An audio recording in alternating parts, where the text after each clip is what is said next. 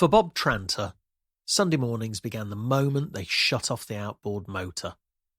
The only sounds left were those of the birds, the lapping of the water, and the odd car in the distance. This was his heaven.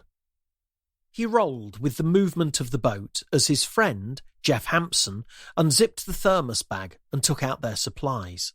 A Cornish pasty each, still warm, and a flask of black coffee to share. To Bob and Jeff, it was what Sundays were all about. Each week, Bob set his Sunday alarm clock for 7 o'clock. Then it was straight into the shower and dressed, ready for past, when Jeff would pull up outside Bob's house in Corby, bumping his way up the curb as he always did, ready to arrive at Rutland Water Fishing Lodge just before 8. There was something special about being the first boat out. Wasn't always fishing, of course. Sometimes they'd happily bob around on the water all morning, or occasionally head over to Eggleton or Barnsdale to spot birds. Either way, it was the ultimate form of relaxation. As much as they loved their wives, there was nothing more enjoyable than spending a few hours on Rutland Water, alone in a boat, putting the world to rights. Bob sank his teeth into the thick pastry, his taste buds coming alive as he devoured the snack within seconds. Each week, he told himself he'd make the next one last longer, and each week the hunger took control. He sniffed as he unscrewed the top of the thermos flask and poured himself a cup of coffee, watching as the steam rose upwards, swirling among the morning mist, becoming one with it. "Beautiful morning for it," he said, the same as he did each week, whatever the weather. "You're not wrong there," Jeff replied, true to the script. Bob sniffed again. "Much new with you then?" Nothing to write home about. You?" "Nah, same old, you know how it is." "That I do, Bob, that I do." Today wasn't a fishing day. That much had been decided the night before, when Jeff had called Bob to confirm he was still on for the 7:30 pickup. That was part of the routine too. A seemingly pointless cog in the machine of their Sunday morning relaxation. It had been the same for years. It was comfortable, familiar. Today was for just sitting. Their annual permit gave them the right to fish, but there was no law saying that they had to, and no one had told them off yet. Besides, just sitting shored things up occasionally. It was an exciting divergence from what would otherwise be boring and routine. "Good pasty?" Jeff asked, in case Ginsters had radically changed their recipe since last week. "Beautiful." "Yeah, not bad, are they?" "Not bad at all, Jeff, not bad at all." Bob had tried to explain the fascination to Frida, but she didn't understand.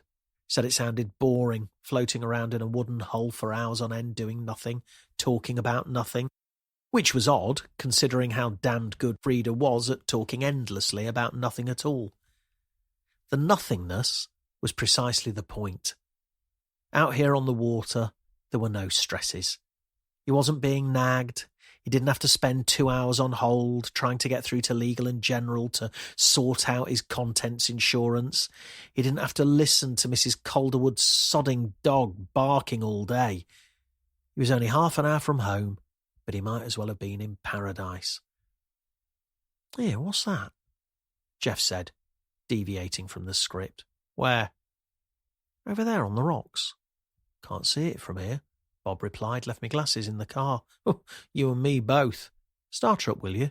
Go have a look-see." "Something's not right here." Bob had to agree. They knew the water like the back of their hands, and this was far from normal. With the outboard motor sputtering to life, the boat made its way towards the rocks at Normanton Church. Bob squinted as they neared, trying to make out the shapes. To him, it looked as though someone had dumped a big bag or pile of clothes on the rocks. But as they got closer, it became immediately apparent to Bob that this was no pile of clothes. He sucked in a breath. Adrenaline bolted through his chest. "Bugger me," he said. "It's a body."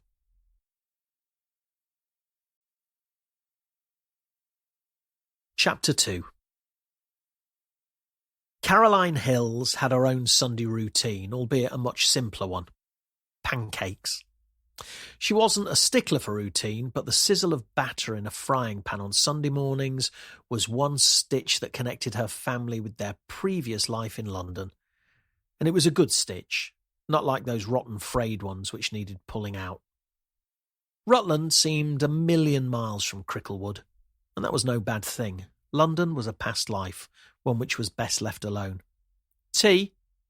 Mark asked, placing one hand on the small of her back as he kissed her on the cheek. "Coffee, please, black." "Oh, one of those." Didn't sleep well, kept tossing and turning. Mark forced a smile. Slept like a log. Sorry." "I noticed," she said, smiling. "Listen, I was going to suggest we all go for a walk or bike ride later. It's meant to be a nice day once the mist clears. We'll do the boys a world of good too. Get them off that bloody Xbox for a couple of hours." She couldn't argue with that. Josh was as addicted to console games as any other 10-year-old, but it was the frequency with which 6-year-old Archie played them that worried her most. Back in London, it hadn't been an issue. The odd game of FIFA or Fortnite was preferable to the boys walking the streets of Cricklewood and Neasden. But Rutland was a different world altogether, and she knew it'd be good for the boys to get out and about a bit more. Caroline remembered how her husband's eyes had lit up when he found out about Rutland's cycling and leisure scene. He'd always cycled when they'd lived in London and was a fitness fanatic. Try as she might, she couldn't think of anything she'd rather do less. "Yeah, maybe," she said. "Let's see how the weather turns out.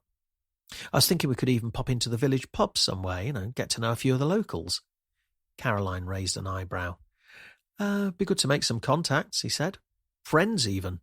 It's a pretty sociable place, and I feel like we should at least try to join in.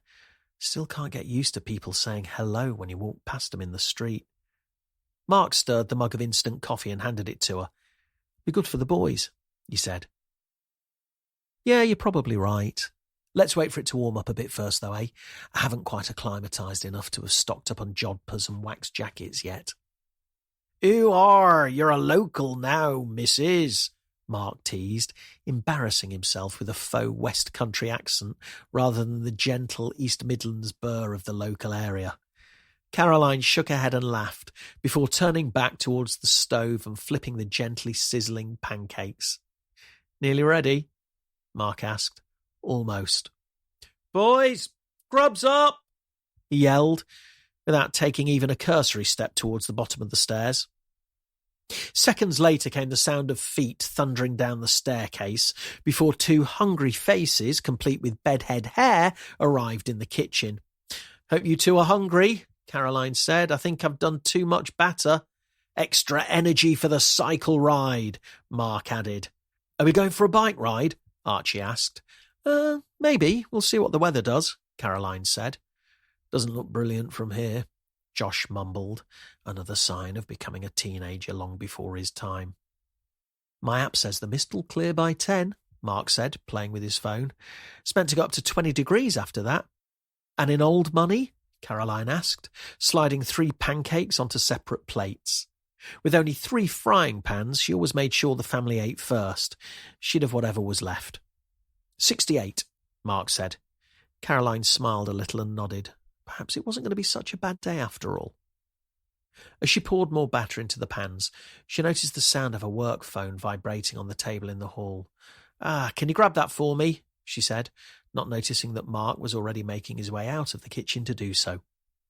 He returned a few seconds later and handed the phone to her. When she saw Dexter Antoine's name on the screen, she had a feeling it wasn't going to be good news. "Dex, what's up?" "Morning. Sorry, but I hope you don't have plans for today." Well, sort of," she said, looking at Mark. "Why?" "Someone's found a body on the water over at Normanton. Looks like murder. Do you want me to phone it through to the boys at EMSU?" Caroline knew when she took the job as the sole detective of Rutland Police that it was usual practice for homicides and other major and violent crimes to be handed over to the regional East Midlands Special Operations Unit. Whereas they had a dedicated major crime unit, Rutland was by far the smallest force in the entire country. Rutland itself was barely 16 by 18 miles in size and the smallest historic county in England with fewer than 40,000 inhabitants. It was what had appealed most to Caroline when she decided to escape the Met. As much as she enjoyed the change of pace, it had been a huge shift for her. In the Met, she'd known her place. There were plenty of large investigations for her to get her teeth into and prove herself. Here, though, well, things had been a bit different. She'd seen the capabilities of her team, but she hadn't yet had the chance to show them what she was made of. "No," she said, not even needing to think about her answer. "No, we'll take it." There was a moment of silence at the other end of the phone. "You sure? First responders seem pretty sure we're looking at murder." "Yeah, I'm sure. It's my patch. An official procedure is that cases are handed over on my say-so, and I'm not saying so." "Well, if you're sure, it'd probably be good to come down and have a look first, then we can decide what to do. Dex, I'm not handing it over. Text me the postcode, will you?" There was another moment of silence. "Well, it's Normanton Church. You've heard of it, right?" "Yeah, of course. But I don't want to get lost on the way. Just easier to stick it into the sat-nav, isn't it? What's the postcode?" I'm not really sure it has one. I can look." Caroline sighed. "Don't worry, I'll find it. Meet me there." Chapter 3. Just over a quarter of an hour later, Caroline had parked up in the nearest access car park to the church. It would leave her a short walk along the front of the water from the fishing lodge where she'd parked to the Normanton Church causeway. Although she was a city girl at heart, she could see the appeal of being down here early on a Sunday morning. DS Antoine was waiting for her at the end of the causeway that led to Normanton Church. "Morning, Dex," she said, as if she'd just walked into the office to find him at his desk. "Not a bad little spot, this. Never knew it was here." "You do surprise me," Dexter replied with a wry smile. "Detective Inspector Hills," she said, flashing her ID badge at the uniformed constables who were manning the outer cordon. "So, what have we got?" "Down here," Dexter said, leading Caroline towards the church. As they approached, she noticed that something didn't look quite right. The church was low, almost as if half of it was underground. It appeared to be floating on the water. "Over here on the rocks. Ligature marks on the neck, possibly consistent with strangulation, some sort of blunt force wound to the back of the head. I reckon that's what finished him off. But look how he's laid out. Bizarre, eh?" Caroline took in the scene in front of her. The church jutted out onto Rutland water on its own private stone jetty, surrounded on all sides by huge boulders, which sloped down towards the lapping water. The body, that of a man, lay face down on the rocks, his arms outstretched, legs straight. "What are you thinking?" Dexter asked. "Probably what you're thinking, I imagine. There's no way the water's washed him up here. It's too neat. He's been laid out in a crucifixion pose, besides which he's almost bone dry, apart from his legs." The man's feet were under the water, which lapped up at his lower legs, the bottom half of his trousers sodden. "It's weird. Kind of looks like he's just crawled out the water like some sort of zombie." "Yes, Dex, that's what we've got here, a zombie apocalypse." Dexter looked at her. "You serious?" "No. I think he's been put there. That begs the question, why? Why go to the trouble of doing that? Why not hide the body, bury it even? Then there's the logistics. Can't get a car down here, so the killer would have had to use a wheelbarrow or something. Dead bodies are heavier than you think. There's no way he was carried. It's a huge amount of effort to go to. Wouldn't it be easier to just dig a hole somewhere and chuck him in? This is deliberate." Dexter shuffled uncomfortably. "Message of some sort?" "Possibly. Look at the symbolism. Crucifixion pose right in front of the church. And if I'm not mistaken," she said, walking back towards the church and peering through the low windows, "yeah, he's facing the altar. I doubt it's a coincidence the killer's put him in that exact place. And as my rumbling stomach has just reminded me, it's a Sunday morning." Maybe. Only one problem with that." Caroline looked at him, waiting for his explanation. "Well, it's not technically a church. Hasn't been for decades. It was deconsecrated years back." "Deconsecrated?" "Yeah, long story. I'll fill you in on the details when we get back to the office." Caroline smiled. Quite the fount of local knowledge, aren't you? Yeah, sometimes. Not exactly the busiest job, being a detective in Rutland, so I like to familiarise myself with the area and its history, yeah. Good. Well, hopefully that'll come in useful. We'll need to look more into the history of this place. Doesn't look to me as if it's been picked at random. Do we have ID on him yet? Not at the moment.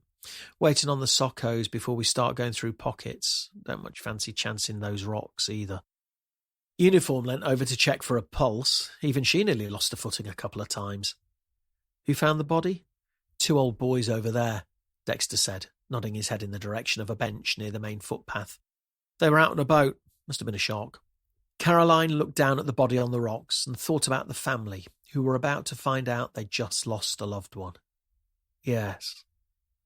Yeah, I imagine it was. Chapter 4. With the area secured and handed over to the scenes of crime and forensic officers, Caroline and Dexter took Bob and Jeff along the path to the main car park by the fishing lodge. They sat down at a table in the glass-fronted waterside cafe overlooking the water.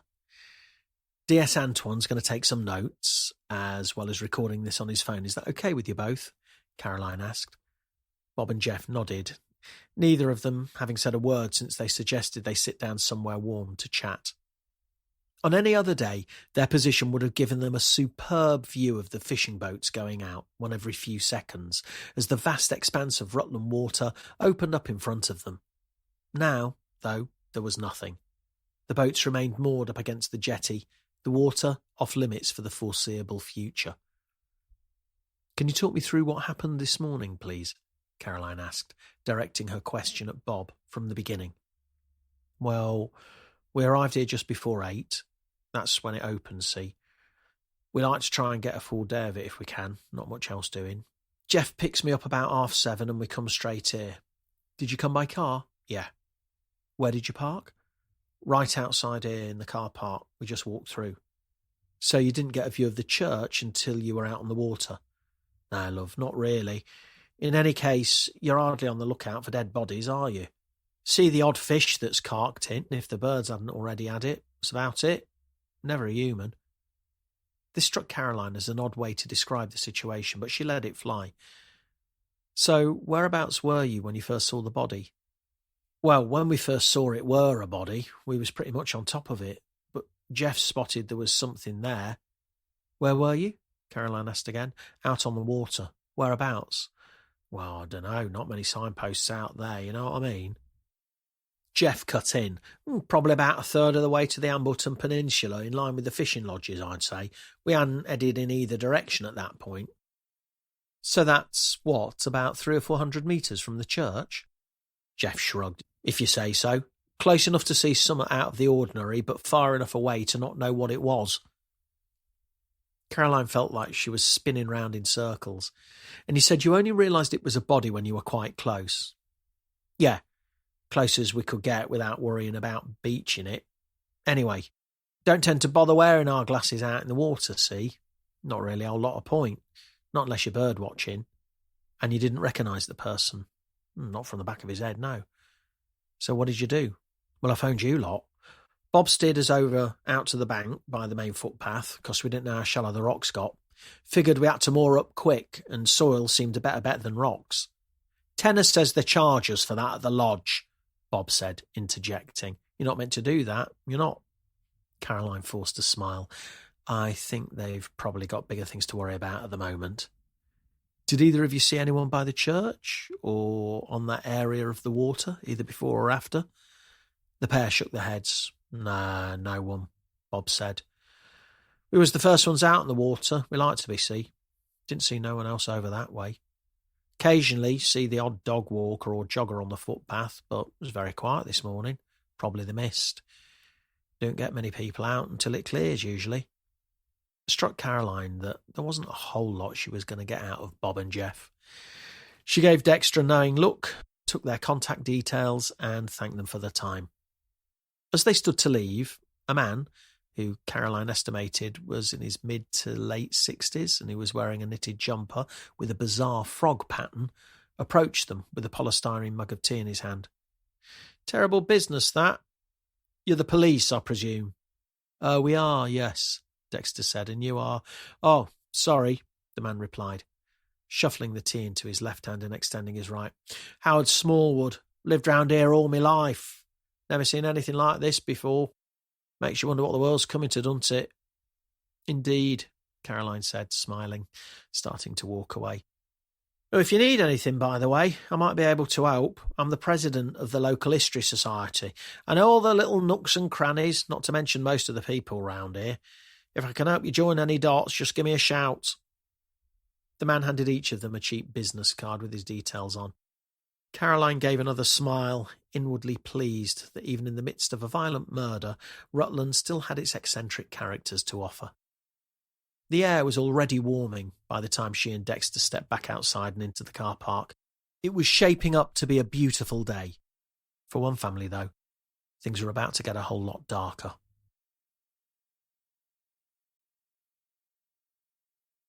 Chapter 5. Caroline was thankful she'd managed to get this far without any serious pressure to hand the case over to EMSU, the East Midlands Special Operations Unit. She knew that time would come, so for now her priority was to get her investigation up and running as quickly and smoothly as possible. She was determined to show she was up to the task and that her tiny CID unit was capable of handling more than the odd case of fraud or burglary. There was one thing she couldn't change, though. Resources. Rutland had by far the smallest police force in the country, by virtue of being the smallest ceremonial county, and it enjoyed a historically low crime rate. Even with their tiny numbers, they were rarely swamped with work. It was usual for a murder investigation to consist of dozens of specially trained officers at EMSU, so when such an event came to Rutland, it was extraordinarily rare for it to be dealt with in-house. That made Caroline even more determined to prove her worth. Although she was a detective inspector, her day-to-day duties tended to cross over quite substantially with uniform. It was an odd setup, but one she'd come to respect and enjoy in her short time in the job. There was something safe in the mundanity of ensuring resources were deployed properly, setting and assessing key performance indicators, or identifying and managing local threats. But she couldn't deny it lacked the excitement and exhilaration of a murder case, and this would be her first since leaving the Met. She always intended to take full control when, if, that first murder case crossed her desk. Although convention dictated handing it over to EMSU, it was far from a written rule. It was more a recommendation for reasons of expediency, and because it was deemed impossible for her small team to deal with something that big.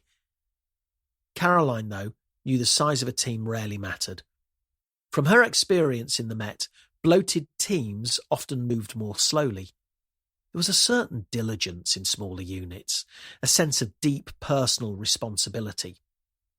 Besides which, the decisive breakthrough in any case tended to come from a discovery made by one sharp-eyed officer and was not usually dictated by the size of the team.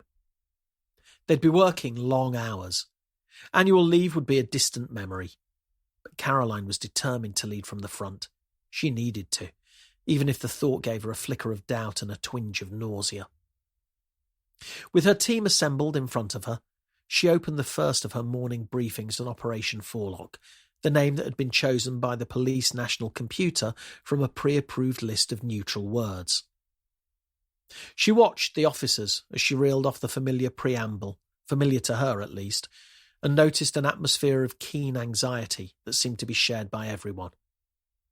They recognised the magnitude of the situation and were keen to do all they could to manage it to the best of their abilities. Caroline knew major cases were what tended to show either the strength in a team or expose its cracks, and she hoped Operation Forelock would provide her with the former rather than the latter. First things first, I believe we have an identity on the victim, DS Antoine? That's right, his name's Roger Clifton, 60 years old. He's a local businessman. Lived in Rutland all his life. He's been on and off the local council for years. He's well known locally then? Caroline asked.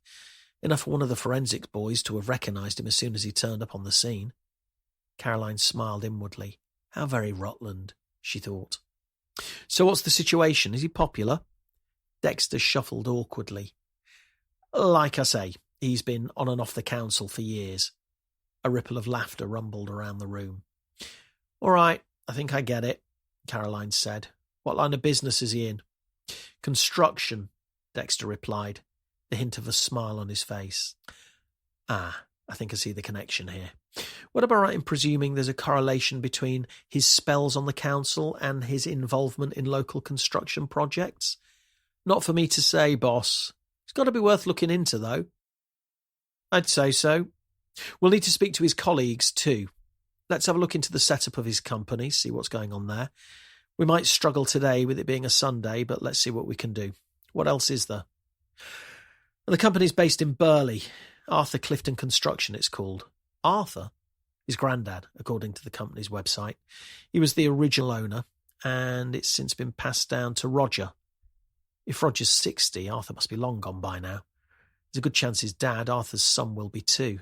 Any living family we know of? His wife and daughter live in Empingham. On paper, so does he.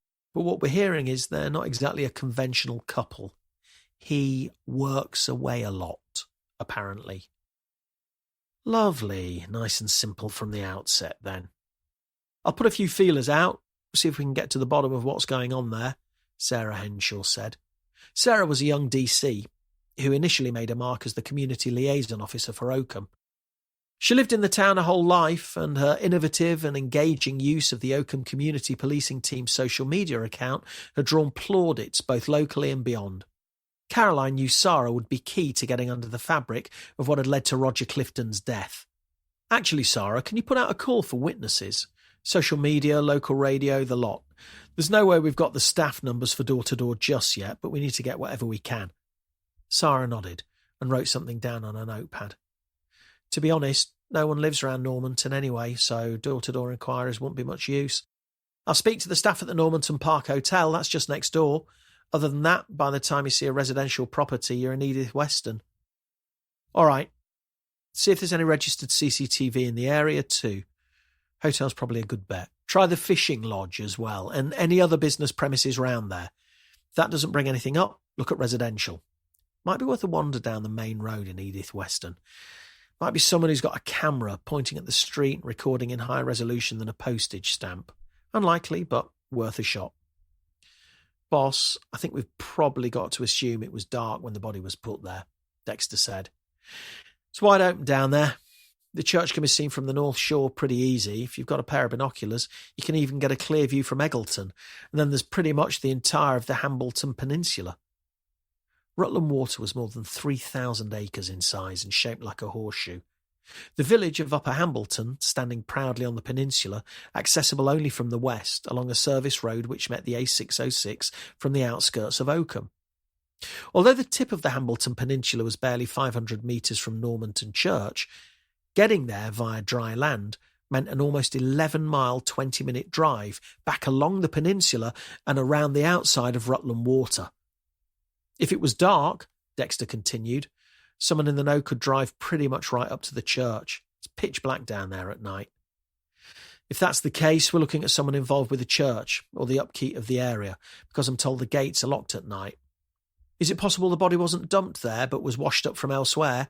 Could have been put in the water at a far more remote spot, Sarah Henshaw said. Caroline shook her head. No chance.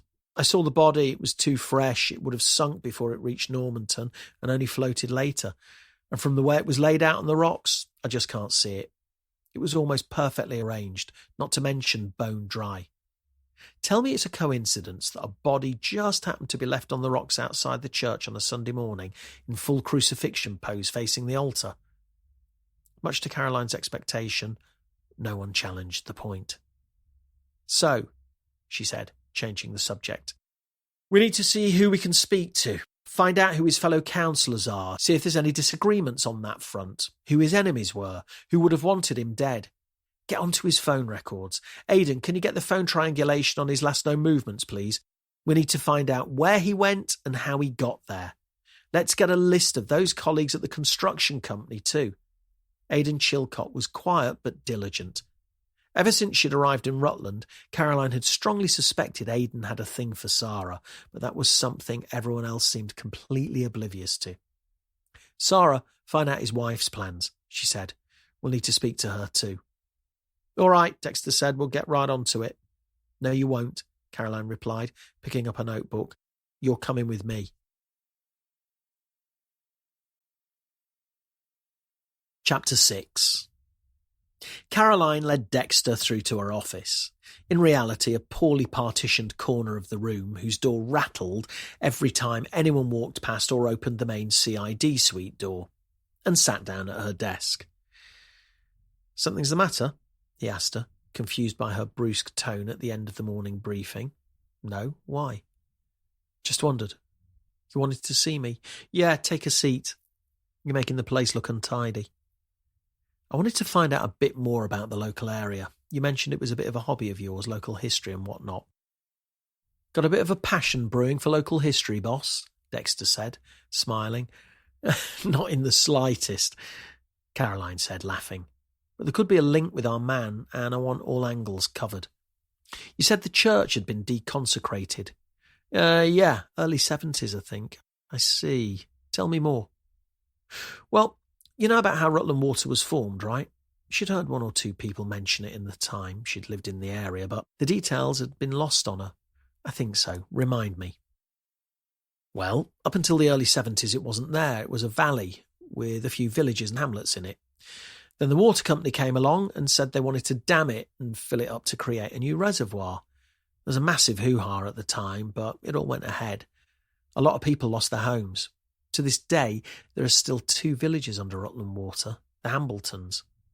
Isn't that on the peninsula? Upper Hambleton is. Most people just call it Hambleton now because it's the only one left. Nether Hambleton and most of Middle Hamilton are under the water. And what's that got to do with Normanton Church? Ah, see, that was meant to go as well. They cleared the valley for the reservoir and the church was on the list. It was deconsecrated and marked for demolition, but there was a public outcry and they managed to save it. Only problem was, when the water was at its highest, it'd be halfway up the church walls and it'd be pretty much constantly flooded. So the rock barrier was built around it to keep the water away. They even filled the lower half of the church with concrete and made a new, higher floor. If you go in there now, it's weird. Windows are all really low and the ceiling's nowhere near the height of a normal church. From the outside, it looks like it's sunk or is floating on the water. When you get inside, it's like being in Lilliput. Blimey, Dex. Didn't realise you had such a literary bent. Wouldn't have had you down as a Dickens man. It's Jonathan Swift, boss. Gulliver's Travels, it was Jonathan Swift. Caroline shook her head and smiled. Well, aren't you a box of surprises? When you grow up in a house with 3 sisters hogging the bathroom and playing loud music, escaping into books seems pretty appealing, especially when your dad's an English literature professor. Seriously, you kept that quiet, Caroline said, internally admonishing herself for assuming a black kid from an estate in Leicester wouldn't be a reader of classics. Yeah, seriously. Only at De Montfort, mind, but still. Caroline laughed. She wasn't one for having work colleagues become friends, but even she had to admit she was becoming rather fond of Dexter Antoine. Before Caroline left work that day, Dexter pointed out that a few of them were going to the pub after work and asked if she wanted to join. It's only at the Wheat Sheaf, he said. Not really got to go far. It took Caroline a moment to place the pub. It seemed that every other pub in Rutland was called the Wheat Sheaf. But all she wanted to do was go home and curl up in bed. I'll pass, if that's all right, she said. But thanks for the offer.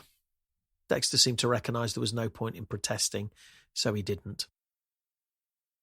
When Caroline got home, Mark was waiting in the kitchen with a bottle of wine, pouring her a glass as he heard her open the front door.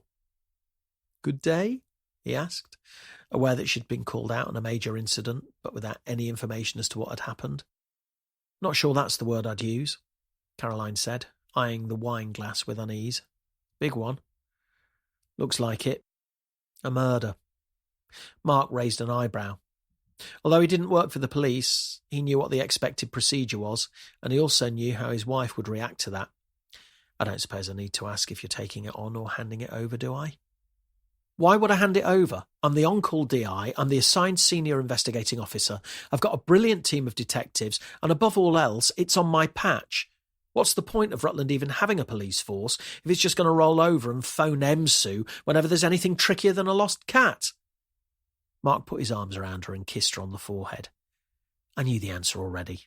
There was never any doubt in my mind, just like there's no doubt in my mind that what you need right now is a large glass of red. Caroline looked at the wine.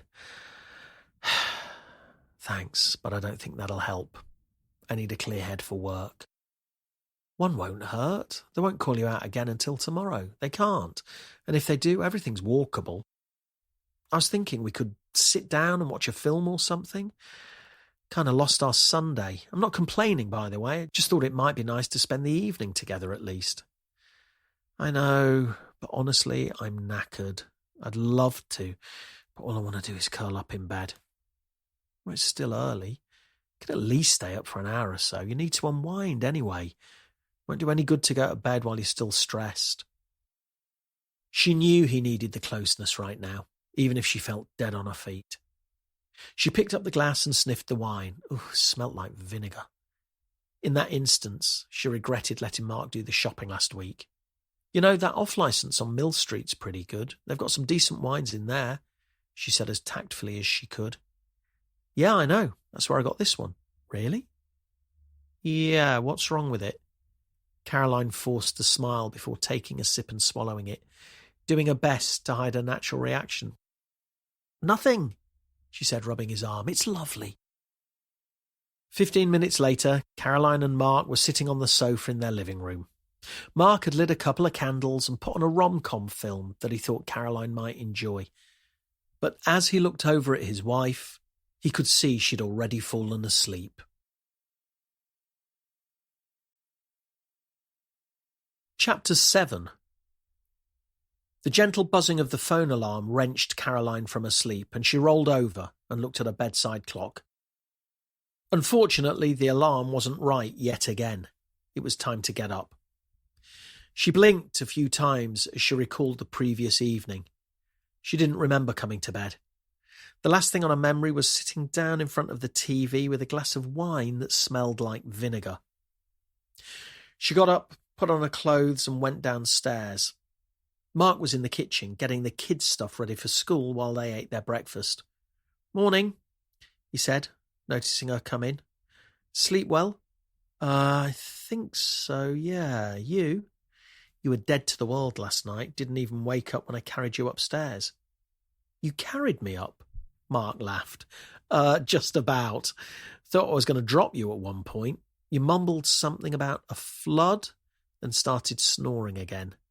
Sorry. Don't be. You clearly needed the sleep. Listen, I'll walk the boys to school. You take the extra time to wake yourself up. Caroline smiled and kissed her husband. He had an uncanny way of knowing when she needed him to step up to the plate.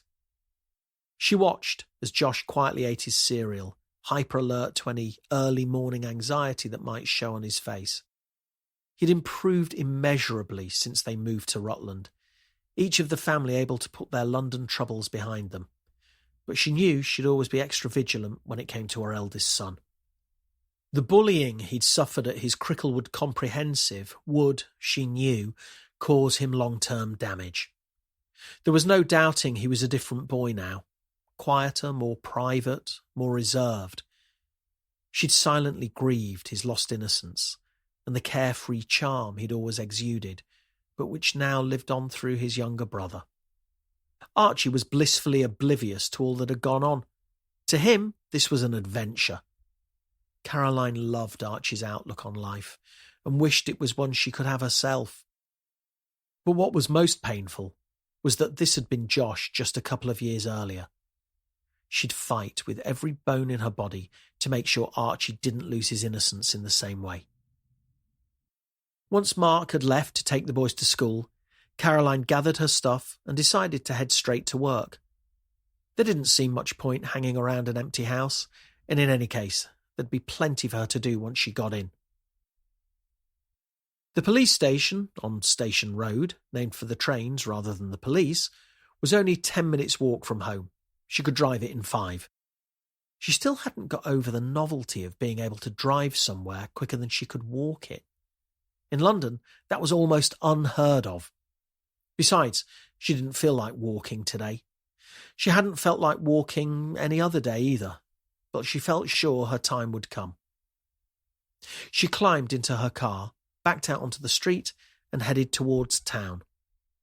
Although most of Oakham's population knew the location of one police station next to the council offices on Catmos Street, many were unaware it was only really an inquiry desk, and that the main police office was tucked away on Station Road, behind and within the grounds of Oakham School.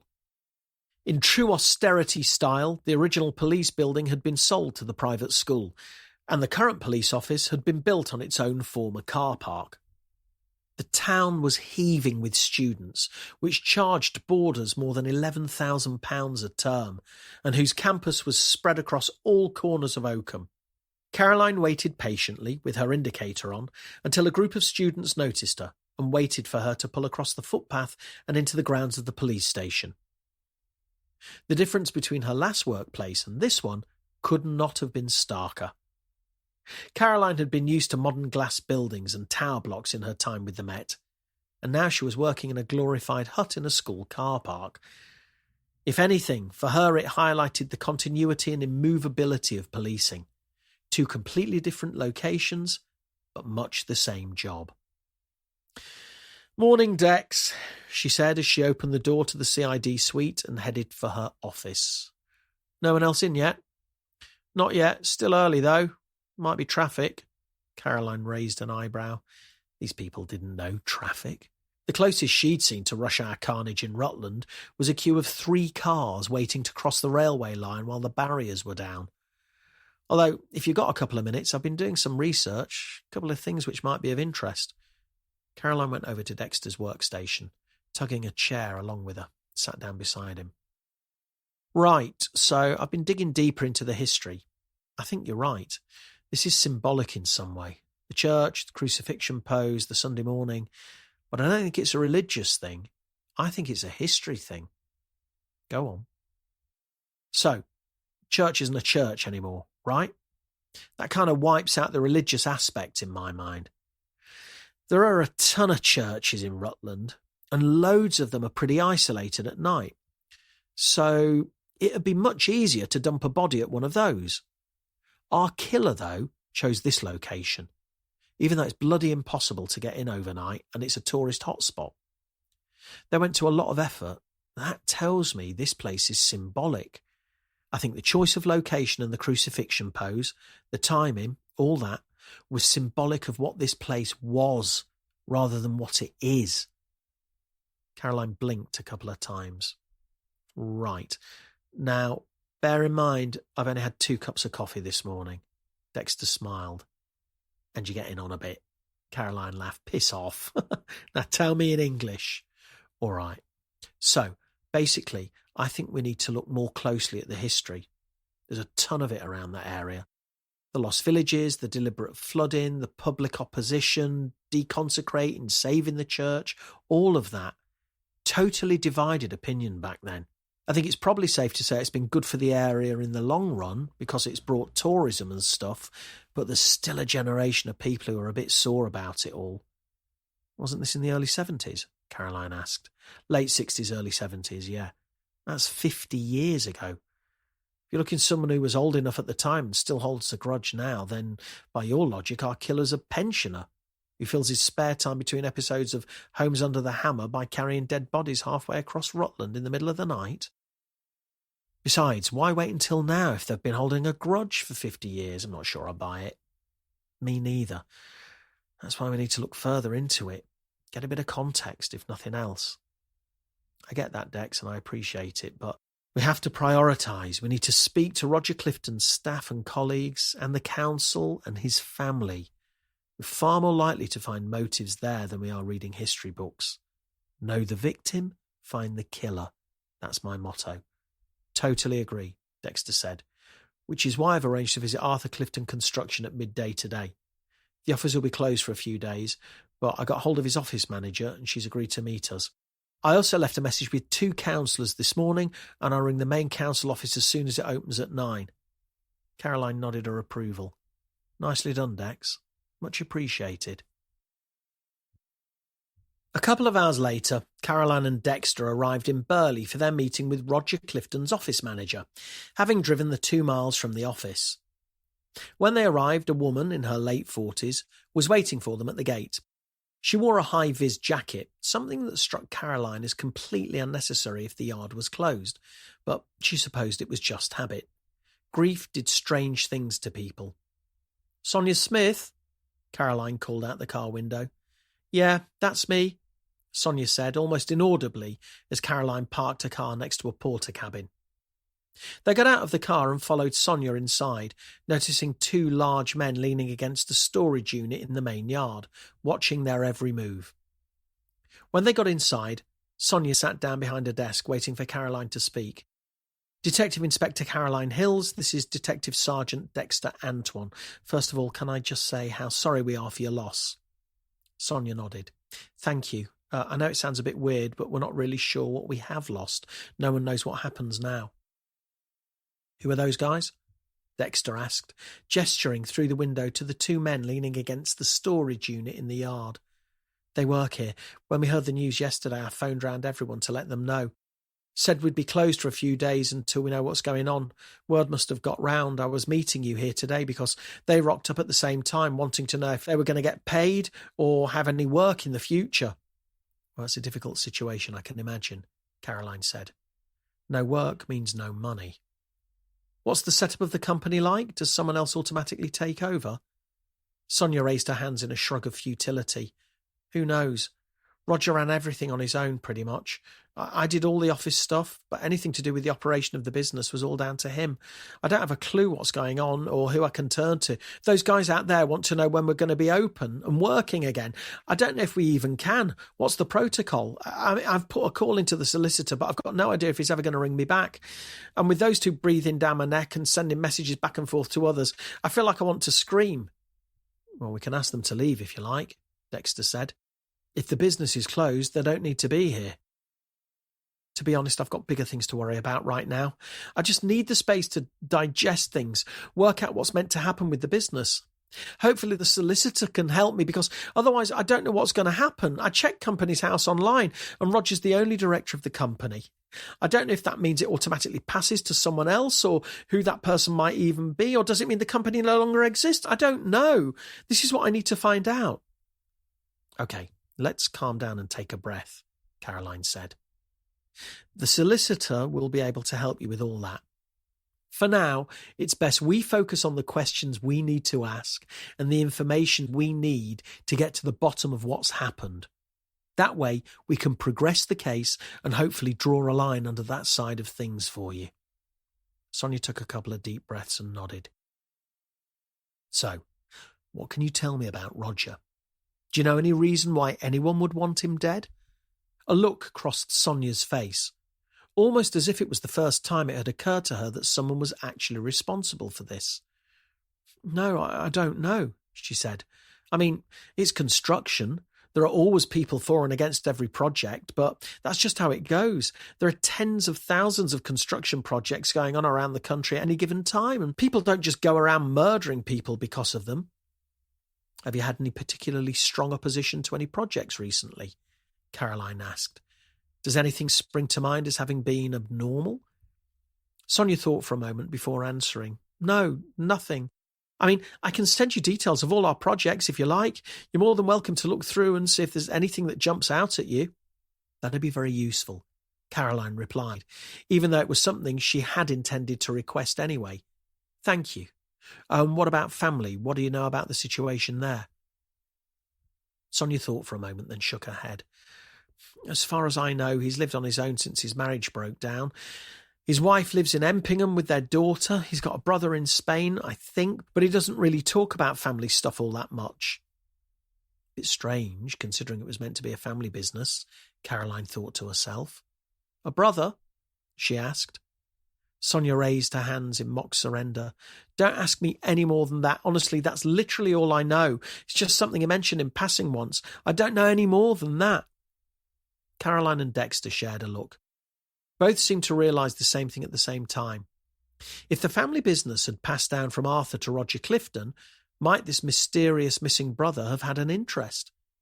In any case, it was a new connection, one they'd only discovered by speaking to Sonia Smith. "You don't happen to remember the brother's name, I suppose?" Caroline asked. Sonia screwed up her face and slowly shook her head. I don't. No, I never met him and Roger never talked much about him. Sorry, I genuinely wish I could be more help." Caroline and Dexter stayed at the site for another 40 minutes, trying to extract as much information from Sonia as they could. But it seemed information was a scarce resource. It appeared Roger Clifton had run the company almost single-handed, with Sonia handling invoices, payments, rotas and the like. She claimed never to have been involved with any of the company administration, and that anything more than mild bookkeeping was handled by Roger and his accountant. "We'll need to look deeper into the financial affairs of the company," Caroline said as they left the site and got back into the car. "Always a good chance money's at the root of this. It tends to be, more often than not." Dexter wanted to point out that EMSU had dedicated financial analysis units which could look into precisely that sort of thing, but decided against it. He didn't know a huge amount about Caroline, but he did pride himself on being a good judge of character, and he judged that once Caroline made her mind up about something, there would be no consideration of turning round or going back. He felt he got on with her, but he was aware that this was probably more down to his own relaxed attitude and people skills than hers. He could see she wasn't a bad person. She just had a lot to learn if she was going to get on in a place like Rutland. "A few of us are going for a couple of drinks after work if you want to join us," he said. "What, again?" "Yeah, no harm in it. Nice chance to wind down after a long day." "Not tonight," Caroline said, keeping her eyes on the road. "Thanks for the offer, though," she added a little while later, as if the thought had only just occurred to her. Dexter smiled to himself. He could see he had work to do. Chapter 8. They arrived back at the station to find Sarah Henshaw waiting for them with news. "I've been doing the family liaison bit with Roger Clifton's wife," she said. "She's not keen to come in for an interview, so I said we'd look to send a couple of officers round. She specifically asked for non-uniformed officers and an unmarked car." Caroline raised an eyebrow. Sarah smiled. "I know. I said we'd see what we could do. I tried to get her to talk and she mentioned something interesting. Apparently Roger has a brother living in Spain. Arthur his name is, after the grandfather, just to confuse things. I've put a request in with the Spanish authorities to locate him and get hold of him." Caroline looked at Dexter and smiled. They could have come back to the office with the killer's name and photographic evidence of them doing it, and the ever-efficient Sarah would have already had them arrested, charged, and wallowing in HMP Whitemore. "Good work, Sarah," Caroline said, choosing not to burst her bubble. "What about links with religion or the church? Anything on that front?" Not that she mentioned, no, but I could do a bit more digging on that front if you think it would be useful. I think it would be handy to know, considering the circumstances." Sonia Smith, the office manager at Arthur Clifton Construction, is going to send over a list of their recent jobs. There's a half-decent chance Roger could have pissed someone off that way, but Sonia said nothing sprang to mind. At least if we've got a list, we can look into it and cross-reference any names that crop up elsewhere. "Well, I don't suppose we can discount the possibility that he wasn't specifically targeted, can we?" Sarah asked. Caroline swallowed before answering. "Well, we can't discount anything at this stage, but everything points to a targeted attack, so it's probably best we channel most of our resources in that direction. It wouldn't be helpful to make other assumptions, I don't think." And there it was again. The ruthless efficiency of Sarah Henshaw. It had, of course, been at the back of Caroline's mind that Roger Clifton's murder might not have been targeted at all, and that it might not be the last, but that wasn't a thought she wanted to entertain. "Have we found anything on CCTV?" she asked, directing her attention to Aidan Chilcott. "Nothing yet," Aidan replied, his face almost a grimace. It'll take a while to go through everything. It's possible the killer could have gotten to the water from anywhere on the perimeter and rowed over to the causeway, so there's a huge amount to check." "Difficult, though," Sarah said. "That'd carry its own risks. The body was laid out pretty neatly on the rocks. That'd be almost impossible to do from a boat, especially without mooring it." Caroline snapped her fingers and pointed at Sarah. Yes, and anyone who tried mooring their boat on those rocks would have scraped the bottom of the boat. There'd be paint transfer of some sort, without a shadow of a doubt. Let's get that checked out forensically. A phone rang, and Sarah got up to answer it. Are we checking the boats or the rocks? Dexter asked. Caroline thought for a moment. The rocks. Anyone can hire out a boat, so I imagine 90% of them will have all sorts of scratches and scuffs, would be there forever, and we can't discount someone having brought their own boat along for the job. I think it's safe to say we'll find fewer scuff marks on the rocks at Normanton than we will on the bottom of hire boats, so let's go for that. Won't the water have washed it all away, though? I can't imagine many paint flecks sticking around, Aidan said. Quite possibly, but if we don't look, we won't find, and as things stand, we've no idea how our killer managed to reach the causeway. But if we can either rule a couple of things out or prioritise more likely scenarios, we'll get much closer. As far as I understand it, there are some official entrances to the water, some of which are covered with CCTV and ANPR, but there are a million ways to get there by foot. Of course, the fact our suspect was likely carrying a dead body does reduce the likelihood of that. Early signs are that Roger wasn't killed where he was found. There's no blood spatter, no sign of a local scuffle. So, he's been brought to the site already dead. If you had an accomplice, you could probably jump a wall, use a wheelbarrow, even carry a lightweight boat to the edge of the water. An accomplice makes things difficult in other areas, though. It means our killer is relying on someone else keeping quiet. That takes a huge amount of trust. Unless two people wanted him dead. Well, indeed. Sarah Henshaw walked back towards them, looking a little sheepish and awkward after ending the incoming phone call. Okay. That was a message to say we found a potential point of entry for our killer. Caroline's ears pricked up. What? Where? There's an official service gate for Normanton Church at the junction of Wychley Road and Normanton Park Road. It's usually locked and chained, but it's just been reported the padlock appears to have been removed with bolt cutters. Sorry, just been reported, Caroline said, incensed. Did nobody think to check?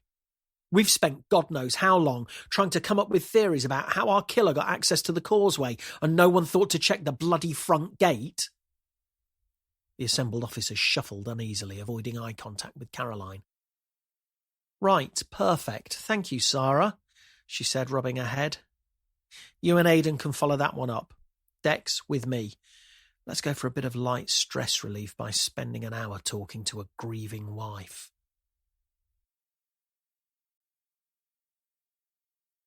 Chapter 9. Caroline and Dexter drove out to Empingham, a village on the eastern side of Rutland Water and home to Alice Clifton. Dexter looked over at Caroline a couple of times as she drove, prompting her to ask if something was on his mind. No, nothing, he said. Just I've got a couple of interesting facts about Empingham, and I was trying to work out if you were in an "ooh, that's interesting" mood or a piss off and leave me alone mood. Caroline chuckled. Fire away, Dex. I'd love to hear 'em. All right. Well, first up, Empingham's protected from certain destruction only by a wall. To be more specific, a dam. It forms the eastern ridge of Rutland Water. You can walk along it. If it wasn't there, the Empingham Valley to the east would flood along with the village. Very good. Already knew it. What's the other one? One of the battles of the War of the Roses took place there. The Battle of Empingham, believe it or not. Closest you'll get these days is some bloke getting an uppercut outside the White Horse. Caroline smiled. Where does it all come from, Dex? The trivia, the joy of learning, the boyish enthusiasm for just about everything? Dexter shrugged. I don't know, just sort of enjoy it. You know, I think it's a rebellion thing. How so? Well, when I was a kid, my parents really pushed me to do well at school. They wanted me to be a doctor. The thing is, the harder the push, the more I rebelled. So I just about scraped through. Enough to make sure I'd be able to get a job and not totally screw my life up, I mean. But there was no way in hell anyone was going to let me study medicine at Cambridge. Wow, how'd they take that? Well, they switched their energies to my younger brother instead. He's training to become a gynecologist. And yes, he's heard all the jokes. Must be a deep love of learning in there somewhere, though. You certainly seem keen enough to me. Oh, yeah, definitely. I just like doing it on my own terms, you know. I think joining the police was a bit of a rebellion too. What? You don't actually want to do it? Dexter shook his head. Not really, but I didn't know what I wanted to do, and I figured this would piss my parents off the most. Caroline laughed. Well, it's a good move on all counts. You're not too bad at it, you know. They arrived at the address in Empingham, greeted by an elaborate set of cast-iron gates. The house that stood at the end of the driveway beyond was impressive, to say the least. It was clear Roger Clifton had earned some money in his time, especially if he was happy to live elsewhere and leave this place to his wife. Blimey, who'd have thought it, Dexter said. You got wankers putting signs saying Elm Cottage and the Willows on their two-bed semi, and then you run into a mansion like this, house number 27. It's crazy. Before Caroline could get out the car, the gates clicked and whirred open, allowing them to coast up the long gravel driveway towards the front of the house. As they reached it, the front door opened and a woman stepped out. She was clearly younger than Roger had been, 40 tops. Her body language made it seem more like she was welcoming an old friend as opposed to the police officers investigating her husband's death. Hi, Alice Clifton, pleasure to meet you. Come on in, she said, her voice like velvet. The hallway was more akin to the lobby of a posh hotel than someone's actual house, and there was a clear rivalry between Marble and Gold Leaf for the title of Most Overused Material. Alice led Caroline and Dexter through a large kitchen diner, seated them at the long ornate counter. Marble, naturally. It occurred to Caroline that marble wasn't the ideal choice of stone in the kitchen, and wondered what Alice Clifton did about the inevitable staining, but quickly realised she'd probably just shell out a few grand on a new one. Once the formalities were cleared, Caroline decided to get down to some more detailed questioning. Can you describe your relationship with your husband for me? She asked, before taking a sip of the hot black coffee Alice had placed in front of her. She looked at Caroline for a moment before speaking. That's an odd way of putting it. Who have you been talking to? Oh, I guess it doesn't matter. Everyone's relationship is different, isn't it? Roger and I weren't the conventional couple, if that's what you mean. I think estranged is probably the word you'd use. Could you elaborate, please? Well, Roger hadn't lived here for a while. He had other properties and had been living between those. We were still married, officially, but I think we both knew deep down that that was only the case on paper, if you catch my drift. I think so. Had you spoken about divorce at all? Alice shook her head and made a face that looked as if Caroline had just asked her if she'd ever considered filleting a horse.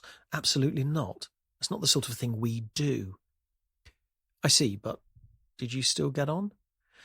We didn't hate each other, if that's what you mean. I was probably the only one who didn't despise him. Go on, Caroline said, leaning in. Roger didn't exactly make friends easily. He found enemies came much more naturally. But I guess that's the nature of business and local politics, isn't it? I'd hope not, but maybe so. Do you have any examples? Dexter asked. Oh, he used to get plenty of angry and threatening emails, usually over planning applications of one sort or another. If he wasn't connected with the development or construction in a business sense, he almost certainly would be in a political sense. People get angry about those sorts of things round here. They don't like change. These emails, Dexter said, trying to get the conversation back on track. Where might we be able to find them? Well, you'd have to check his work laptop. He didn't really use it much, though. His office manager used to deal with most of that stuff. Sonia, her name is. Sometimes he'd get them on his personal account too, but not that often. And how did this affect family life? Caroline asked. You have a daughter, don't you? Yes, Hannah, Alice said, smiling. And she's how old? 19. Caroline did a quick bit of mental maths. If Alice was around 40, she must have had Hannah quite young. It also meant Roger Clifton was around 40 when he fathered a child with a woman not long out of school herself. "Does she live with you?" Caroline asked. "She does, but she's not here at the moment. She's popped out to see some friends. You know how they are at that age." Caroline smiled and nodded. She did. She also knew there was no way a 19-year-old girl would leave her mobile phone on the kitchen work surface, and that it was very unlikely her mother would own the latest iPhone with a pink sparkly protective case that said "Glamour Bitch."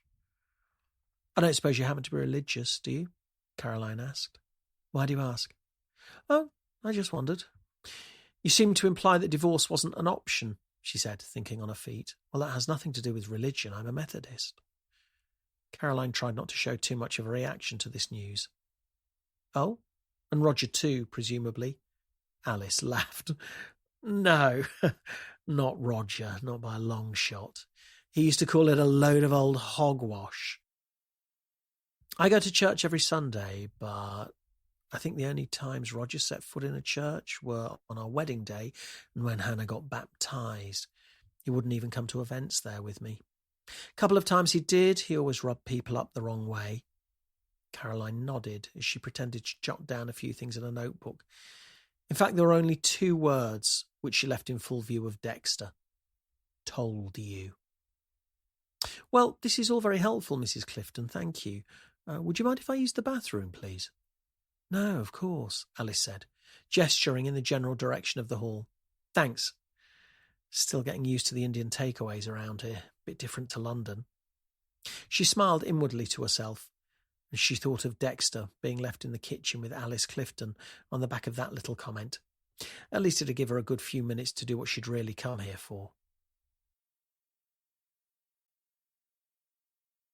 Chapter 10. The upstairs of Alice Clifton's house was still palatial, but less ornate and tacky than much of the downstairs had been. Caroline wondered to herself whether downstairs had been styled for other people to see, whereas the upstairs had been purely for Alice and her daughter. She wandered into the main bathroom, splashed some water on her face. She supposed she should at least make a show of having actually been in the bathroom. Caroline prided herself on having a good eye and ear for detail. It was something that had been pointed out to her early on in her career, and was what had made her first consider a route to CID. It was that eagle eye which had spotted the mobile phone on the kitchen downstairs, and her keen ear that made her sure she'd heard someone shuffling around as she came up the stairs. She walked back across the landing, taking slow steps, and saw a slight shadow moving in the gap underneath one of the bedroom doors. She moved towards it and whispered, "Hannah?" There was a brief moment before the door opened, and Caroline came face to face with a beautiful young woman she assumed to be Hannah Clifton. "Can I come in?" Caroline mouthed, gesturing towards the room. The girl nodded and stepped to the side, allowing Caroline to enter before closing the door quietly behind her. "I'm guessing you're from the police?" Hannah said, her eyes red. "You've got that look about you." "I'm not quite sure how to take that, so I'll just say thanks." "I'm sorry about your father," she said, noticing that Hannah had clearly been crying. It seemed odd that her mother appeared to have no such remorse about her husband's death. "Thank you. He was an amazing man." "Can you tell me a little bit about him?" "I don't really know what to say, to be honest. He was strong. He didn't take no for an answer. Never. He always knew what he wanted, and he made damn sure he got it. I hope I can take after him." Caroline didn't particularly fancy the idea of her children turning out like either Roger or Alice, but having spent some time with the latter, she knew which she'd choose if push came to shove. "Your mum said you weren't home." Hannah made a noise, like the brakes on a bus. "She's full of shit. She wanted me out of the way when you guys came over because she thought I might say the wrong thing. I don't think there is a wrong thing or a right thing to say. The only thing we want is the truth." Hannah cocked her head and waved a finger. "I know, right? That's what I said to her, but she wasn't having it. She likes to be seen as the perfect little housewife, the dedicated churchgoer who can't do any wrong. It's all bullshit. How so? Hannah dropped onto the bed in a seated position, bouncing a couple of times as the mattress fought back. She's been hanging out with this rugby guy a lot lately. He used to be a pro, apparently, like back in the 17th century or something. Mum said they're just friends, but she doesn't know a thing about rugby. They're clearly banging. Caroline raised an eyebrow. And what makes you say that? I know these things. You should see the way they look at each other. It's gross. Shame, too. I'd totally go there. What, with the rugby guy? Patrick, Hannah said, as if she'd already told Caroline his name and she was being rude by not using it. And, yeah, totally. For an old guy, he's pretty hot. He's like all muscles and stuff, super yum. Caroline nodded slowly, the cogs turning in her brain as she tried to figure out the odd family dynamic. And when you say old, oh, he's like mid-40s probably? Younger than Dad, but still proper old. Your sort of age. Not like Grandad age, but still plenty of juice left in the tank. I see. You like older men, do you? Wouldn't be the first time. They tend to be more appreciative. Do you have a photo of Patrick? Caroline asked, keen to keep the conversation clean and professional. Well, yeah, just Google the guy. Hannah stood up, walked over to her desk, before tapping a couple of keys on her laptop to wake it up. She logged in, pulled up a browser and typed Patrick Walsh into Google Images. There you go. Fit or what? Caroline had to admit he wasn't bad at all, but refrained from saying so. She took a mobile phone from her pocket, snapped a couple of pictures on the screen. Ugh, old people are so dumb. You don't need to do that. Just Google him on your phone and download the images. Well, it's done now, Caroline replied, smiling. As she went to put her phone back in her pocket, it began to vibrate. Sarah Henshaw's name was on the screen. One sec, she mouthed to Hannah, stepping out of the room. Sarah, thought you might like to know one of the counsellors called me back. Barbara Tallis, her name is. She's free tomorrow morning and happy to meet for a chat. Caroline smiled. She had a feeling that could be very useful indeed. Chapter 11. Who'd he play for? Caroline asked, as they walked into the town the next morning to meet Counsellor Barbara Tallis. Leicester Tigers, apparently, Dexter replied, reading off his phone. Local lad. Played his whole career there, even got a few games for Ireland. Oh, properly local then. His parents are Irish. You know what it's like with international sport. If you order a takeaway once a week, they'll let you play for China. Is he married? Dunno, Dexter said, grimacing at his phone. Can't see any mention of a wife here, but I'll keep looking. Before long, the spire of the Church of All Saints was behind them, and the marketplace opened in front. The Lord Nelson was a traditional characterful pub tucked away in the corner of the marketplace, with the original building dating back to the 1500s. They ordered 2 coffees at the bar and then made their way through the labyrinthine corridors and up the stairs. Christ, this place is like a maze, Caroline said, trying not to spill her coffee. Don't tell me you've never been here before, Dexter replied, already knowing what the answer would be. Yeah, I'm not really a pub person. It's not just a pub, it's the heart of the community. Then again, I don't suppose that appeals either, does it? He said, checking one of the upstairs lounge rooms and finding it empty. Why do you say that? Because you're not community-minded and you don't have a heart? Ah, you must be Counsellor Tallis, DS Antoine. Lovely to meet you.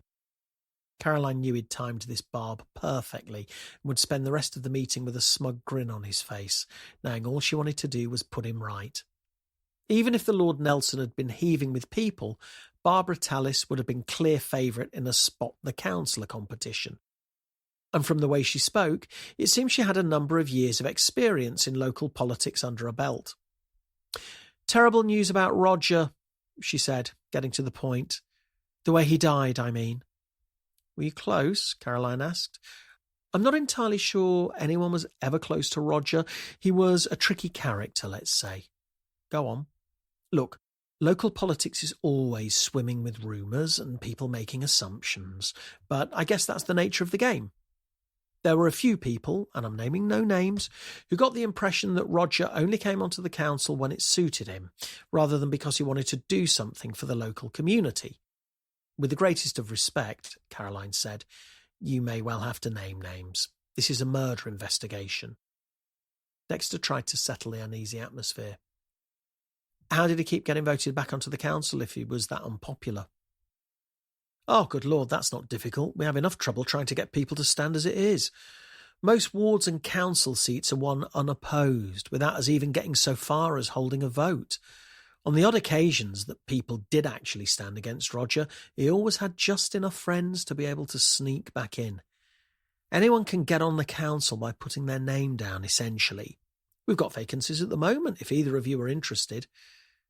I live in Leicester, unfortunately, Dexter said, trying to remain diplomatic. And I follow Groucho Marx's philosophy of not joining any club that would have me as a member, Caroline added, her attempt at humour not quite hitting the mark. Yes, well, it's more of a civic responsibility than a club, and I must say that sort of attitude is what breeds low levels of engagement in the first place. Can you give me any examples when Roger's time on the council might have been linked with vested interests? Dexter asked, trying to return to matters of business once again. Oh, I could give you a list as long as my arm, but it was mostly to do with planning. Roger was in construction, see. He had a lot of connections in that industry, and there was always talk of him greasing the wheels to push things through. There are measures in place to make sure that doesn't happen, of course. Any new councillor has to declare interests, and usually those will stop them from sitting on specific committees. Roger never sat on the planning committee, for example, but he still had a great influence. Some of the other councillors had particular projects or ideas they wanted to put through other committees, and Roger would, rumour has it, take on their courses in exchange for a, let's say, slightly more laissez-faire attitude to the occasional planning application. Vote swapping. Influence swapping, perhaps. He never directly approached me with anything like that, but then again, he knew I wouldn't stand for it. I'm on the council for the right reasons, I can tell you that. Besides which, it wasn't just a case of exchanging a few votes. Oh? Caroline asked, her interest piqued. I never saw anything, not directly. Again, this is just rumour and hearsay, and there's plenty of that on local councils. But there were occasional mentions of brown envelopes being passed beneath tables. You mean Roger Clifton bribed other councillors to pass planning applications? I wouldn't want to cast aspersions or make accusations. All I can tell you is what I've been told. And no, those people didn't accept the money. They would have told me if they had.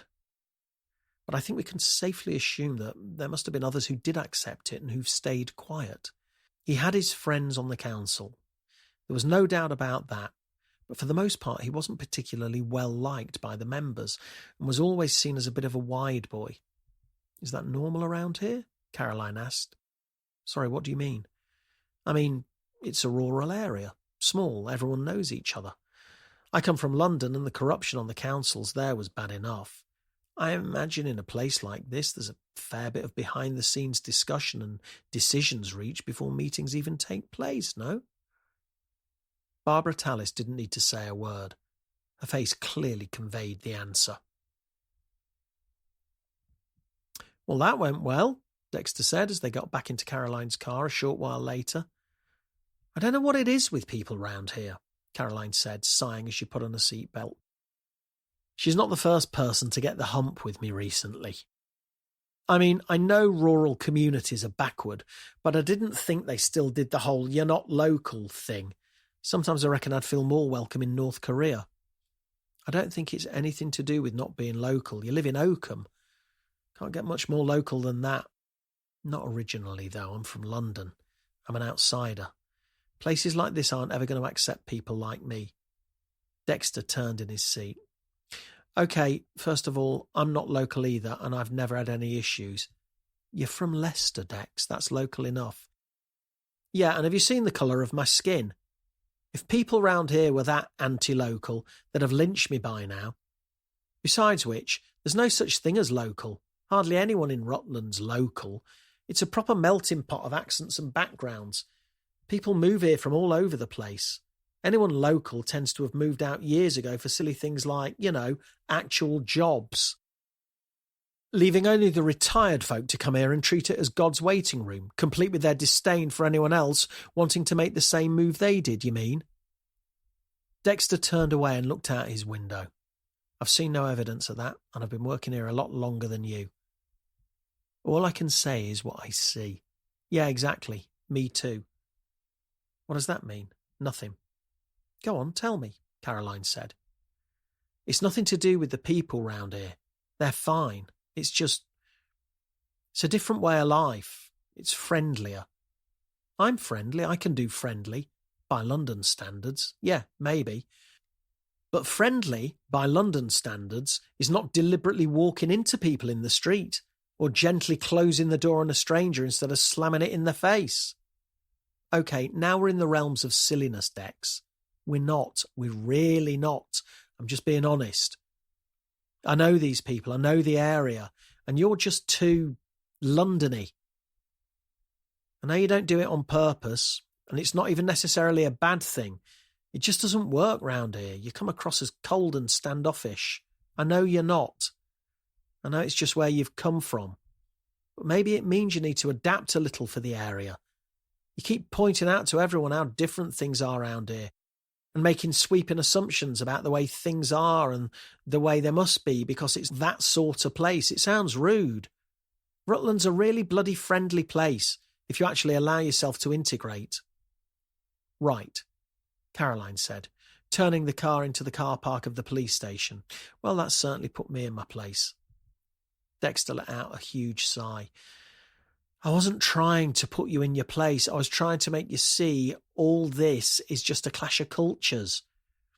You can't ask the entire county to change for you, but if you're aware of how you come across to people, maybe you can tweak things and enjoy your time here a lot more. Look, a few of us are going for drinks after work tonight. Why don't you join us? I know it's not your usual scene, but it might do you good. Call it integrating if you like. Caroline had been biting her lip for a while and was in no mood to consider drinks and jollities. I'm fine, thanks, she said. Maybe another time. Chapter 12. Caroline awoke the next morning with a now familiar roiling sensation in the pit of her stomach. The nausea came and went and could largely be managed, but sometimes the queasiness made its intentions quite clear. She opened the door of the ensuite bathroom, fell to her knees and vomited into the toilet. It had been a couple of weeks since she'd felt this bad, but she'd been expecting it to return. She could almost set a clock by it, the constant reminder that things didn't always go as planned. 10 minutes later, once the spell had passed, she got herself washed and dressed and made her way downstairs. Mark was waiting in the kitchen. Boys, why don't you nip to the playroom for a bit? You can even watch some telly if you like, a special treat. Caroline knew immediately that Mark wanted to have words with her. He'd never broken the no TV before school rule before. She watched as Archie and Josh disappeared from the kitchen and headed down the hallway into the playroom. It had been listed as the dining room on the floor plan when they looked at the house, but the large kitchen extension, with space for its own 10-seater dining table, meant the other room was always destined to be filled with toys and junk. What's wrong? She asked, looking at Mark. Are you all right? I mean, is everything okay? Of course it is, she replied. Why wouldn't it be? I heard you being sick. Oh, that. I don't know what that was. Probably something I ate yesterday. It was weird, but it's past now. I'll keep an eye on it, but really I wouldn't worry. Caroline, it's not the first time. I've heard you being sick a few times recently. In the mornings. She didn't want to lie to Mark by telling him he was mistaken. There was a difference between not telling someone something and actively lying to them. It's fine. It's probably just stress or a tummy bug or something. It's been happening a lot. Yeah, well, I've been stressed a lot and eating shit at work. I'll try and get some time booked off and cut down on the takeaways. It'll be fine. Are you pregnant? What? You heard me. It's all adding up now. The morning sickness, not wanting to drink the wine. I saw your face when you sniffed it the other night. It's like you were sniffing vinegar. The wine was fine. It was lovely, in fact. Caroline blinked and tried to push down the feelings that were now welling up from deep inside her. Sorry, you think I'm pregnant because I didn't like the same wine as you?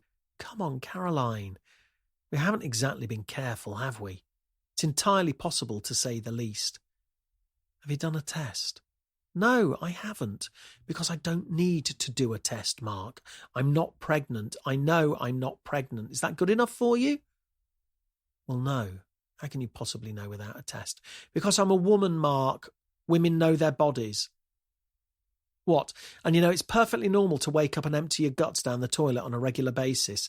If I'm stressed, anxious, or not eating properly, yes, that's perfectly normal. Or pregnant. I'm not pregnant, Mark. Do a test then. If you're that sure, do a test. Caroline gritted her teeth. Do you realise how insulting that is? A woman knows her body, Mark. I'm not pregnant. If you want to do a test, you can shove it up your arse. Yeah, I don't think that's quite how they work, he called out to the back of her head as she headed back up the stairs. Jesus fucking Christ.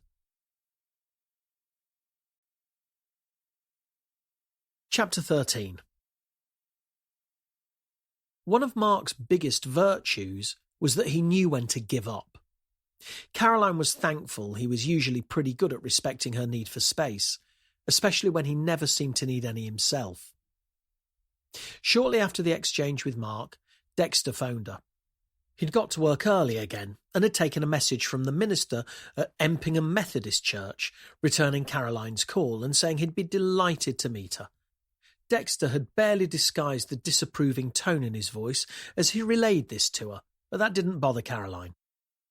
There were too many coincidences to ignore, and she felt sure there must be a religious connection to the death of Roger Clifton, particularly since discovering his vocal atheism and his wife's connection to the church. Dexter told her he'd walk out to the bypass so they could drive there together.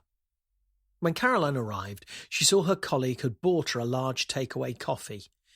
You didn't have to do that, Dex. I know. Kept my hands warm while I was walking, and I know how grumpy you can be in the mornings. Don't want you upsetting any more locals, do we? The boyish grin on Dexter's face made it impossible for Caroline to be angry with him. Thank you, she said, pulling back out onto the road. So, the Reverend, is there a new line I've missed? Nope, same one's still valid, perhaps even more so after the chat with Alice and Hannah Clifton. What? An ex-rugby star turns psychopathic killer and fancies bumping off a local businessman because he's not keen on going to church jumble sales. Local businessman and his lover's husband, Caroline added. His church-going religious lover. Reading between the lines, I doubt if he was too bothered about that. They were separated. Estranged was the word, wasn't it? And in any case, that might give Roger Clifton a reason to want to bump off Patrick Walsh, but probably not the other way round. Unless Alice Clifton thought she might be in line to inherit the family business. That'd give him a nice little payout, wouldn't it? Perfect opportunity to set up a new life on their own. Dexter grimaced. I don't see it. Look at the size of the gaff she's already got. And he's an ex-rugby international, so he's not exactly short of a few bob either. I think murdering the ex and laying him out in the middle of Rutland water for all to see would probably be a risk too far, especially when it ends up pointing so deliberately towards them. It's almost too convenient. I'll bear that in mind. They arrived in Empingham a few minutes later, having skirted the north shore along the A606 before turning into the village and pulling up outside the church. You think he might have suggested a coffee shop or something, Caroline said. What, in Empingham? Caroline sighed. Yeah, fair point. Shall we? As soon as they stepped inside the church, they were greeted by a genial-looking man who introduced himself as the Reverend Peter Topman. Thanks for getting back to me so quickly, Caroline said. I appreciate you must be very busy. In finding the Reverend's contact number, she discovered he was not only the minister at Empingham, but also Oakham and the Uppingham Methodist churches. "I'm only here to help get a few things in order for the fete on Saturday, but I'm more than happy to help," the Reverend said, smiling. "Well, I realise that this might be a bit uncomfortable or unconventional, but we're currently investigating the murder of a man called Roger Clifton. Does the name ring any bells?" The look on Peter Topman's face told Caroline it did. "Alice's ex-husband, yes, I heard the news. It's terrible." "Well, husband," Caroline said. "They were still married." "I see. And how can I help? We understand Roger wasn't exactly a keen churchgoer, is that right?" Peter Topman smiled again. "I think we can safely say he didn't share the same faith as his wife." "And did that cause any problems among the congregation?" "Oh, no," the Reverend said with the slightest of laughs. "Not in the slightest.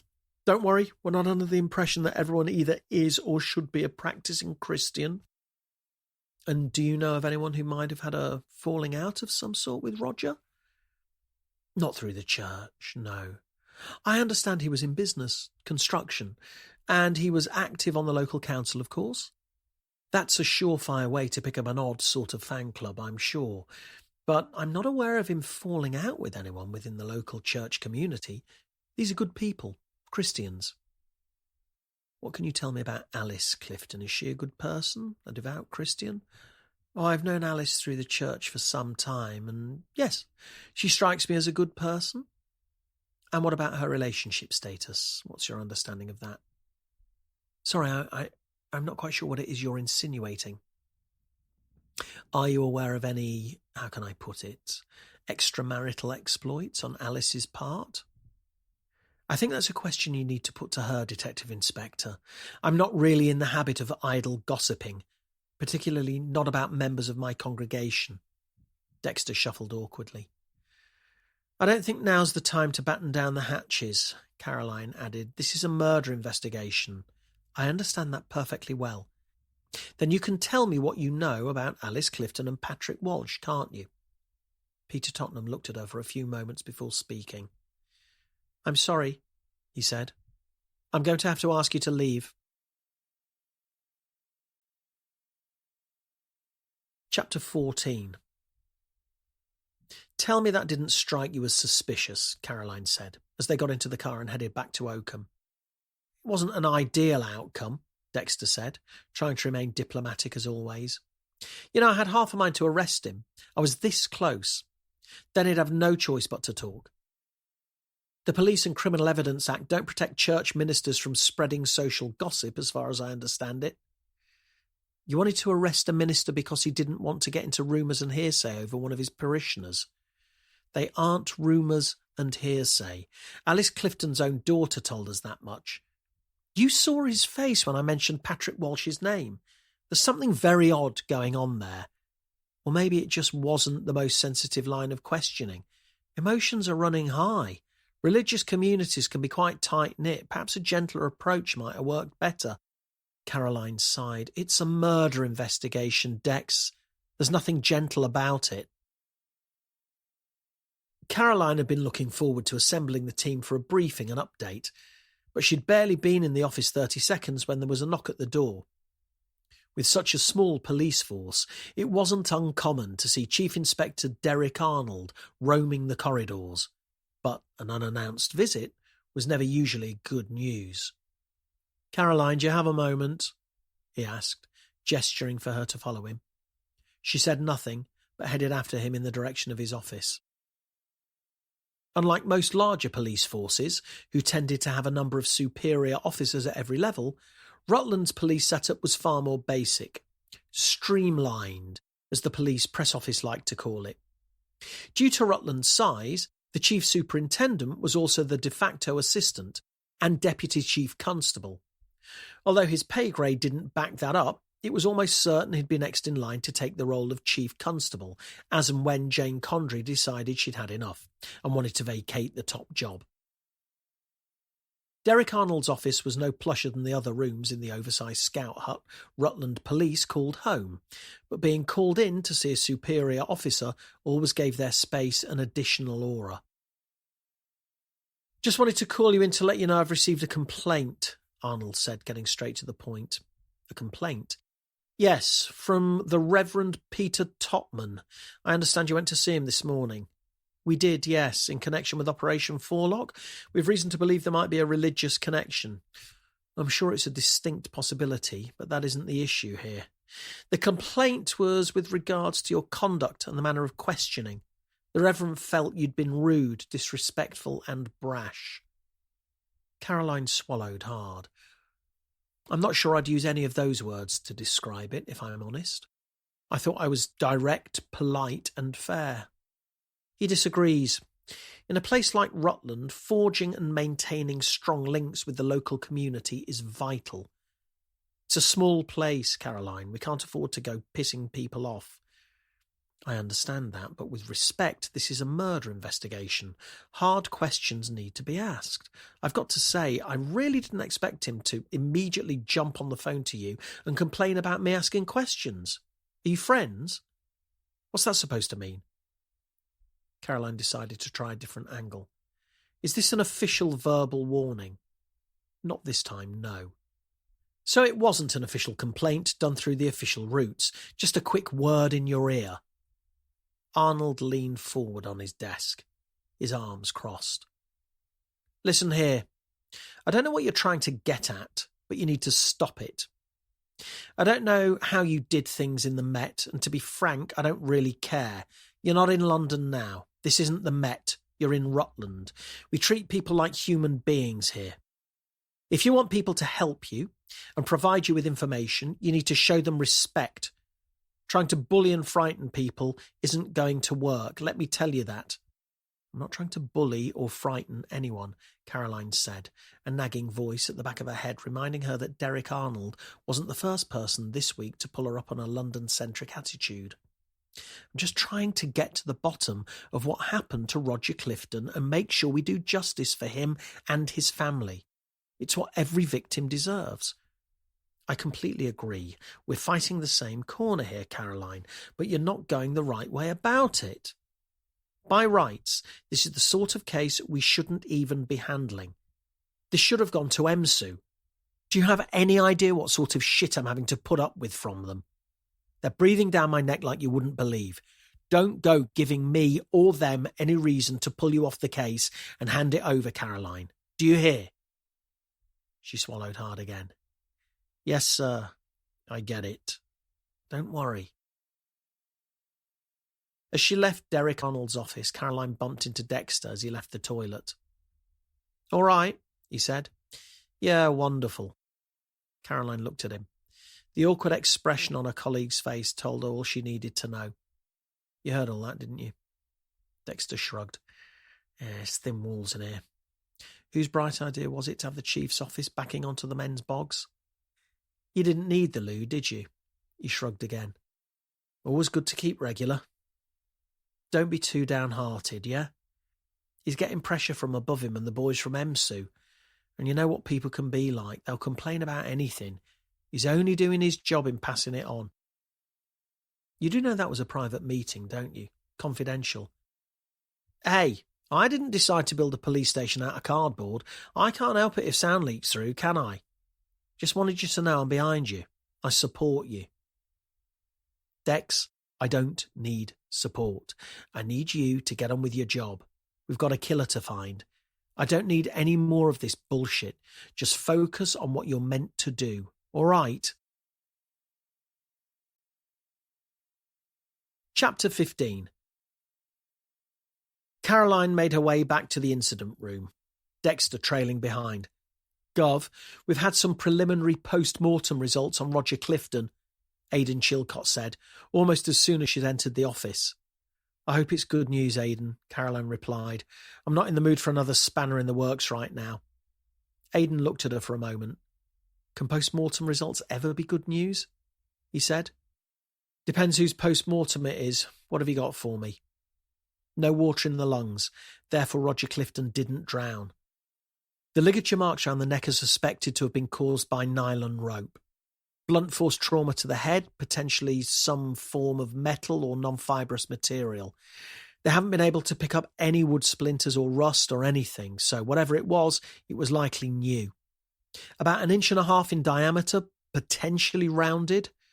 I pushed for something a bit more specific, and she said her best guess would be a crowbar or a lug wrench, sort of thing most people would have in their car anyway. We're going with the car theory then. It's looking likely, especially as the entry gate was broken. I can't see any reason why someone would go to the effort of doing that and then walk the rest of the way. Okay, even so, we're looking for someone with a certain amount of strength. The body will have had to have been lifted, even if someone did get the car all the way round to the church. They had to get it from the boot of the car, over the edge, onto the rocks. Let's face it, we're probably looking at a man, and a pretty strong one at that, resourceful too.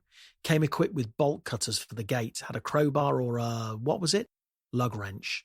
One of those, yeah. He obviously knew what he was doing. Maybe we're looking for a mechanic of some sort, a builder. We know Roger was heavily connected with the trades. It's entirely possible he's pissed off a builder at some time or another.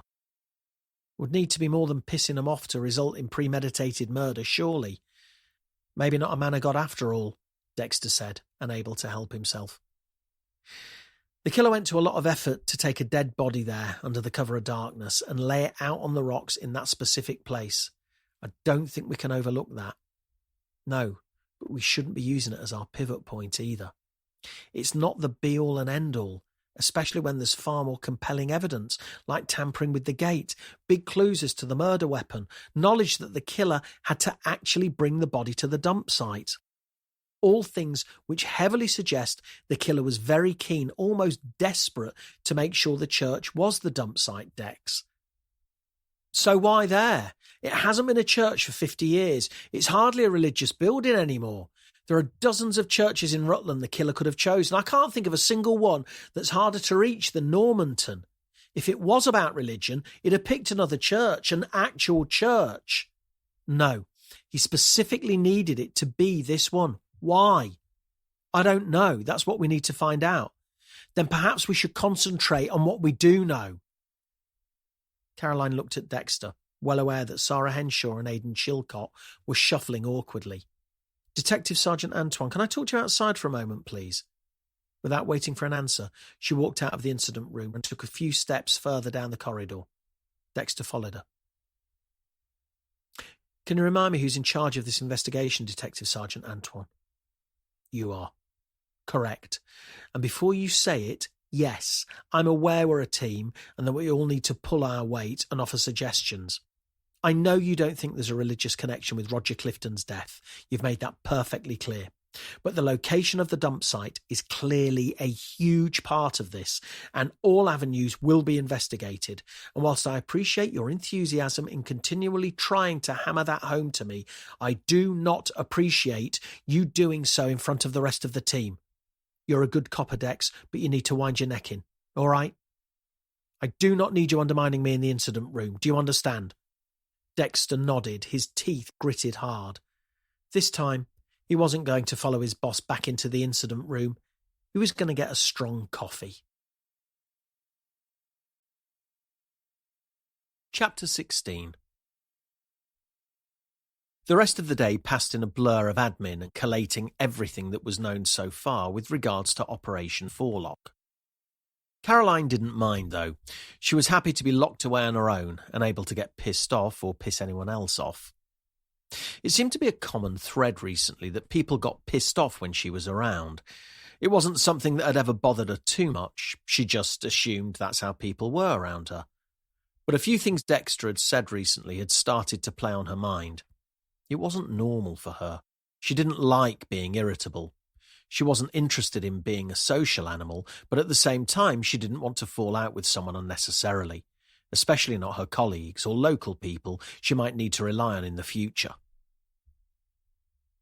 Towards the end of the day, she fired Mark a quick text, then stepped out of her office into the main incident room. "Dex, have you got a sec?" she said, beckoning him towards her, trying hard to make sure her tone of voice implied he wasn't in for another bollocking. She closed the door and gave them some privacy in her office.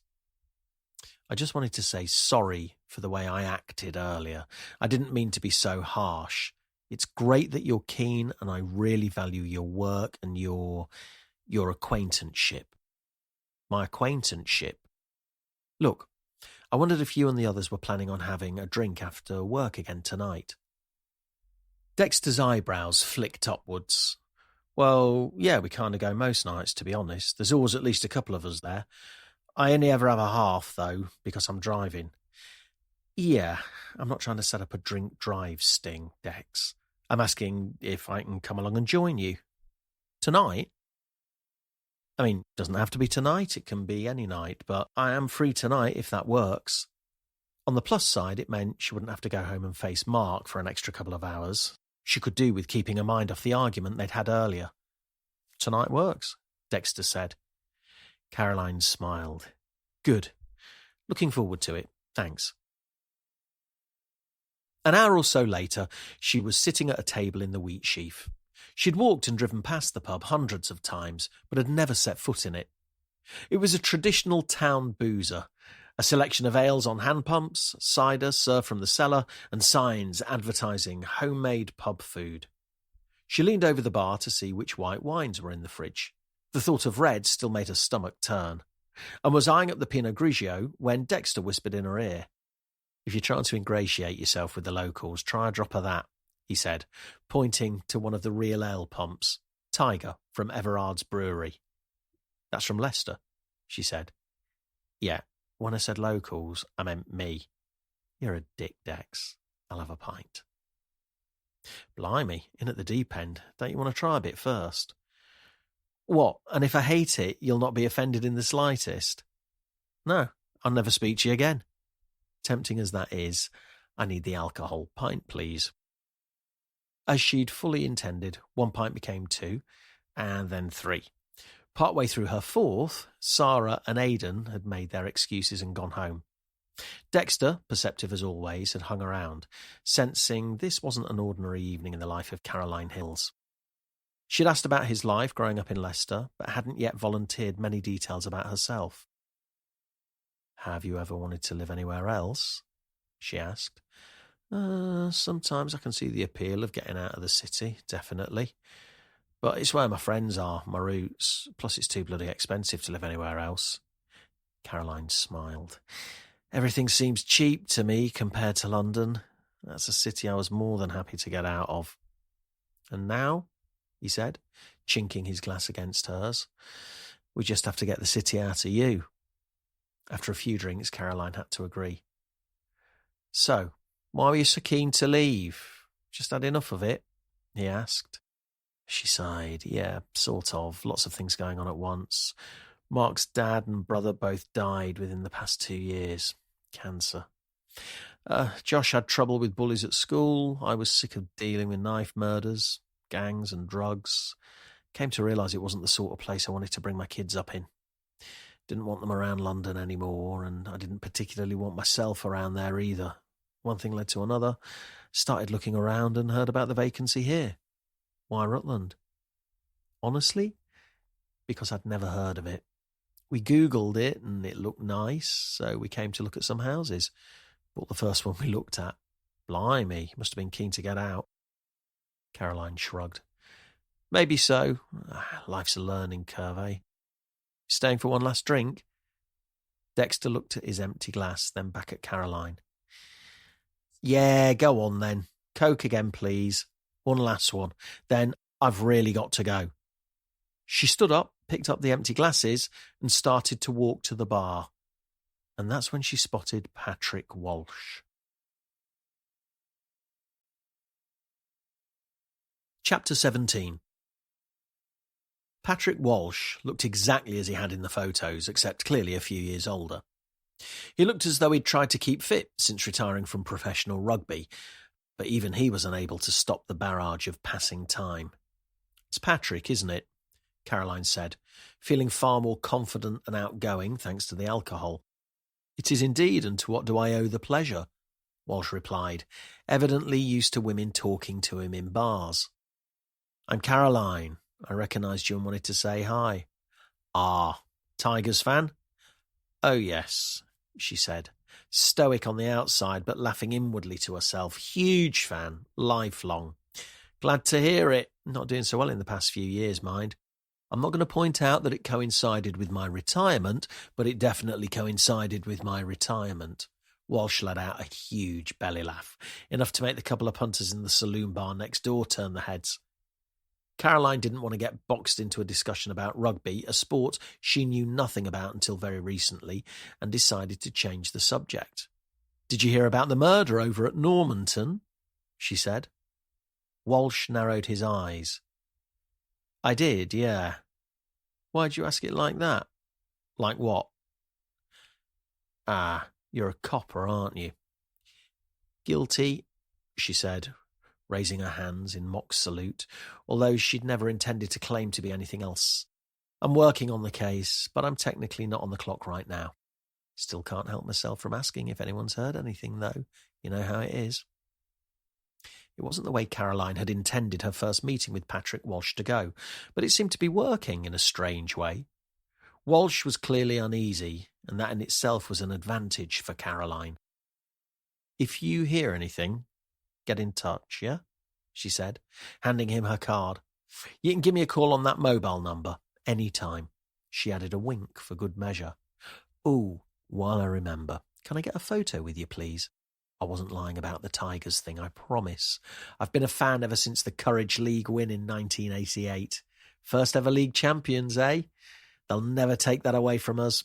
I even got Rory Underwood's autograph last year." She might not have been a rugby fan in the slightest, but she wasn't afraid to do her research when a potential suspect popped up on her radar. "Yeah, course," Walsh said, breaking into a smile. Caroline waved Dexter over and handed him her phone. "Can you get a photo of us, Dex? One for the scrapbook." "I've never understood that saying," Walsh said. "The word scrapbook always sounds a bit tatty and derogatory, doesn't it? I'm not sure I want to end up in anyone's scrapbook." He laughed as he said it, making clear this was a light-hearted comment and not a serious request. "Oh no," Caroline said, feeling his tree trunk of an arm around her waist as she leaned in and smiled for the camera. "I'll be keeping this picture very close at all times, don't you worry." Chapter 18. When she woke up the next morning, Caroline didn't need to think back to how many drinks she'd had. She could feel every one of them. But despite the hangover, she felt good. She'd made 2 breakthroughs the previous evening. She'd connected with Dexter and finally opened up, at least partially, and she'd got the distinct sense that there was more to Patrick Walsh than met the eye. She shouldn't have had a drink at all last night. A healthy body and a clear mind were vital today, and she was going into it with neither. She wasn't looking forward to it in the slightest. She never had done. But it was always fine when she got there, and it was something that needed doing. She felt an incredible wave of guilt every time. She'd thought it might diminish after the first time or two, but it hadn't. It had got worse. She knew she'd have to tell Mark at some point. It was only a matter of time before he guessed or worked it out, but that wasn't something she was ready to do just yet. She walked down the stairs like any other morning, dressed for work and trying to hide any emotion from her face. Mark was waiting in the kitchen. "Morning," he said. Caroline could hear the boys watching TV in the living room. "Morning." "Good night." Yeah, made a nice change." There was still an undercurrent of frostiness after the previous morning, but Caroline didn't want to think about that. She had other things to focus her mind on, more worthy distractions. "Good. Probably do you good to get out more," Mark said. "See people, make friends. They're work colleagues." Mark raised his hands in mock surrender. "All right, just saying. Might help you loosen up a bit, that's all." "I don't need to loosen up, Mark. I'm a 40-year-old woman with 2 kids, and I'm the senior investigating officer in charge of a murder case. I'm not backpacking round Tibet on my gap year." "It's all relative. Quick pint in the pub, 3 weeks smacked off your tits on magic mushrooms. Although I don't think anyone could call last night a quick pint." "Encouragement in one sentence and a reprimand in the next. How very caring." Mark chuckled. I'm not reprimanding you. I'm just pointing out you clearly had fun. It was fine. I had 1 or 2 drinks with colleagues, then I came home. Mark took a sip of his coffee. What time did you get in? He said, over the rim of the cup he was cradling. I don't know. I didn't look at the clock. Just after 11, I think. Try 12:30. Try asking me questions you don't already know the answer to, Columbo. Mark smiled. Good job you're a copper. You'd be dreadful in the dock. What's that meant to mean? Caroline said, feeling her chest constrict and her voice tighten. Nothing. It was a joke. Well, it's not a very funny one. All right, calm down. What's got into you this morning? Nothing. I'm fine. Sorry. Just a headache. What's the bag for, Mum? Archie said, rounding the corner into the kitchen. Huh? The bag by the front door. Oh, yeah, I was thinking of going to the gym after work. There's some new scheme they're doing. We get it half price with police ID. Thought I'd give it a go. We'll see how I feel later. A gym? Mark asked. You've never set foot in a gym in your life. Well, all the more reason to start now then, isn't there? Anyway, like I said, I might not bother. I'll see how I feel after work. Speaking of which, she said, glancing at the clock on the kitchen wall, I should get going. I've got a meeting first thing. Chapter 19. Even though he liked to think he was quite an easygoing guy, the last few months had been difficult for Mark. He'd been far less attached to London than Caroline and the boys had been, and only lived within the M25 because it was convenient on the odd occasion he needed to visit clients in town. That had become rarer over the years, with emails and video conferencing meaning it mattered very little where he lived. The only links to London had been Caroline's work and the boys' schooling, both things which were easily moved. When the time had come, it had proven remarkably easy to pull the trigger. It wasn't difficult to sell a house in North London at the best of times, and they had actually found it much harder to decide where to move to. It had been Caroline's work which had dictated that, and the house in Oakham had appeared on Rightmove on the same day Caroline had applied for the position of Detective Inspector with Rutland Police. There was a definite undercurrent of unease, though. The family was settling into life in Rutland as well as could be expected, but Mark could tell Caroline wasn't happy. She'd lived in London all her life, and although he knew she'd find it difficult to adjust to a rural experience, he'd thought she would at least take solace in the positive impact it would have on Archie and Josh. They both seemed much happier up here, and had made friends quickly. The change in Josh had been extraordinary, especially after the bullying he'd suffered in London. It had, without doubt, been the right decision to move. He just needed Caroline to realise that.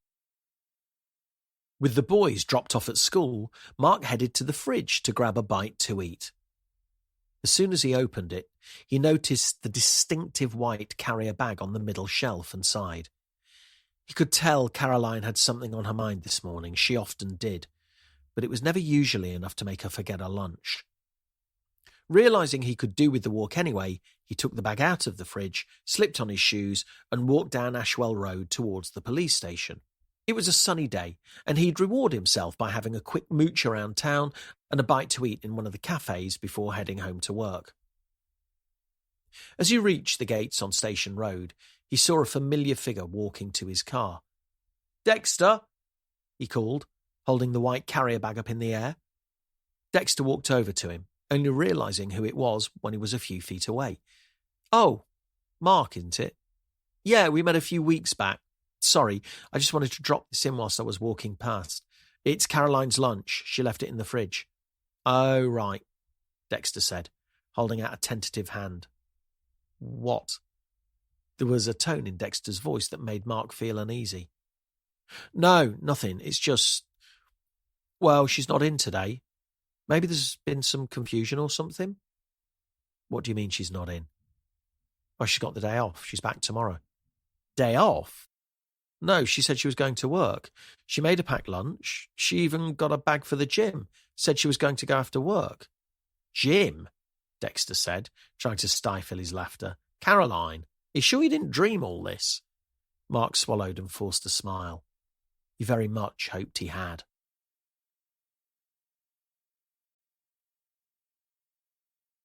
Chapter 20. She always felt numb afterwards. The natural physiological response was to feel elated and exhilarated, almost as if her body was preparing her for the inevitable crash and burn. But it had since adapted into skipping that whole charade and going straight to sheer guilt and exhaustion. All she wanted in that moment was to open up and tell Mark, but she couldn't. She needed to protect him, protect the boys. The time would come when she'd have to open up and admit it, but she wasn't ready yet. Back in her work clothes, she stepped into the house and walked straight through the utility room, putting her casual clothes in the washing machine and setting the cycle. Mark knew Caroline wasn't exactly a gym buddy, but even that wouldn't explain her coming home with the clothes worn, but still clean. "Good day?" he asked, appearing behind her. "Yeah, not bad," she said, forcing a smile. "You left your lunch here." "Yeah, I know, sorry. It's in the fridge. It'll keep for tomorrow." "You going in tomorrow?" "Of course I am. Why wouldn't I?" "Just wondered." "Dinner's nearly ready if you want to sort out the table." They ate in almost complete silence. Usually she'd tell Josh off for playing with his Nintendo Switch at the table, but this time she didn't care. Archie was clearly cheesed off at something his brother had said or done and was keeping quiet himself. With Mark offering no attempts at deep conversation, Caroline was secretly quite happy with the peace. When dinner was finished, Mark cleared away the plates. "Boys, do you want to go upstairs for a bit?" he asked. They didn't need telling twice, and bounded up to their rooms like puppies. Caroline didn't know whether the tension was still left over from Mark's careless pregnancy remarks the previous morning, or if there was something else she'd done wrong, but she didn't have the energy to challenge him.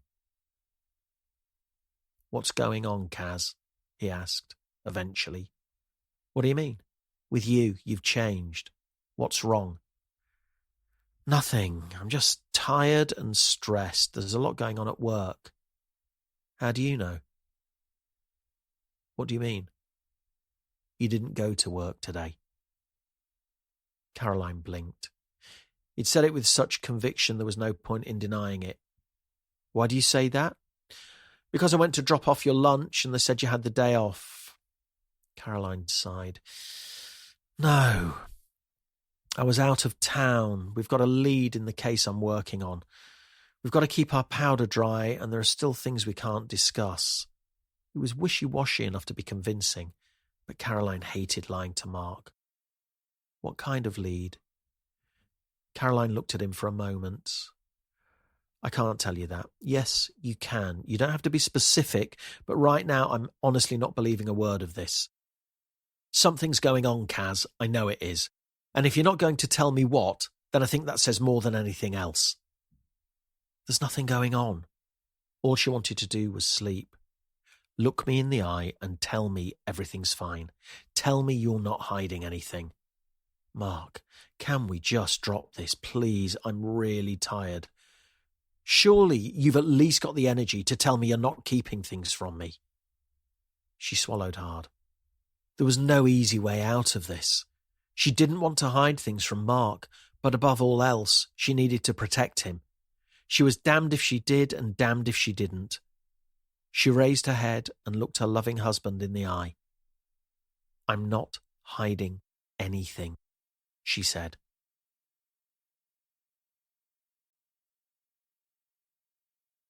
Chapter 21. After she arrived at work the next morning, Caroline asked Aidan Chilcott to take a closer look at the church.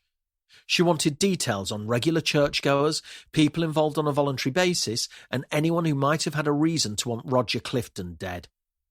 She felt sure the answer lay with Patrick Walsh, but there were still a few dots that needed connecting.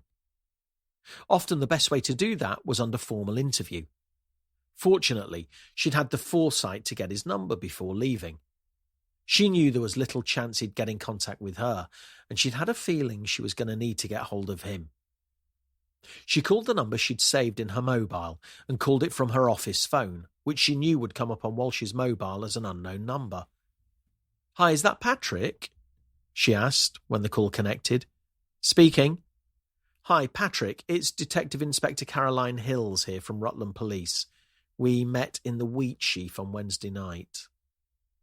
"Hi, how can I help?" Walsh replied, barely able to disguise the worry in his voice. "I was wondering if you might be able to pop into our office on Station Road today for a quick chat. Just wanted to ask you a few questions." "Questions? What about?" "Well, we can go through all that when we meet. Are you free after lunch?" Well, no, I'm out of town today." "All right, how about tomorrow?" Well, I'm helping out at the church fete. Is something the matter?" Caroline jotted some notes down on the paper in front of her. There was the church connection, right from the horse's mouth.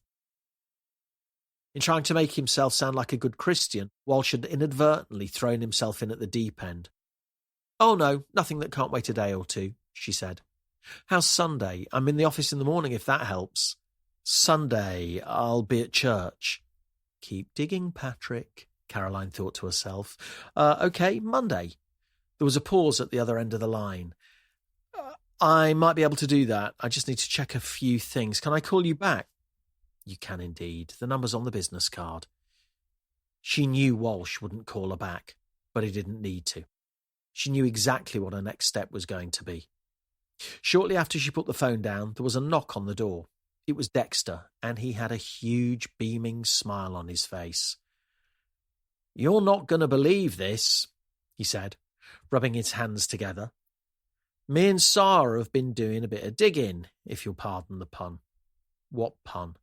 "I'm getting there. So, Rutland Water was created in the early 70s when they built a dam and flooded the valley, right?" "So you keep telling me." "I'll give you 3 guesses as to one of the construction companies that was involved in that work." Caroline slowly nodded. "I'm pretty sure I can get this in one. Arthur Clifton Construction. 10 points to D.I. Hills. Do I win a speedboat?" Bad taste. "Speaking of which, do you remember that guy, Howard Smallwood, who spoke to us at the boating centre? The guy wearing the frog jumper? I reckon we should give him a call. He's clearly balmy, but he's exactly the sort of guy who might have some juicy information." Caroline thought about this for a moment. "All right," she said, "give him a call, but on one condition." "What's that?" "Tell him not to wear that bloody frog jumper."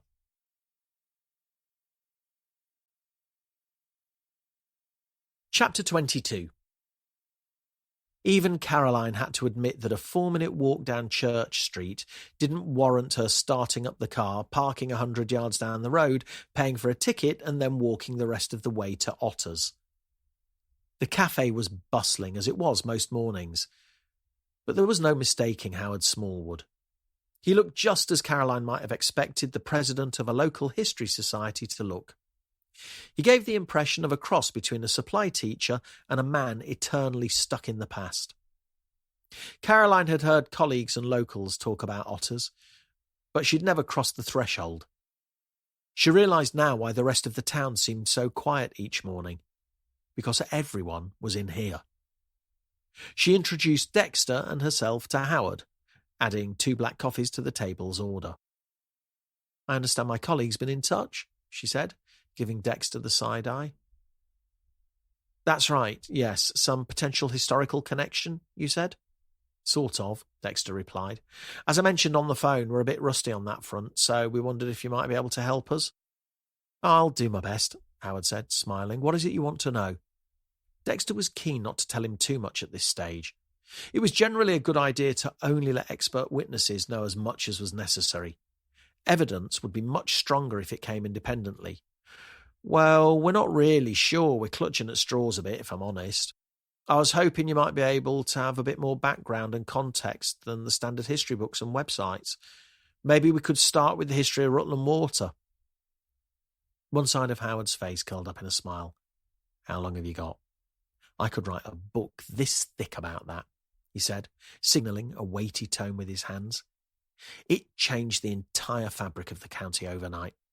It divided the community, families even. We went from being a rural farming county to a tourist hotspot in the space of months. I've lived in Rutland all my life. I can remember what it was like back then. Hardly ever had anyone from outside come into the county. Nowadays, you'll be hard pushed to find a Rutlander in Rutland. Caroline and Dexter shared a look, which Howard seemed to notice immediately. Oh, no, I didn't mean, not in a racist way, I mean, it's fine, Dexter said. I'm from Leicester anyway, so I didn't take it personally. You mean those dodgy London types, right? Howard smiled, pleased he'd managed to wriggle out of that one. Well, I think it'd be fair to say we wouldn't have places like this if we were still a county of farmers. I moan about it, but it's a great town to be an old duffer in nowadays. Dexter laughed. Have you always lived in Oakham, then? No, only the past 15 years or so. Lived in a few of the villages in my time, never outside the county, though. Caroline was no expert on local history, but even she knew that Rutland hadn't even existed as a county between 1974 and 1997. She would have put money on Howard Smallwood having point-blank refused to use the word Leicestershire in his address for those 23 years. Still, times change, eh? She said, having a bit of fun with this. As you say, it wouldn't be sustainable now. At least it's all given the county a new lease of life. Oh, indeed. The History Society does as well as it does because of what Rutland is, Howard said, as Caroline tried to make sense of those words through her pounding headache. Lots of people come here for Rutland water and fall in love with the place. That means a lot more people who've got an interest in the history of the area. It's all about how you look at things, isn't it? I mean, to look at me now, you wouldn't think there's a lump the size of an olive pushing on my brain ready to kill me at any moment, would you? No, Caroline said, looking at Dexter. No, that's not something I would have guessed. I'm sorry to hear that. She wriggled slightly, trying to avoid the uncomfortable pause. So, what happened when Rutland Water was created? Did they literally just dam the area off and flood it? Oh no, they did preparations, Howard said, complete with air quotes, although in reality all that meant is they knocked down everyone's houses and lined the valley with concrete. Even if you drained that entire bloody reservoir right now, you wouldn't get any of it back. Lost forever. You can't even imagine the uproar at the time. It was unbelievable. Makes that fiasco over the bloody McDonald's seem like a primary school protest. Rutland had, until recently, been the only county in England without a McDonald's, something which was on the verge of changing after planning approval had been granted for a restaurant on the outskirts of Oakham. Despite Howard's belittling of the situation, Caroline felt sure he was exactly the sort of person who would have opposed it. So what was the basis for doing it? What was it all about? Anglian Water needed more infrastructure. They own Rutland Water to this day. They turned it into a tourist hotspot too, with the boating, fishing, walks, bird spotting, the list goes on. Brings a huge number of tourists in who spend loads of money in hotels, restaurants, pubs and shops. Keeps the county busy and bustling. So, I presume this is all about the body that was found down at Normanton. We can't comment on any specific cases, she said. That's a yes then. Listen, I know everyone round here. If you need any help or information, just give me a call, all right? Always more than happy to help out. Chapter 23. Caroline and Dexter left Otters, crossed the road and headed back up Church Street towards the police station. You're still not convinced, are you? Dexter said, recognising the look on his boss's face. About what? That it's historical somehow. It just makes no sense. I mean, think about it. If it's linked with history in some way, why not do it back then? Most murders are committed when emotions run high, when feelings are fresh. It's a heat of the moment thing. I don't know. Seems pretty well planned and premeditated. Yeah, but 50 years worth of planning? I think that's probably going a bit far. And again, it makes our killer a pensioner. From a practical point of view, if this is historic, why not do it before CCTV is widespread? And mobile phone tracking, forensics even. Every day the killer waited, their job got harder. What if they didn't care? Dexter said. What if they wanted to be caught? What if that's the whole point? Then why the wild goose chase? If they wanted to be caught so badly, they could have hung around at the church with their hands in the air. Think about this logically. It makes no sense to wait until now, unless it's all based on something that happened recently. Roger Clifton was a local man. People knew him. His killer could have got to him at any point. So why now? Roger might have been local, but maybe his killer wasn't. Maybe the motive is historical, but the means and opportunity only became apparent recently. Caroline shook her head. Doesn't make any sense. You don't just file a note away at the back of your mind to do a quick murder next time you're passing through Rutland. You do if you couldn't get here before then, though. How do you mean? Well, what if our killer's been in prison or out the country? Caroline's jaw tensed as she considered this. That's a point. Call Sarah. Ask her if she's had any luck with the Spanish authorities in relation to Arthur Clifton. We'll need to build profiles on Roger's other connections too. See if there's anyone who's been inside. I doubt you'll find anyone who's been banged up for 50 years, though. Wasn't the country's longest-serving prisoner let out a year or two ago? Even he'd only done 40-odd years. I can't help thinking this road doesn't go anywhere, Dex, no matter how many different ways you try. All right, so something more recent. A shady business deal, dodgy council business. Is that enough reason to kill someone? Oh, Dex, you'd have melted if you'd joined the Met. I once led a case into a woman who stabbed her husband to death because he used the veg chopping board to cut up meat. Dexter chuckled. To be fair, that's pretty dangerous. So's ramming a steak knife into your husband's neck. Listen, what if we've got the symbolism all wrong? What if that's all just some nutter having a bit of fun?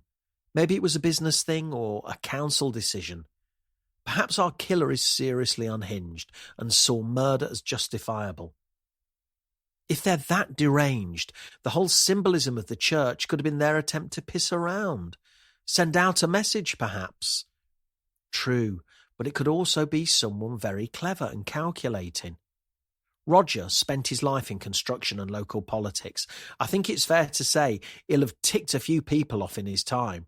And there's a fine line between genius and insanity. Who said that? Caroline asked. Sounds like something Oscar Wilde would have come out with. Close. Oscar Levant. He was America's cross between Oscar Wilde and Noel Coward. There's a fine line between genius and insanity. I have erased this line. That's the full quote.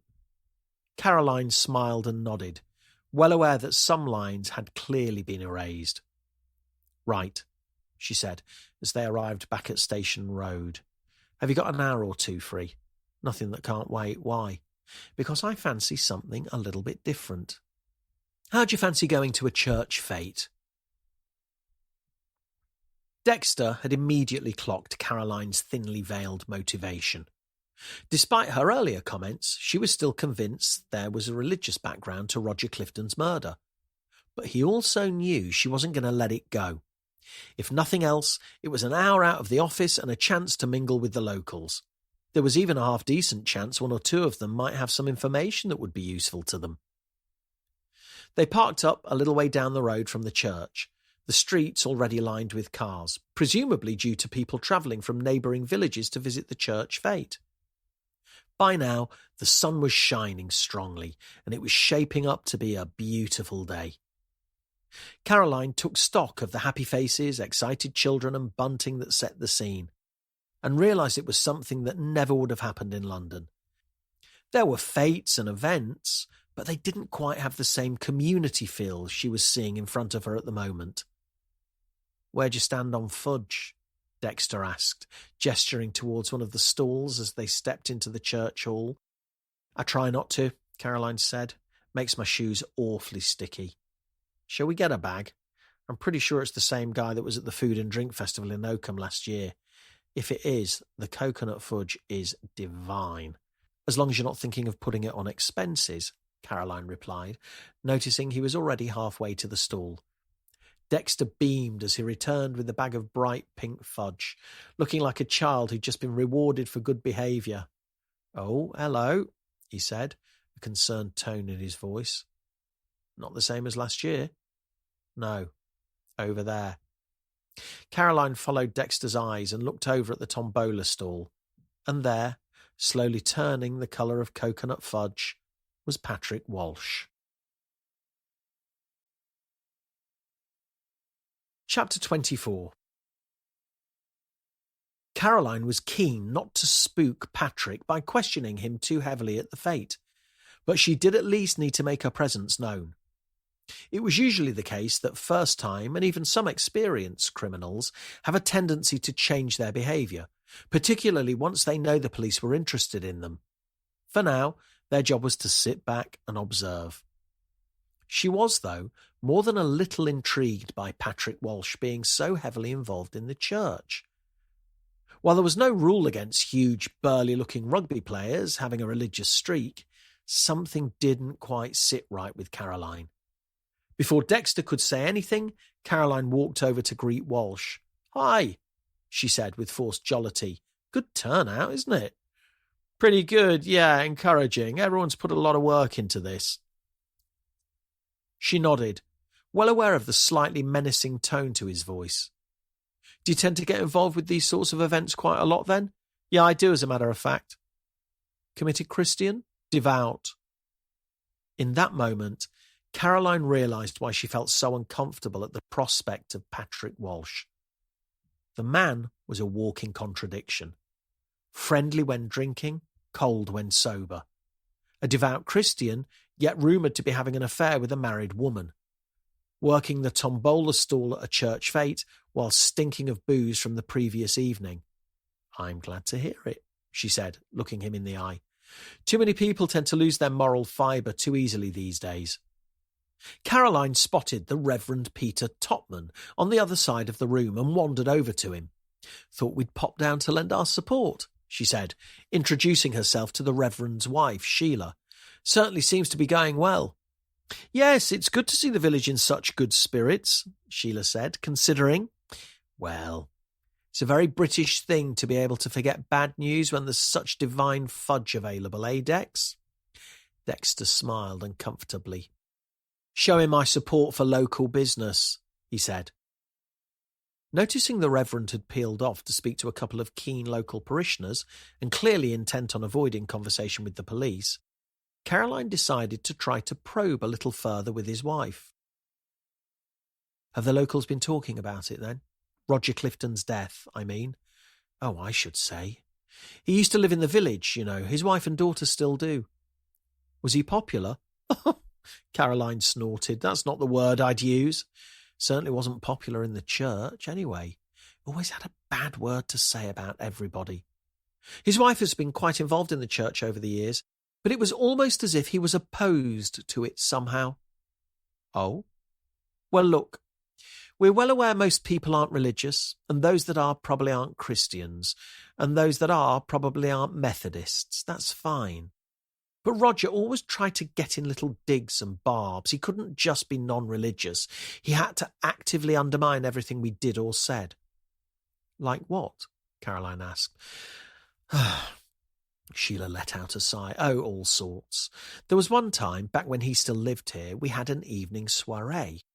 All sounds very la-di-da, I know, but really it was just a chance to open the church, raise some money and drink Prosecco with a few nibbles. Roger had clearly been in the pub since lunchtime and had come looking for Alice. Peter told him she'd already gone home, and he started ranting and raving, saying he knew she was here somewhere. She wasn't, though. She'd started to feel a bit ill about an hour in and had gone home to bed, but Roger wouldn't take no for an answer. He was going off on one, shouting about how the church had got in the way of their marriage, was taking up all her time, how it was all a load of old nonsense anyway. Peter stepped in and tried to defuse the situation. Roger started yelling at him too. "Oh dear, that doesn't sound very nice." "No, not at all." "How did it end?" "Well, a few of the chaps stepped in and threw him out." "Do you remember who?" If memory serves me correctly, I think it was Tim, John and Patrick." "Why?" "Oh, I just wondered.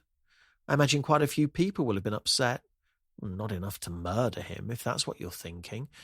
We don't get quite that protective over our religion." No, I didn't mean that. Sorry, Caroline said. Ah, hang on. Are you two the detectives who came to speak to Peter yesterday? There was no way Caroline could wriggle out of this one. We are. We wanted to come and apologise, actually. Well, don't worry. I know you were just doing your job, Sheila said, almost conspiratorially. Between you and me, I think Peter's been quite rattled by the whole thing. He's been trying to keep the peace for a long time, and it's been quite upsetting for him to see it come to a head like this. All of a sudden, Caroline got the distinct impression there was far more to this than a simple row over theology. What do you mean, Mrs. Topman?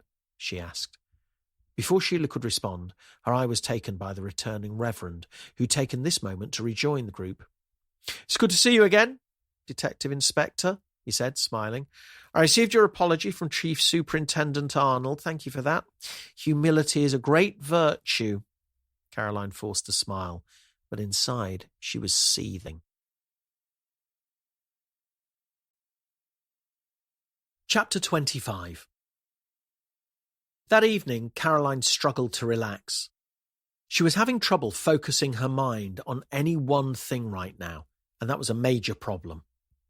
Being the senior investigating officer on a murder investigation was no small task and required full attention at all times, but then so did a lot of other things in her life right now. Mark, to his credit, seemed to have taken her words the previous evening to heart. He seemed genuinely pacified when she looked him in the eye and told him she wasn't keeping any secrets. She, on the other hand, felt dreadful for her lies, but her concern right now wasn't for herself. She'd come home that day to find a selection of snacks and drinks waiting for her in the fun fridge, as they called it, in the garage. Mark had been into town and stocked up on treats from a few of their local independent shops, as well as some grain store ciders, a special treat for a warm evening. Fortunately for Caroline, she felt able to stomach cider that evening. Red wine was still very much off the cards. She'd tried to engage with the boys after work and listened intently as Archie and Josh told her about their days at school. Archie more passionately than Josh, but Josh was already fast becoming a teenager before his years. A part of her wondered whether she'd been wrong to take on the case. She couldn't even keep a coherent and related string of thoughts, so how could she give her all to a murder investigation? She felt she'd lost her direction. She'd gone so far down the path of the religious motive, and she was now questioning its validity. She'd honed in on Patrick Walsh, not enough to find any evidence or reason to arrest him, but just enough to spook him and allow him to potentially cover his tracks. That had been her biggest worry. Timing was often the most important aspect of any police investigation. The first 24 hours were often known as the golden period. Major progress within that time period greatly increased the chances of success. But once the first 24 hours were over, success rates fell off a cliff. The timing of arrests needed to be carefully done too. Whilst it was true they could arrest anyone without real reason, and many senior investigating officers considered this to be beneficial, as it meant statements made by the arrested person were admissible in court under the Police and Criminal Evidence Act. Caroline took a more cautious approach. She'd learned from experience that moving too quickly could be as dangerous as moving too slowly, especially if a suspect was arrested, then released because of lack of evidence at the end of their 24-hour custody period, only to then go missing or commit further crimes. It was almost reflexive.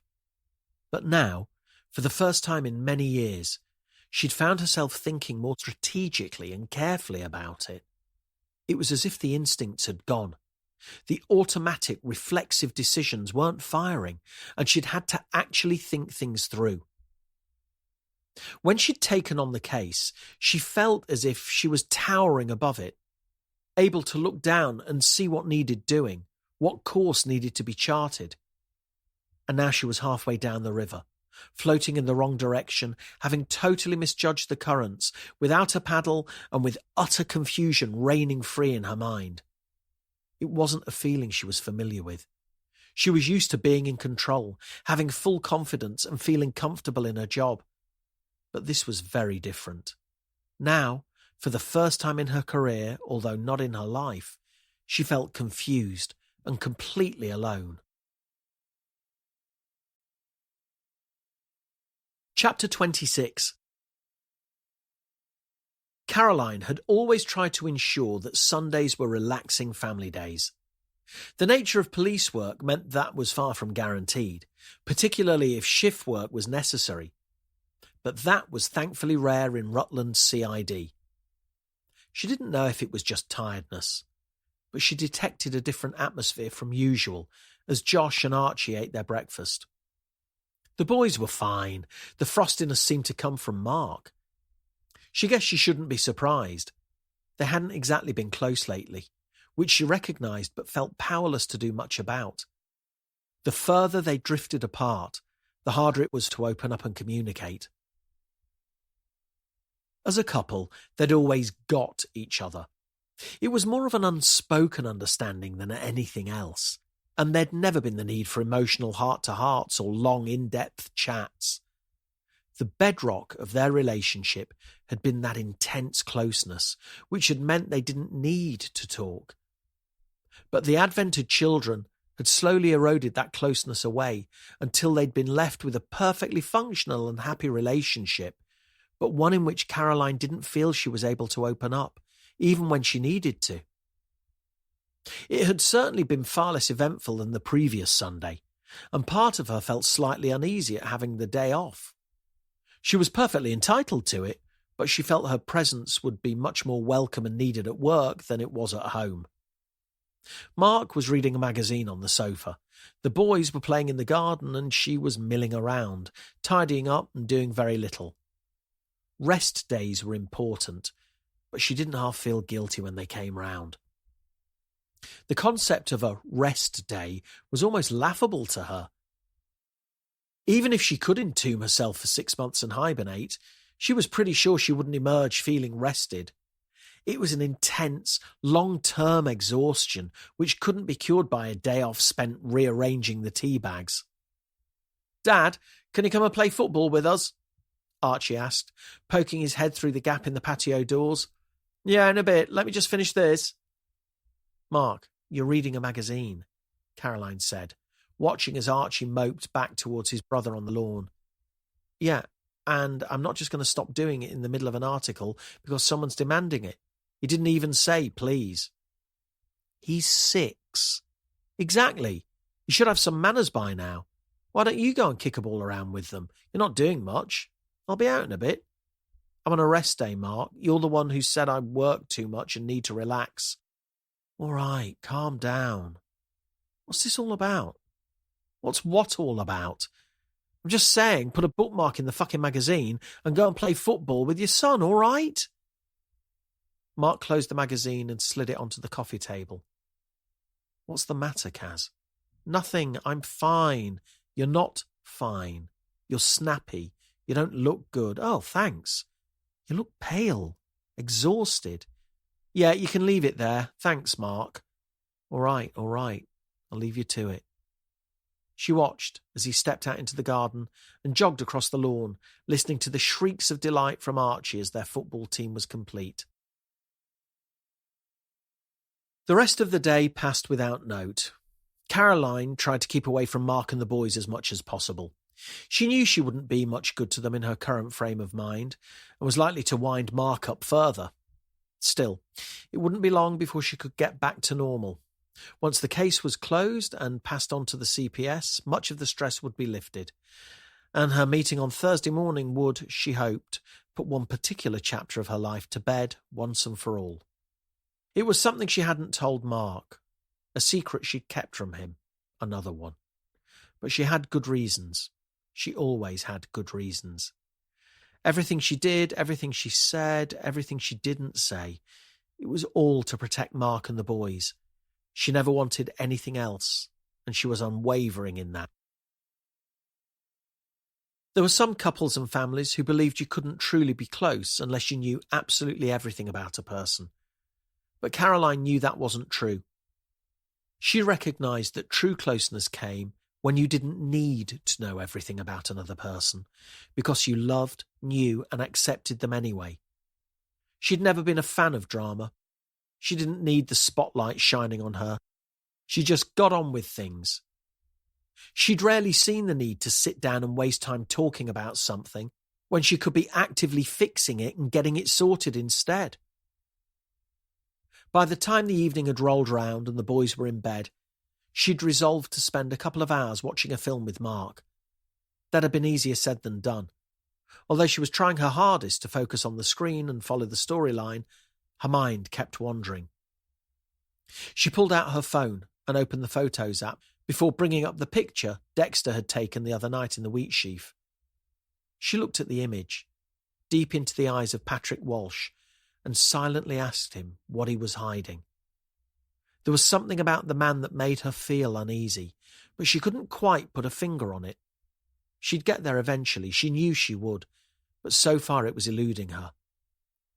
"You okay?" Mark asked, not taking his eyes off the television. "Yeah, fine." "Want a top-up?" he said, gesturing towards her empty glass on the coffee table in front of them. Caroline put her phone down on the arm of the sofa. "Yeah, good idea," she said. "I'll get them." She stood up and walked to the kitchen with the empty glasses, 1,000 thoughts running through her head. Sooner or later, somehow, she needed to find a way of organising them, because otherwise she was in real danger of becoming a liability to herself, not to mention everyone else. Chapter 27. Caroline was no more a fan of Mondays than anyone else, but this one signified a fresh start.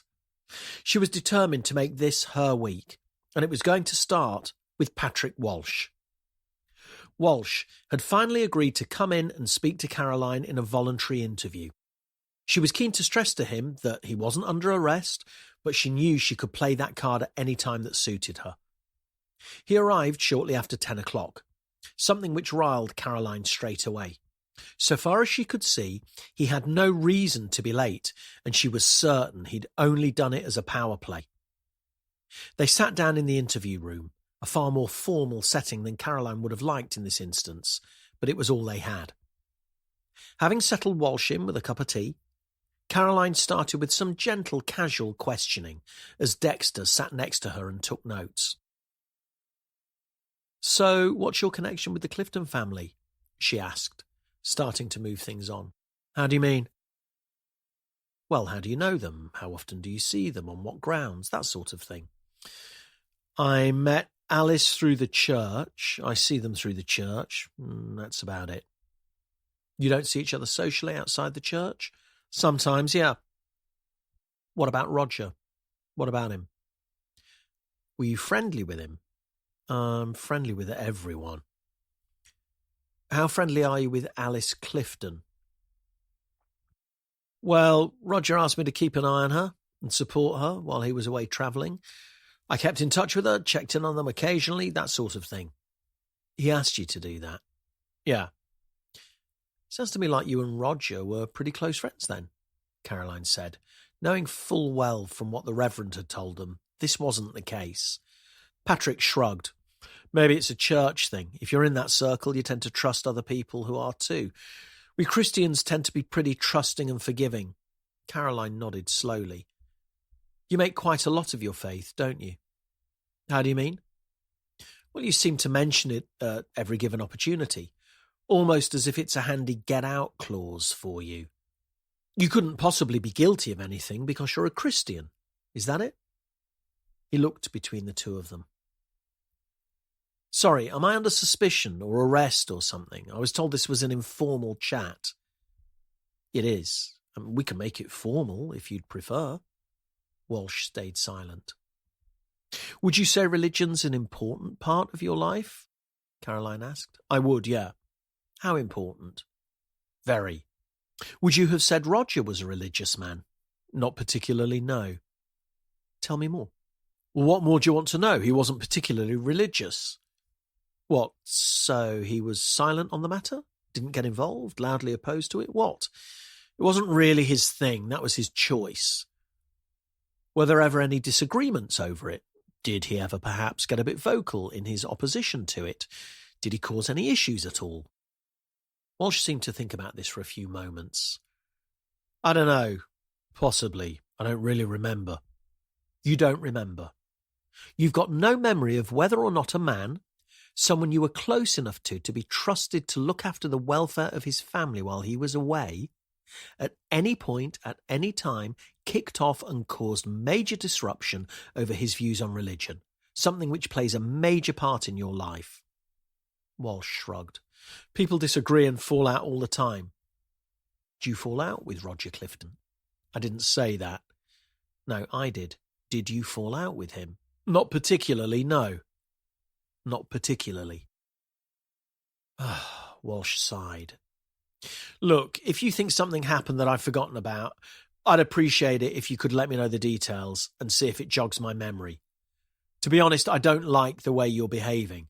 This was meant to be an informal chat, something to help you guys out and find out who killed Roger, but instead you've subjected me to some sort of Stasi interrogation. If you want to arrest me, arrest me. I'll call my lawyer and we'll go down that road. Otherwise, if it's quite all right with you, I'm going home. Caroline and Dexter left the interview room, feeling they'd got no further in the investigation. If anything, it felt as if they'd gone backwards. They made their way back to the incident room and Caroline sat down at her desk before Sarah Henshaw came bounding up with far more enthusiasm than Caroline felt. Good news, boss, Sarah said. We've been analysing Roger Clifton's laptop. I think we might have a pretty strong lead. Go on, Caroline said, her interest piqued. It's all pretty normal and above board, except for one thing. Someone sent Roger a threatening email almost exactly a week before he died. What kind of threatening email? I'll read it to you. How do you sleep at night? You'll pay for your family's actions one way or another. Scum like you deserves to rot in hell. Is that it? Yeah. Caroline exhaled. The religious connotations of rot in hell were too many for her to ignore. But now wasn't the time to push that particular angle again. Are we able to trace it? Not me personally, but yes, the originating IP address was Oakham Library. Wow, okay. And we have a date and time it was sent, yes? Yeah. Then we need to request CCTV footage from the library. At the very least, we'll be able to narrow it down to people we know were inside the library at that time. Already done? They're going to pull the footage and get back to us. Who are the council? Caroline asked. Sarah nodded in return, and Caroline filed this away in her mind. Roger's links to the council were worth remembering. There's a slim chance they could narrow it down to the specific machine at their end, but they didn't make any promises. The computers aren't particularly top of the range, and anyone with a bit of know-how could mask things fairly easily. But if they had much know-how, they'd have used a VPN and not risk getting caught on CCTV. Sorry, acronym overload, Sarah. Virtual Private Network. Basically, every computer has an IP address. That's its position on the internet, if you like.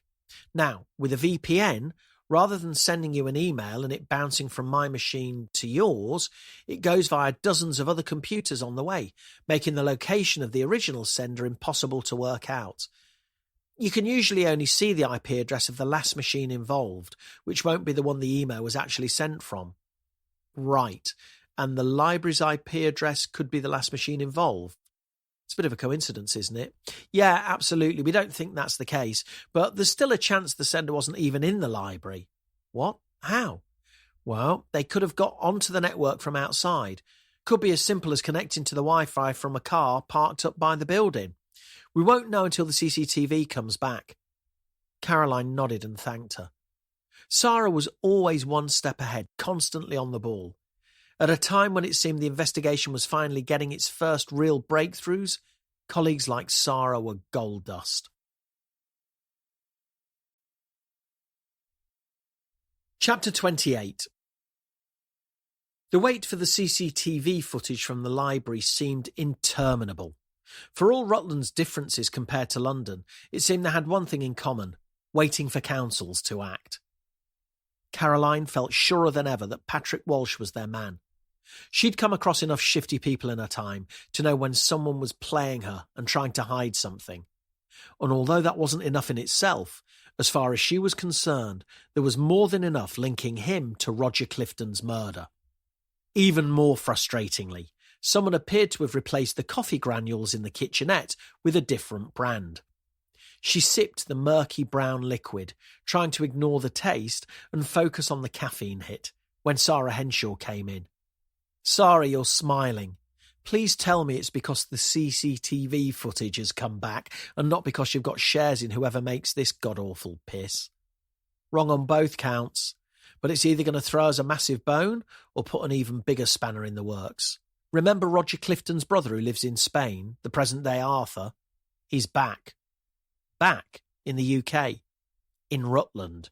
Looks like he's going to inherit the company. Apparently there was a cloak and dagger meeting with a solicitor early this morning. Alice Clifton got wind of it and phoned the police. She was going apeshit, apparently, screaming that Arthur had killed Roger to get control of the company. On what basis? He wasn't a shareholder or director, was he? Something to do with the will. Reading between the lines, Roger had cut Alice out of it and there was some sort of extra documentation leaving the business to Arthur. Christ. OK, well that gives him a motive. Means an opportunity, not so much. It's a bit difficult to kill someone who's in another country. Could have hired someone to do it, then turn up within a few days to claim the money. Something doesn't feel right there. She opened her office door and called over to Dexter. He stood up and walked towards them. "Got a little job for you, Dex. Can you pop over to Alice Clifton's in Empingham and speak to her, please? Looks like Roger's brother's back on the scene. We've had a call from her, kicking off about some secret meeting between Arthur and a solicitor over him inheriting the company." Dexter cocked his head and raised an eyebrow. "Right, I see. I know what you're thinking. Don't. These things happen all the time when people die.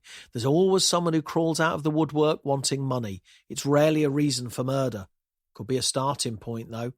It could, but we're a small team and we need to make sure we always focus on our strongest line of inquiry.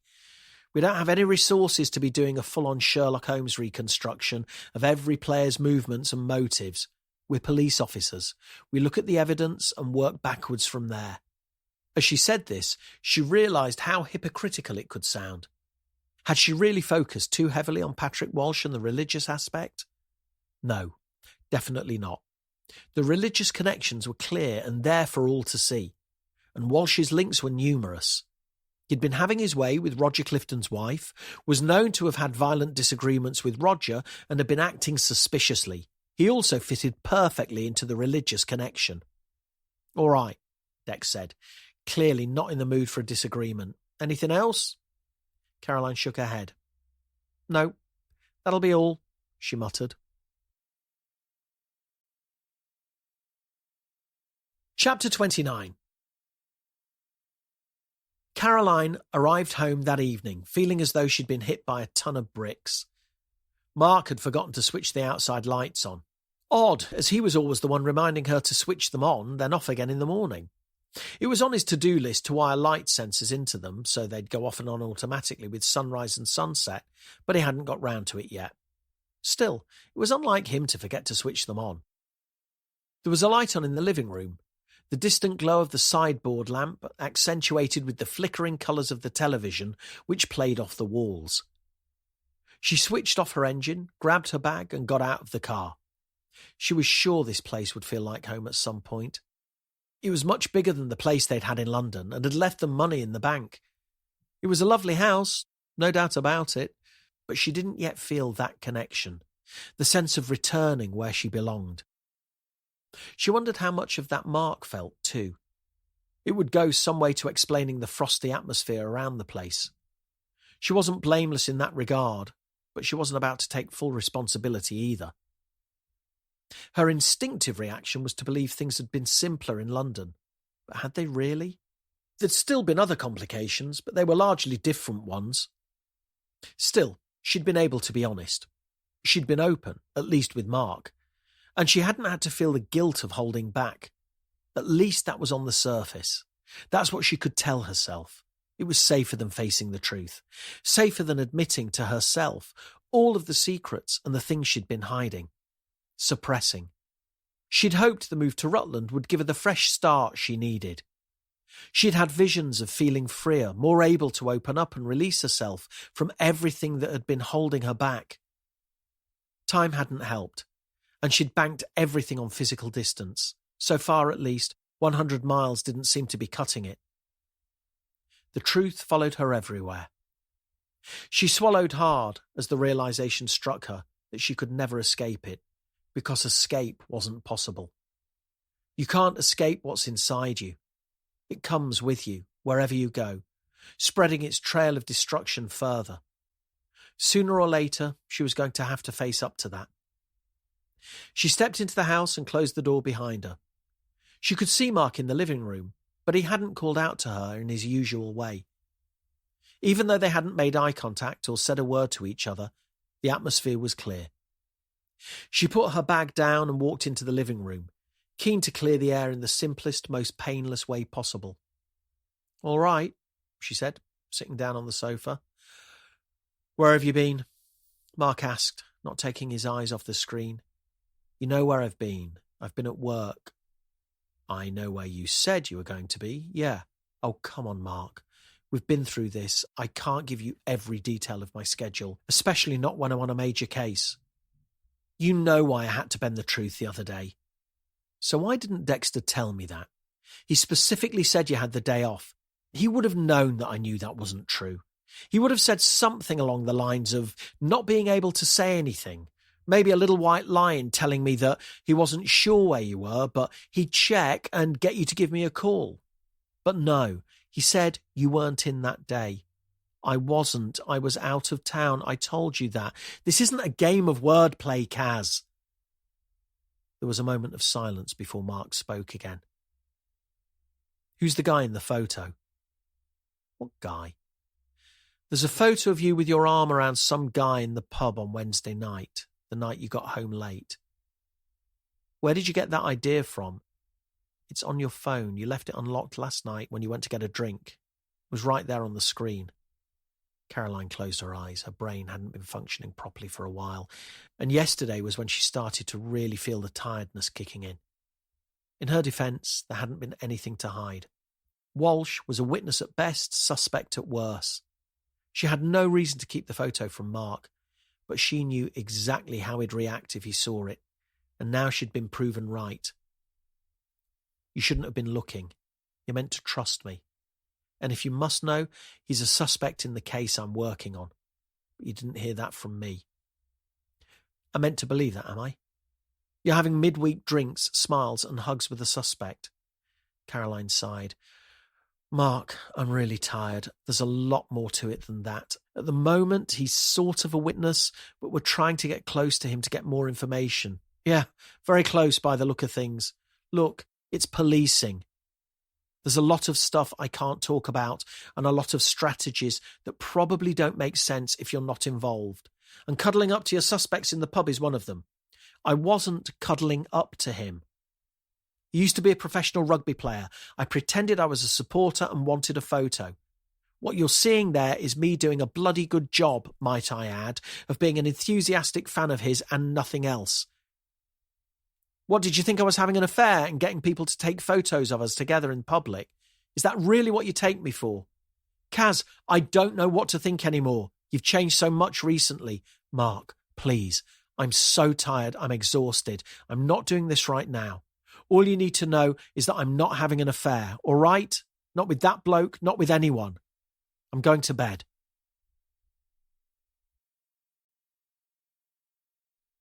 Chapter 30. Far from feeling refreshed after a night's sleep, Caroline somehow woke even more drained than she'd been the night before. She planned to head out and speak to Arthur Clifton, but didn't feel she had the physical or mental energy to deal with it. The easiest and most sensible option would have been to send someone else, but that wasn't an option. Caroline liked to see the whites of people's eyes for herself. She headed to the office kitchenette and made herself the closest thing to a double espresso she could muster. 2 teaspoons of coffee granules and a couple of splashes of hot water. She downed it in one go, then made herself a full cup of strong coffee. Before she finished, Derek Arnold poked his head around the corner. Caroline, can I have a quick word if you've got a sec, please? Yeah, of course, here or... She had a feeling she knew what the answer would be, and that she was about to find herself called into the chief superintendent's office for the second time in a week. She was right, and followed Arnold back to his office, clutching her hot mug of coffee. She sipped at it as Arnold spoke, now safe behind the comfort of his desk. I've had another complaint from Reverend Peter Totman, he said, folding his arms. An official one, or another little word in your ear? He says you were harassing his wife at the Empingham Church fete. Harassing, is that his word or yours? His. Right, well, obviously that isn't the case. We were in the same room as each other, so naturally we spoke. What were you doing there? Caroline shrugged. It's a local church fete. I live locally. I decided to go along. With DS Antoine on work duty? We were passing. There's a line of inquiry we're following up at present, which put a person of interest there, so we went along to observe and keep our ears to the ground. Who's the person of interest? I'd rather keep that close to my chest for now, for operational reasons. Is the person a registered informant? No, sir. I see. So are you going to tell me who it is? Caroline knew she had to have a watertight reason not to tell him. Procedurally, she was out of her depth. If she refused, she'd be off the case. Patrick Walsh, the rugby player. We knew he'd be at the fete, so we went along to have an informal chat. When we got there, we bumped into the Reverend and his wife, so we got talking. That's it. In that case, I'm going to have to formally request that any interviews, whether with suspects or witnesses, are done through the proper channels.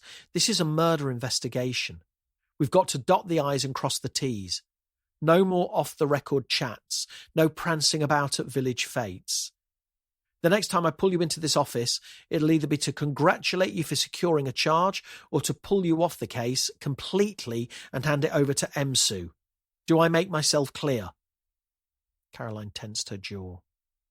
Yes, sir. Perfectly clear. She stood and left Arnold's office and headed back to the incident room. Before she could reach the door, she started to feel lightheaded. Her vision seemed to close in on itself, dark edges appearing around the outside, as if she was reversing at speed through a tunnel. A wave of nausea flooded through her, followed by a sudden hot flush. It was as though someone had turned the temperature up 20 degrees in an instant. Before she could work out what was going on, she felt her legs buckle beneath her. Trying desperately to steady herself against the wall, she slid down it, feeling the cold of the plaster against her back, before the taste of iron in her mouth as she hit the floor and felt the world close in on her. It felt as though she'd blinked. Her breathing was shallow, and she could feel the beads of sweat running down her face as she struggled to sit up. "All right, it's all right," came the sound of Aidan's familiar voice. "Let's take it easy. Take small sips of this for me." Caroline grasped the tumbler of water with shaking hands and did as he said. She felt weaker than she ever had before and 1,000 times as vulnerable. "I'm fine, don't worry," she said. "I shouldn't have skipped breakfast and lunch. I didn't get much sleep either." "Sarah's called you an ambulance. They're on their way." No, cancel it. I'm fine, please. At least let me take you in. You need to be checked." "No, I don't. I haven't eaten. I haven't slept. That's all. There's no point wasting their time. I've just passed out. That's all." She looked up at Aidan and Sarah. "Seriously, cancel it. I'm not joking." Sarah looked at Dexter. He gave a slight nod, and Sarah walked away, mobile phone in hand. "Aidan, go and get another glass of water, will you?" Dexter said, before watching him head towards the kitchenette. "You all right?" he asked her. "I'm fine, Dex, honestly. You don't look fine. What's been going on?" "Nothing, I'm just tired and I haven't eaten." "You know I don't believe you, right? I didn't ask you to. We should probably hand this case over. I don't want to any more than you do, but we're well out of our depth. If it's having this effect on you, we can't risk it." "It's not. The case is fine. I'm probably just coming down with something. Doesn't mean we have to give in and let the big boys run the show. It's not about giving in. It's about knowing our limits and doing what's best for everyone, for Roger Clifton. By now he could hear Aidan starting to return with a glass of water. No, Dex, it's not happening. I need your help and support right now. If you breathe a word of this to anyone, I'll never forgive you.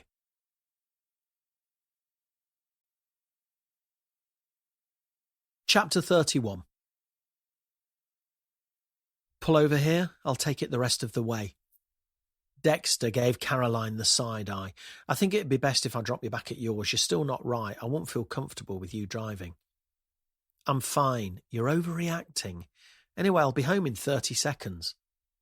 Dexter pulled over, bumping the car up onto the pavement on Ashwell Road. Mark home?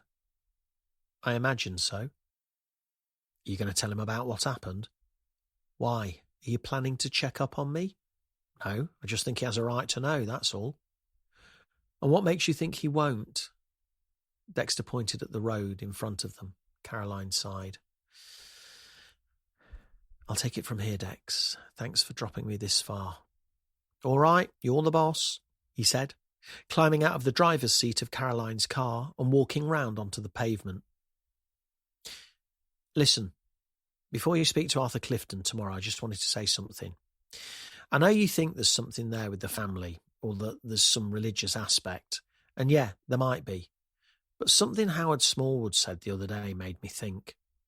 About history. I've been doing a lot of reading up about it all, and it kind of makes sense. What if the church and everything else is religious symbolism, but not in the way we thought? Sorry, Dex, you're going to need to start again and assume I've spent a portion of the day unconscious. The working theory is that the symbolism is meant to represent Roger Clifton being a vocal atheist and therefore the killer being a Christian, right? Right. But what if that's not it at all? What if the symbolism of the church, Normanton Church specifically, is that it used to be a church? Dex, when I said dumb it down a bit, all right. So 50 years ago, a bunch of families were displaced from their homes, yeah? They'd probably lived there for generations, tended the land, been part of the community. Then a big company comes in and decides to flood the lot. That'd fuck you up good and proper. Is that the official psychiatric term? Don't forget, the reason Normanton Church got deconsecrated was because of the flooding of the villages and the creation of Rutland Water. Otherwise, it'd still be a totally normal church on top of an hill, rather than a tourist attraction halfway underwater. Some of the families who lost their homes probably would have gone to that church. What, you think someone's held a grudge for 50 years? And if that's the case, why Roger Clifton? He was only a kid when all that happened. He's hardly responsible for it, is he? Anyone who was involved is going to be long gone now. And anyway, attitudes have mellowed. Everyone knows it was for the best. The county's booming now. Yeah, but what if they haven't mellowed? What if someone's been sitting there with it brooding for 50 years? Then why now and why Roger? Dexter sighed. I don't know, but we're close, I'm sure of it. There's got to be something we're missing. I can feel it. Caroline looked at him. Is that an admission that gut feelings are all right now then? When they're your gut feelings, I mean. No, I didn't mean it like that. If I'm right, the religious thing might have more legs than I thought, but I don't think it's the motive in itself. We'll get there. I just thought it was something worth mentioning. Maybe we might be able to put our heads together on it tomorrow. Yeah, tomorrow. Perhaps Arthur Clifton will be able to shed some light on some things. Alice seems convinced he's been after the company for a while. Either way, I think we're getting closer than you reckon. These things don't take much. Only needs someone to slip something into a conversation or make one wrong move and we're in. Thanks for covering me, Dex. And thanks for dropping me home. Most of the way home. Get some rest. I'll see you in the morning. We'll get this figured out, all right? Caroline nodded. I know we will. She got into the car and watched as Dexter walked back down Ashwell Road towards the town. She sighed heavily and rested her forearms on the steering wheel. Today had been an absolute disaster in so many ways. She'd be glad to put it behind her. She hoped her weak excuse about not having eaten would wash with the team. The last thing she wanted was for anyone to feel she was weak or incapable. She got used to that being at the back of her own mind for too long. She certainly didn't need anyone else thinking it. She bumped the car back down the curb and accelerated away, looking forward to a good night's sleep. Chapter 32. Sleep, though, was hard to come by. It seemed that every step she took, the further she strayed from catching Roger Clifton's killer. Whichever direction she turned, she found resistance and ran into roadblocks. It was the most frustrating case she'd worked on in a long time. All of the ingredients were there, but it seemed impossible to stitch everything together in a way that formed a coherent case. There were still too many holes, too many inconsistencies, too many places in which this could easily fall apart. Patrick Walsh seemed, to her, to be a lead worth pursuing. The affair with Alice Clifton seemed all too convenient, but it seemed she didn't stand to make any benefit from Roger being dead. She already had the house, their separation had been amicable, and she had no share in Arthur Clifton construction. Then again, Alice Clifton's reaction when she found out Arthur was going to inherit the business made it clear she'd at least suspected she might be first in line. But was it strong enough? The missing link seemed to be the younger Arthur. She didn't know what part he played, but his appearance back on the scene so soon after his brother's death couldn't be ignored. He had one thing, if nothing else: a motive. The issue was he wasn't in the country when Roger died. There was, of course, always the possibility that he could have worked in cahoots with Alice and Patrick, but there was no reason for them to do so. Neither Alice nor Patrick had anything to gain from Roger's death, so why would they agree to commit murder in order to help Arthur out? In short, Alice and Patrick had the means and the opportunity, but no motive. Arthur had a clear motive, but no means or opportunity. And there was no compulsion or reason for any of them to have worked together and combine means, motive and opportunity together. The more she thought about it, the more it made her head hurt. Tomorrow, they'd go and speak to Arthur. That would let them get a sense of what he was like, allow them to draw some information out of him, and, hopefully, start to make some progress in what was fast looking like an impossible case to crack.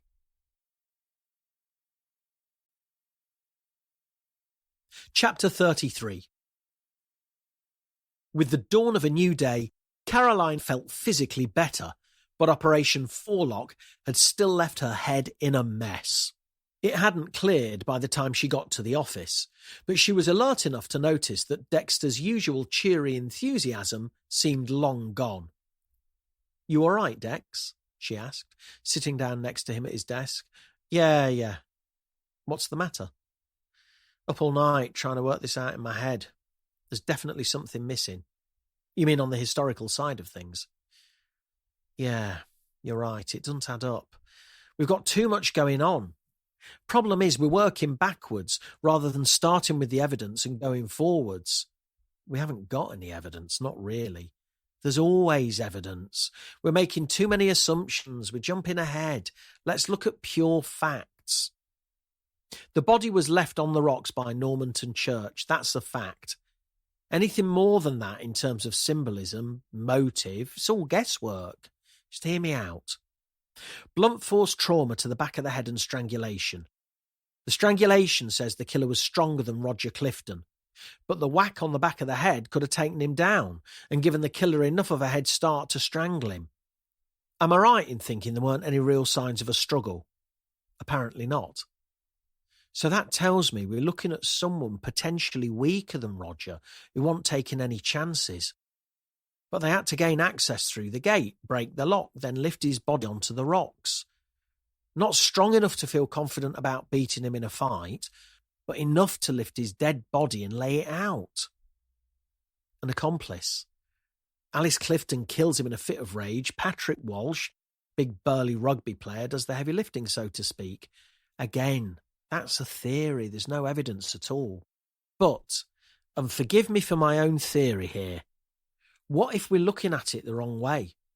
What if the head trauma and the strangulation were because the killer wanted to make damn sure Roger was dead? Not a fight gone wrong or a cover-up, but planned in advance with a belt and braces approach. You're still looking at one person lifting a dead body out of a car boot and over the ledge before laying it out on the rocks. Either way, we've got to be looking at a killer and an accomplice at the very least. It still makes Alice Clifton and Patrick Walsh our main suspects. But that makes no sense either. Why not dispose of the body somewhere else? Why lay him out in the middle of the biggest tourist attraction in the area? Roger disappeared off travelling enough and was pretty reclusive otherwise. They could have bumped him off, hidden the body and claimed ignorance. Everyone would think he'd gone off on a jolly or disappeared. But instead, they laid him out on full display, knowing damn well the estranged wife and her burly bit on the side would be prime suspects. Unless, of course, that was someone else's intention. You mean someone framed Alice and Patrick? Well, put it this way. I can't see him having pointed a massive arrow at themselves. That's the thing, though. It's almost too massive, as if it could be a double bluff. Theory again, and no real motive. Alice didn't need Roger out of the way. Sure, he was an arsehole, but it wasn't a problem for her. She had the house, they barely saw each other, she had no financial interest in the business. Far too much of a risk to kill Roger for virtually no gain. But that's the problem. No one had anything to gain from killing Roger. Other than the brother, I mean, but he wasn't even in the country at the time. Yeah, I don't know. I still think we're missing something historical. You're right on the symbolism, but I think we're looking in the wrong place. I think it's historical symbolism, not religious. Is that based on theory or evidence? Caroline asked, with a wry smile. Copper's intuition, Dexter joked. Good luck getting that to stand up in court.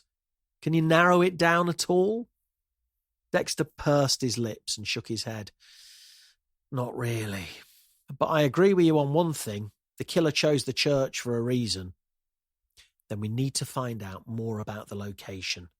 See if we can pin down a reason why it might have been picked.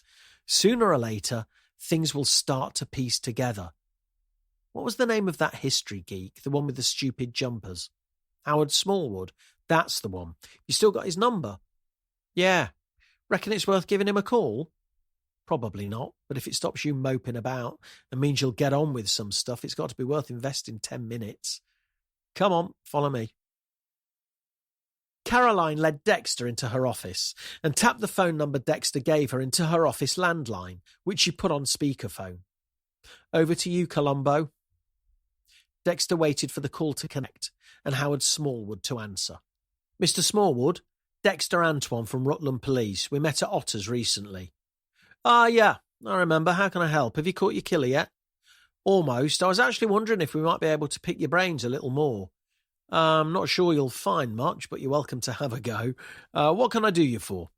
It's about Normanton Church. We think the killer picked that site for a reason, and we think it might have had some historical significance of some sort. We were wondering if you knew anything in the church's history which might have made it stand out somehow. Well, you know about the deconsecration and the raising of the church floor, don't you? Bits, yeah. Well, that was as a result of the planned flooding. Without that, the church wouldn't be there now. It was a community effort that saved it and got the work done. Do you know who organised it? Howard exhaled heavily. Not off the top of my head. I've got a copy of the petition in my archives somewhere. It might take me a few days to dig it out, but I can take a look. Mind you, I imagine everyone will be long gone by now. I was only a boy at the time myself.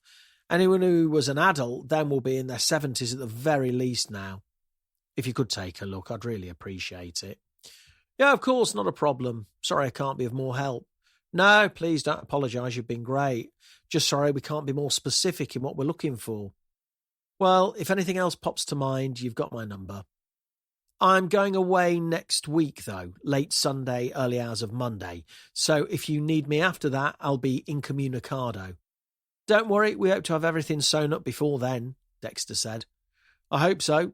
Shout if you need me. Caroline chuckled as Dexter ended the call. Mad as a box of frogs. No madder than us bumbling about like a tit in a trance. Well, Caroline said, looking up at the clock on the wall, it's about time we headed off to see Arthur Clifton. The site will be open by now. He's our only man with a motive, after all. They headed out as planned to meet Arthur Clifton at the construction company's offices, the company which now bore the same name as its owner. There was a different feel around the place compared to their last visit. When they'd come before, there was a sense of suspicion and unease, as if no one quite knew what was going to happen. This time there was an air of stability, of things getting back to normal. Hello again, Sonia Smith, the office manager said, as they pulled up in the yard. She was leaning against the wall of the hut, smoking a cigarette. Morning. How's it all going? Oh, all right, I think. Looks like we've all still got jobs, so that's the main thing. Good. Is Arthur in? In there, she said, nodding her head towards the building she was leaning against. Caroline and Dexter stepped inside to find an attractive tanned man hunched over a laptop. Hi, Caroline said, jolting him back to reality. Hi, can I help? You're Arthur, are you? Yes, I am. D.I. Caroline Hills. This is D.S. Dexter Antoine. We're leading the investigation into your brother's death. Have you got a few minutes? Be good if we could chat. Well, I can't see it being any more painful than trying to sort out these bloody spreadsheets. Right now I'd take waterboarding over this. So, fire away. Were you and Roger close? Caroline asked, sitting down on a spare chair. Not massively, no. I don't know what you've already heard, but I've been living in Spain, so obviously we weren't physically close. If you mean the other sense, let's just say we were brought up by a traditional sort of father. A stiff handshake counted as intimacy. So have you moved back to the UK now? Well, I hope not. Obviously, I came back when I heard about what had happened to Roger, and I found out that he'd left the company to me. I'm spending a bit of time getting to grips with where it is, what's going on. Then I'll probably put someone in charge of the day-to-day running of it.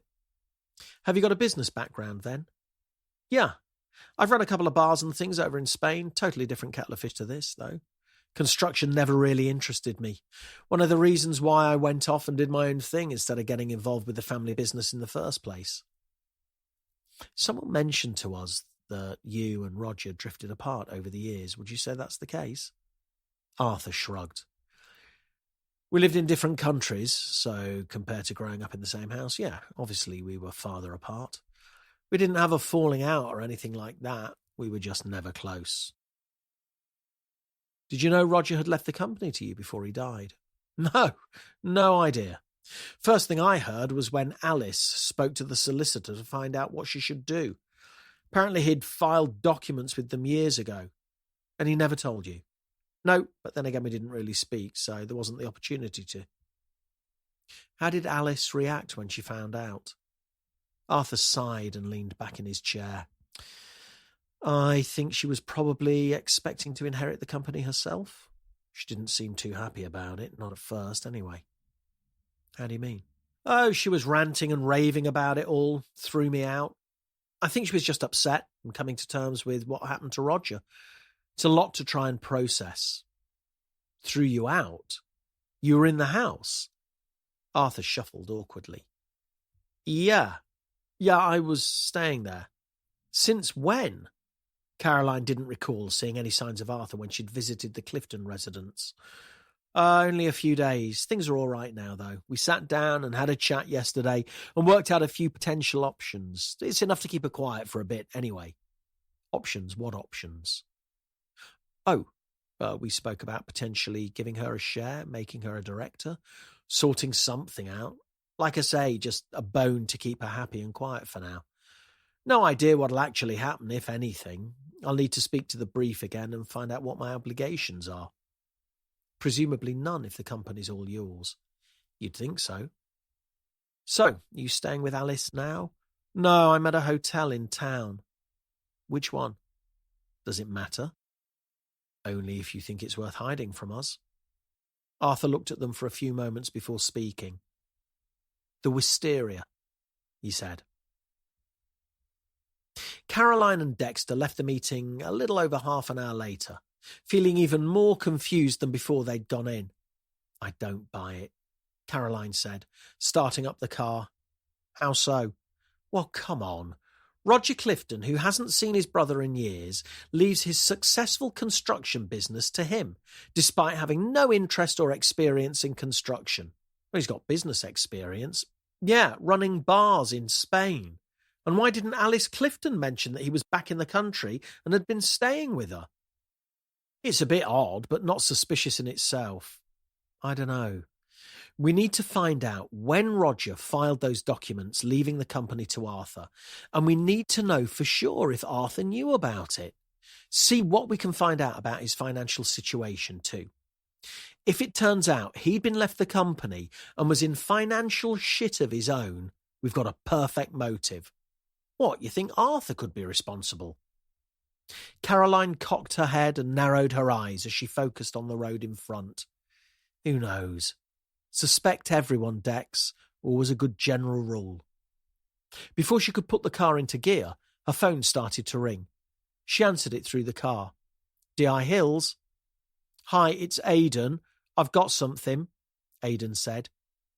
I've been onto the airlines trying to find out when Arthur Clifton came back to the UK. He's been back in the country for 3 weeks. Seriously? Yeah, he was here a whole week and a half before Roger died.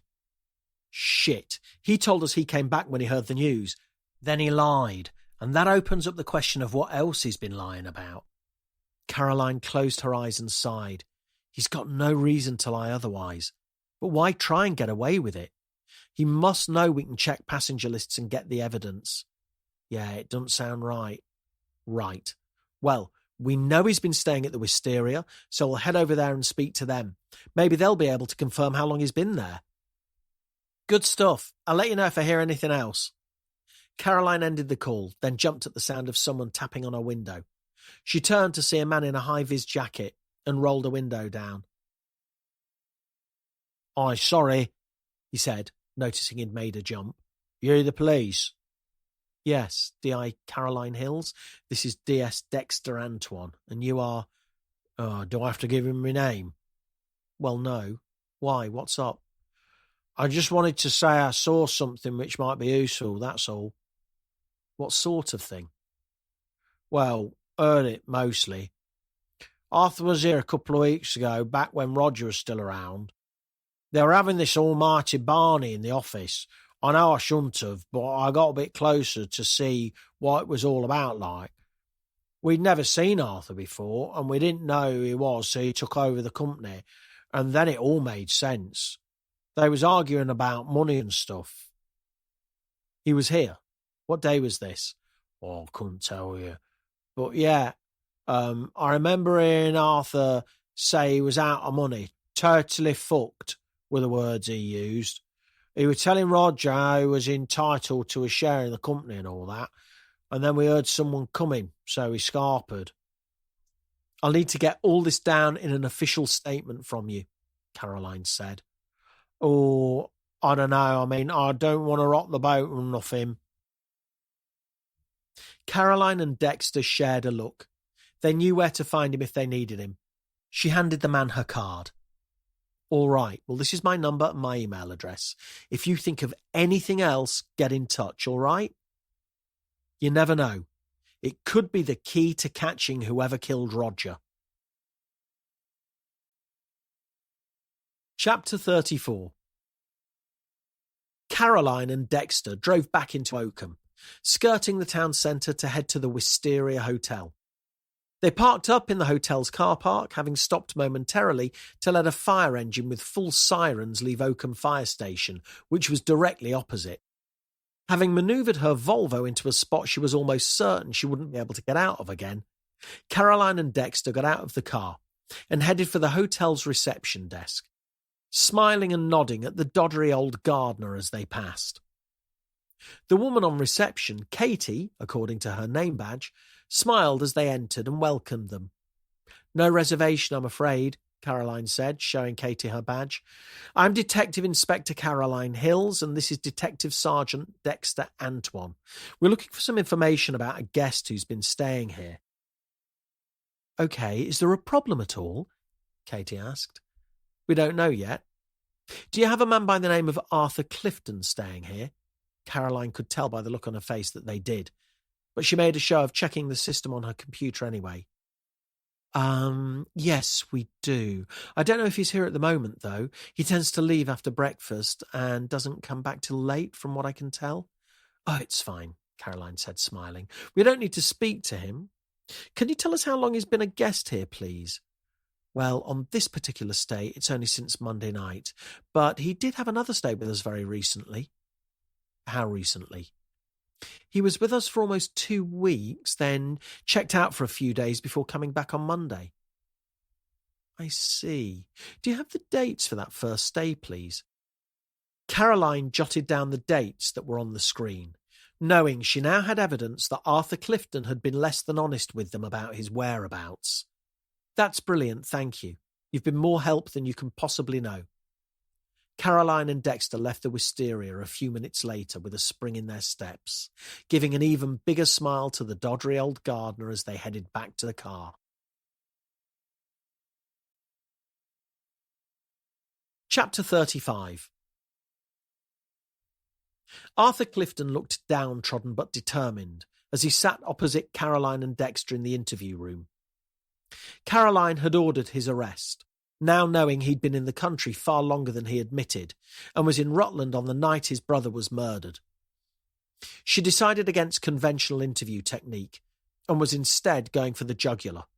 They already knew Arthur had lied to them, and she wanted to catch him off guard from the start. You told us you came back to the UK because you heard Roger had died, is that right? She asked. Yes. So why were you seen at the yard arguing with Roger days before his death? The colour began to drop from Arthur's face. Well, I don't know. Someone must be mistaken. Okay, so why does the Wisteria Hotel have a record of you being in the country and staying with them before Roger died? In fact, you were here on the night he was murdered, weren't you? Look, this isn't what it seems, I can promise you. You might as well just tell the truth, Arthur. It's much quicker and cheaper than me having to pick up the phone to UK border control. Arthur let out a huge sigh. All right. Yes, I was here, but that still doesn't mean I did anything. Look, I didn't know I was going to inherit the company. I had no clue about that at all until the lawyer got in touch. I don't even want the bloody thing anyway. What do I know about construction? That's not my game. On that note, why did you come back to the UK? Caroline asked. Arthur closed his eyes. Because I'd run out of money. The bar business went tits up. I thought I could rely on my family for a bit. Thought they might at least be willing to help me out, but Roger pretty much told me to piss off, said he had no intention of helping me out. That's what he was like. But you're financially stable now you've got the company, aren't you? Honestly, I don't know. Maybe, maybe not, but I swear I had no idea I was even in line for it. So why would Roger leave you the business but not want to lend you any money when things went sour for you in Spain? I've no bloody idea. I wish I knew. The only thing I can think of is he was respecting the family's wishes, Grandad's wishes. He wouldn't have wanted the business to leave the family, and he definitely wouldn't want it going to a leech like Alice. The leech whose house you chose to stay at. Briefly, like I say, I'm brassic. The hotel bill's going on what's left of my credit card, and even that's creaking. I've got to say, Arthur, it's not quite adding up. Pardon the pun. Did you kill Roger in a fit of rage? You had to leave Spain when your business went to the wall, and your own brother wouldn't lend you a helping hand. No, we argued, yes, but no, I didn't kill him. Where were you on the night he died? Asleep. I was staying at the Wisteria, wasn't I? I was in bed. From what time? Arthur sighed again. I don't know. But it was a Saturday night. I was in the bar in the evening. I ate there and stayed for a few drinks and then went up. But why don't you just check the CCTV? You'll see me in the bar. Check the cameras on the front door. You'll see exactly when I came in and exactly when I came back out again the next day. In fact, I'm pretty sure the next time I left was when I got the call to say he'd died. Check the cameras. You'll see it's all there. Caroline was seething. She didn't show it. If Arthur was telling the truth, this would be another dead end.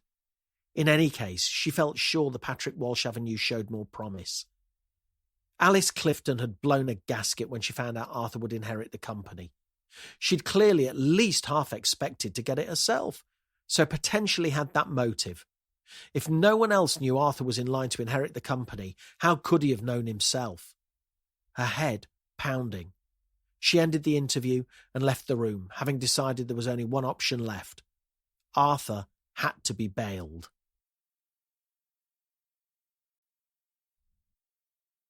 Chapter 36. Once they got back to the incident room, Caroline took a few minutes to go through the evidence and information about Arthur Clifton with Aidan, then stepped out into the main incident room and briefed the rest of the team. Either way, she said, we need to gather as much as we can here.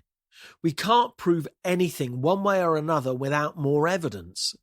Aidan, get onto the wisteria and pull the CCTV between Saturday evening and Sunday morning on the night Roger died. We need to track down his movements from when he came back into the country too. We need CCTV from the airport. Find out if he gets into a cab, on a bus, train, whatever. From there, find out where he went, trace his movements. Sarah, I need you to get hold of the solicitor who's been handling Roger's business affairs. Find out for certain when Arthur first knew who was being left the company. If it's before Roger died, we could be home and dry. Do you think it's him? Sarah asked. Honestly, I don't know. If it is, why the religious symbolism? Why go to all the effort of taking the body down to Normanton and placing it on the rocks? Diversion tactic? To be fair, it's worked. We've spent a week and a half assuming it's connected with religion somehow. What if it's all a massive red herring? Then why not use a more accessible church? Normanton's got to be one of the most difficult to access churches in the country. Exactly. It looks like it's been chosen specifically, and we're running around like headless chickens trying to find out why. What if it wasn't? Or what if it was, but purely for the purposes of throwing us off the track? Caroline stopped for a moment. She had to concede that it was, of course, possible. But something still didn't sit right. The religious aspect wasn't a hill she was prepared to die on, but she felt sure it fitted into the equation somewhere, somehow. What if it's all linked? Dexter said. What if there's a connection between the church, the history of the area, and Arthur coming back to the UK a week and a half before his brother's murder? Such as? I don't know, but it's all too weird otherwise. It's weird whichever way we look at it, Dex. Nothing about this case is normal. Have we had the library CCTV back from the council yet? No, not yet, no, Sarah said, looking a little embarrassed. I've been on at them again this morning, but they're dragging their heels. For Christ's sake, we asked for it 2 days ago. Get on to them again. Put a rocket up their arse. Tell them if it's not here within the next few hours, we'll get a court order. Will do. In the meantime, my brain is at severe risk of actually melting if I don't take half an hour. So I'm going for a walk. Anyone need anything from town? Caroline was pleased to see head shaking rather than shopping lists being thrust at her, and smiled inwardly as she looked forward to a break in the fresh air. A few minutes later, she was strolling down Church Street, the warm sun on her face, a gentle breeze in her hair, and the stunning Church of All Saints looming over to her left. She couldn't deny Oakham was a beautiful town to walk around, and she told herself she'd make much more of an effort to do this, daily if possible, and not only when she'd come so close to a complete breakdown that she needed the air and space. Mark was right. It'd be good for her.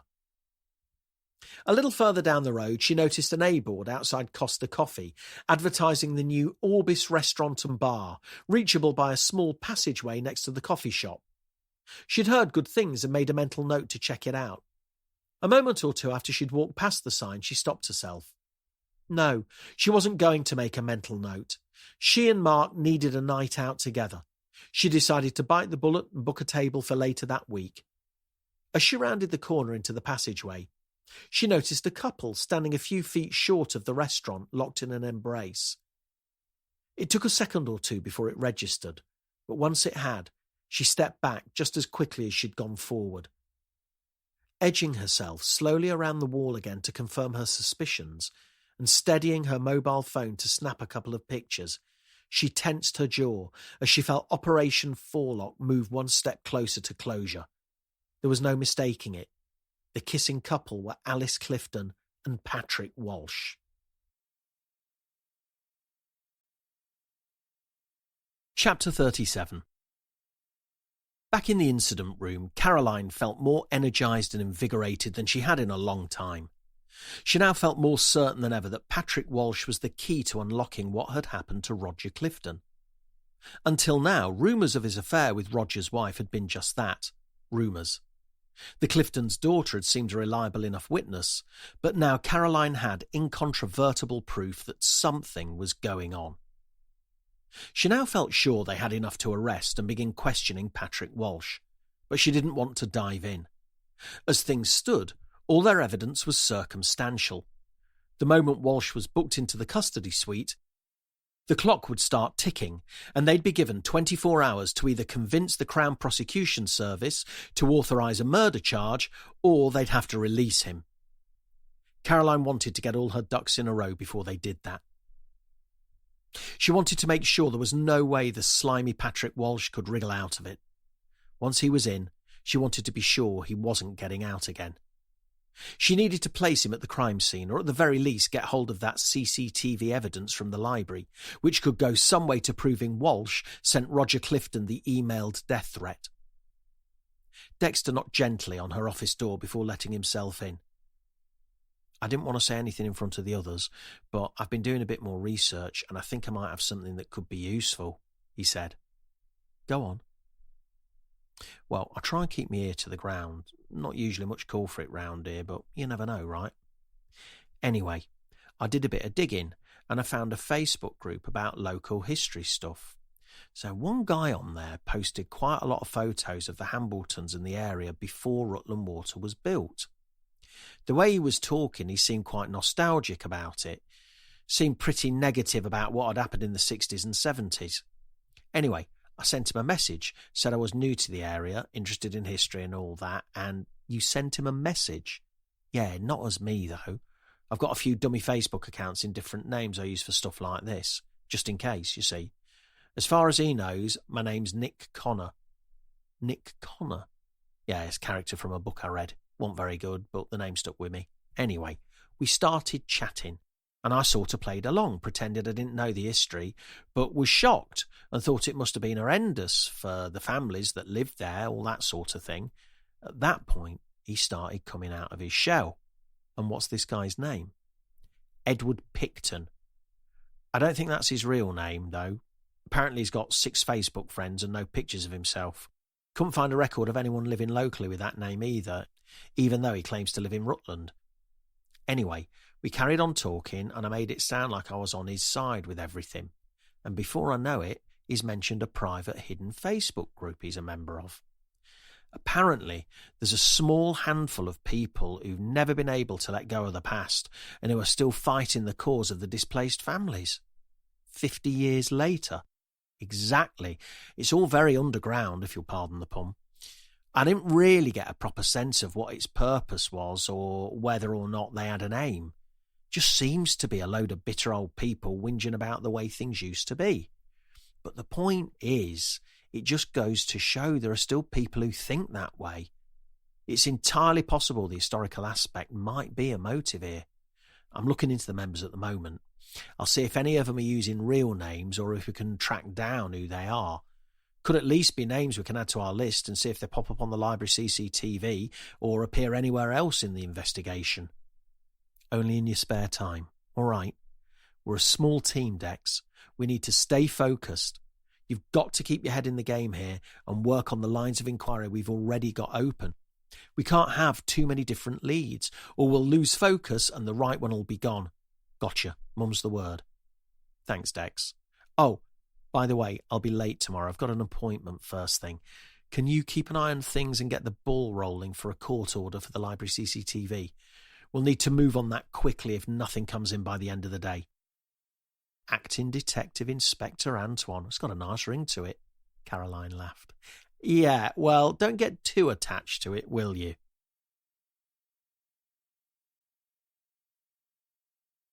Chapter 38. The next morning, Caroline pulled her car into the now familiar car park and turned off the engine.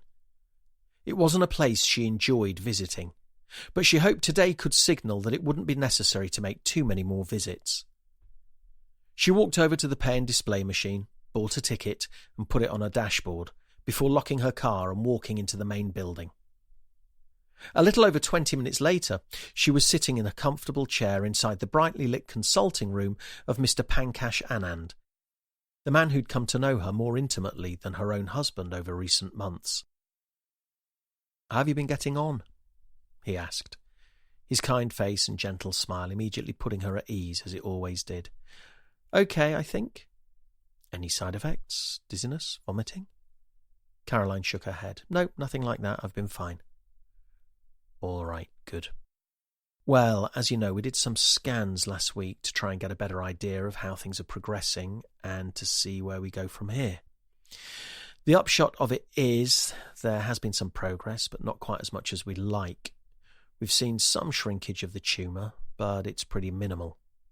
To be honest, if we continue with the treatment as is, at best I'd predict little to no change over the coming months, with the distinct possibility that it could potentially grow or spread further, which of course is what we want to avoid." Caroline swallowed.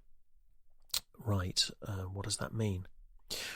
"Well, there's no real way of knowing what damage the cancer could be doing to your ovaries in the long run, but to be honest, the same could be said of the treatment. As things stand, it's been quite targeted. We hoped the paraplatin on its own would be enough, but I think now we need to think longer term. There are two potential routes here. We could look at a more generalised chemotherapy, which of course has its own worries and side effects. We'd be talking hair loss, more extreme nausea, exhaustion.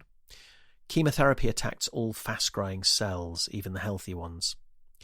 The other option, and if we go down this route we'll need to move fast, is the surgical option. In my opinion, the tumour is small enough to operate on, but it's marginal. We'd need to operate quickly, because if it were to grow any more, we'd need to go down the heavy chemotherapy route again to shrink the tumour enough to get it into an operable state again. Does that make sense?" Yes, I think so. To be honest, I'm struggling with the exhaustion as it is. What would the surgical route mean? It'd be an overnight stay, at the least. Antibiotics, potentially intravenous steroids. Would I be left with a scar? There would be a surgical scar, yes. We'd go in through the abdominal wall, but that route isn't risk-free either. I have to tell you, there is a chance we'd have to take out the uterus or fallopian tubes if there's a chance the cancer has spread, or if it's deemed safest to do so. The thought sent shockwaves through Caroline. She and Mark had never intended to have more children, but the prospect of having the possibility taken away from her was heartbreaking. More than that, in that instant, it made her feel less of a woman. But there was no denying further heavier chemotherapy wasn't an option either. She'd been fortunate with the paraplatin. As a targeted treatment, it had meant she had no hair loss or outward physical signs of cancer. She'd had the usual vomiting and exhaustion, not that she'd admitted that to the consultant. Now there was nowhere left to run. She either went down the intense chemotherapy route, with all that entailed, or she opted for surgery and the scars she'd be left with for life, with that as the best possible outcome of that particular option. She leaned back in her chair and contemplated what life was going to become. Either way, she had to face up to it. She was going to need to tell Mark. It would affect her work, her home life, her relationships. There was no way out of it.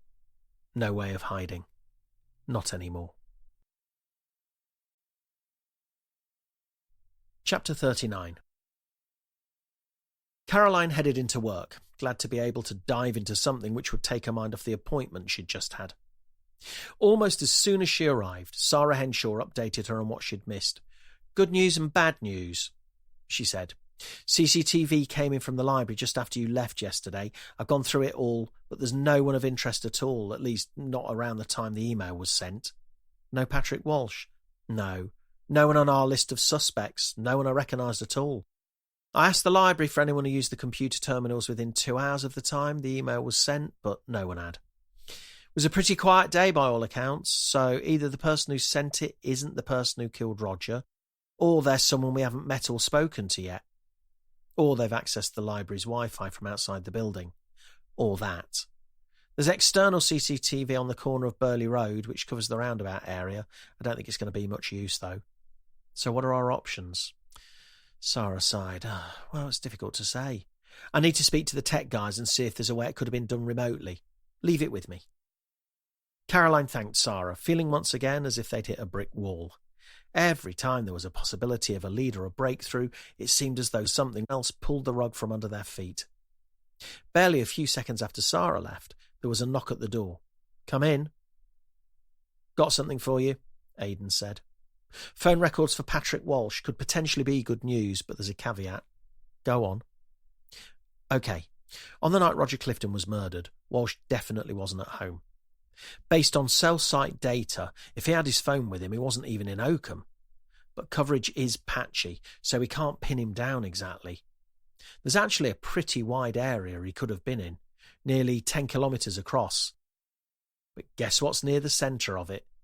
Please tell me the answer is Normanton Church."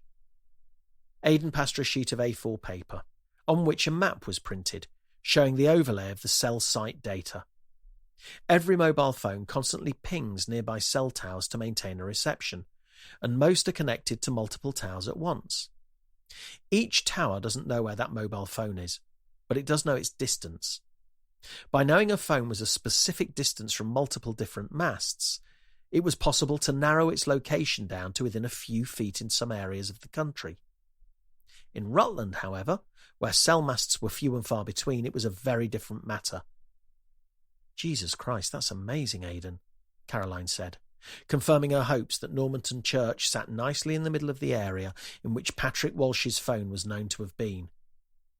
"It is, but it's nowhere near enough. There are 1,000,001 other places inside that patch where he could have been. It still doesn't place him at Normanton. It doesn't, but it's a bloody good start. It's another step closer without a doubt. It certainly doesn't take him out of the picture just yet." "It's more than that. This might even be enough to bring him in and start to pick holes in his story." "Perhaps, but I'm not so sure. I think we need something more concrete before we bring him in.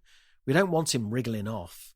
And if it's not him, we're up shit creek without a paddle. The guy's virtually a celebrity."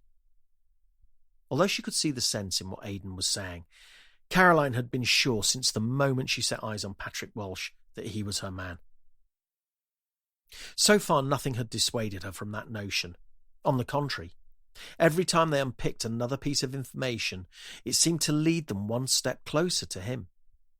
There was nothing conclusive, but to Caroline, that was only a sign that Patrick Walsh had covered his footprints well. To get any closer, they needed to put him in the spotlight, find the holes in his defence and pick it apart until he had no choice but to tell them what had happened. "I hear what you're saying, Aidan, but I've made a decision. Arrest Walsh on suspicion of murder, bring him in." Chapter 40. Although there were many questions Caroline wanted to ask Patrick Walsh, some of them would have to wait.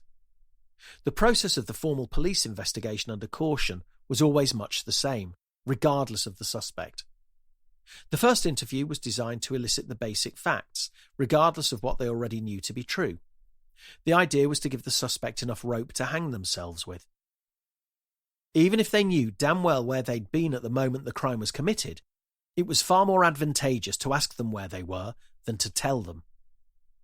The second interview could then be used to reveal the evidence, which would prove they'd lied in their first interview. At this point, the pressure would be applied in the hope of the suspect admitting the truth under the pressure of growing and overwhelming evidence. She chose to conduct the interview herself, with Dexter sitting alongside her. Walsh had opted to attend the interview on his own, without a solicitor or legal representation. This was something many suspects did, presumably in an attempt to give the impression that they had nothing to hide. In reality, it did the complete opposite. An innocent person arrested for murder doesn't try to wriggle out of it on their own. They immediately call a solicitor and seek the best legal advice possible to clear their name. Walsh's approach smacked of arrogance, and Caroline didn't like it one bit. Walsh sailed through the first interview, claiming he was at home at the time Roger Clifton was murdered, something they now knew to be untrue. He also claimed he had no intimate connection with Alice Clifton and knew the family only through their involvement with Empingham Methodist Church. Caroline had seen with her own eyes that this was also a lie.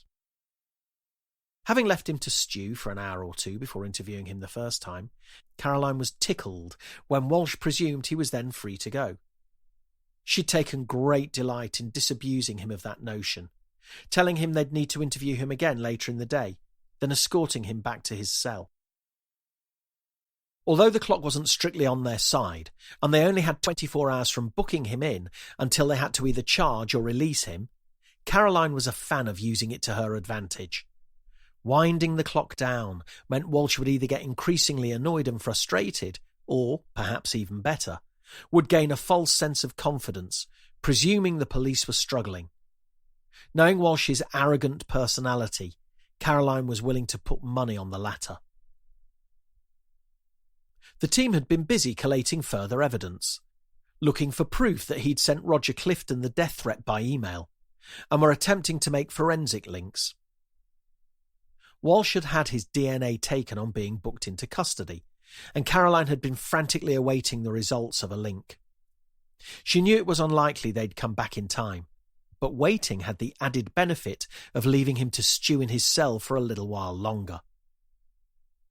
By the time Walsh's second interview rolled around, it was approaching midnight. Chief Superintendent Derek Arnold had hung around until just past 10, keen to keep abreast of the situation. After all, murder didn't often visit Rutland. But even he had given in to the call of home, leaving only Caroline, Dexter, Sarah and Aidan in the office. Caroline and Dexter sat down in the interview room, trying to look more awake and alert than Walsh, who'd nothing to do but sleep in his cell for the past few hours and hoped their fixes of black coffee and Haribo Tangfastics would keep them going long enough. With Walsh's custody clock running out late the next morning, they could be in for a long ride yet. So, Patrick, you told us you were home on the night Roger Clifton was murdered, is that right? Yes, Walsh said, a little less certain than he'd sounded earlier. OK, we've got mobile phone cell data, which shows the approximate area your phone was in at the time. Do you want to change your answer based on that? At this point, most suspects tended to try and wriggle out of it by claiming they'd lost their phone or had left it somewhere accidentally. Proof of their mobile phone's location wasn't the same as proof of their location. Walsh swallowed and sat back in his chair, folding his arms.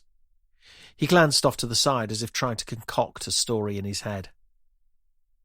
No comment. It was another common belief that no commenting one's way through an interview would somehow absolve them of guilt. On the contrary, when cases reached court, judges tended to look unfavourably on uncooperative defendants. OK, let's try something else, Caroline said. You told us in your first interview that you had no real connection or relationship with any of the Clifton family, and that you knew them only through the church. Do you want to change anything there? Walsh shook his head. No. I'd like you to take a look at this photo. Caroline passed Walsh a printout of the photo she'd taken of him and Alice Clifton outside Orbis. Do you recognise the people in this photo? Walsh's jaw tensed. No comment. Is the male you? No comment. I think it looks quite a lot like you. No comment. In fact, I think it is you. Do you recognise the female? No comment. I hate to burst your bubble, Patrick, but that is a comment. Is the female Alice Clifton? Walsh didn't answer. That's you and Alice Clifton, isn't it, Patrick? What are you both doing in this picture? Although it was blindingly obvious what they were doing, Caroline was keen to lead him into answering, as opposed to putting everything in front of him at once. Are you and Alice Clifton in a relationship? How long has that relationship been going on? Did you kill Roger Clifton because you wanted to be with his wife? No, I didn't kill Roger. This was the first time Patrick had explicitly denied his involvement in the murder. Caroline pushed harder. Looks to me a lot like you did. Here you are, captured on camera, kissing Alice Clifton.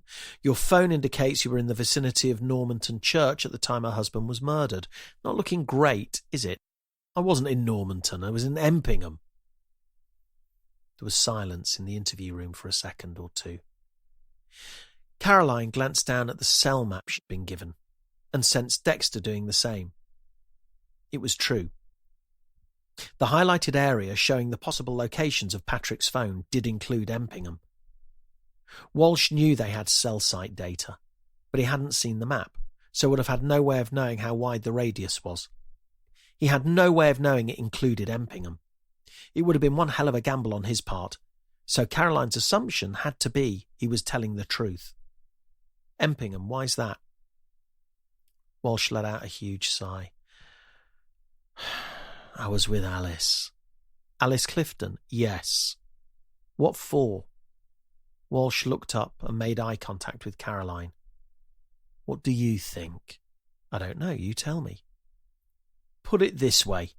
I stayed overnight. With a friend you vaguely knew from church?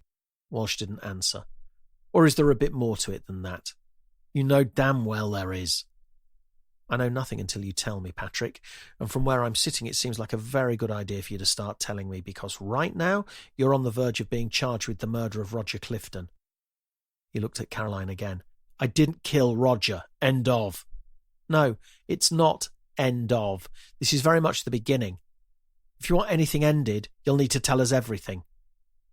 Walsh seemed to consider this for a moment, then he answered. I'm saying nothing.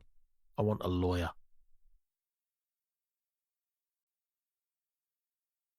Chapter 41.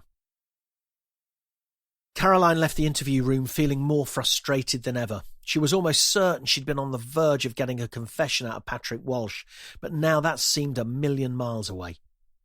Part of her felt worried at having let the custody clock run down so far. They were now more than halfway through, and she'd been left in the position of trying to get hold of a duty solicitor at gone midnight. She privately wondered whether that had been Walsh's plan all along. But then, why admit the affair? None of it made any sense to her. She was tired, knackered. Very little was going to make sense when her mind was like this. She wondered if she might be able to grab an hour's kip somewhere, in her office perhaps. She didn't do well with naps. She tended to wake up rattier than before, but it was the only option she had. There was no way she was going to get home before lunchtime. There was always a good chance, too, the custody clock could be extended if her superiors agreed a little more time was needed. It was an option that was only available in the most serious of cases, and there weren't many more serious than murder. Caroline made her way back to the incident room, ready to update Sarah and Aidan on their progress, or lack thereof, in Walsh's second interview. But before she could do so, the door flew open, and Sarah bundled out into the corridor. Oh, there you are. I was just coming down to find you. Yeah, all right, Caroline said. I told you we'd be up when we were finished. No, I wasn't chasing. I was coming to give you an update. There's been a development, a massive one. What is it? Caroline asked, narrowing her eyebrows as she felt the dull thud of exhaustion on her temples. It's Arthur Clifton, Roger's brother. What about him, Sarah? Spit it out. He's been murdered.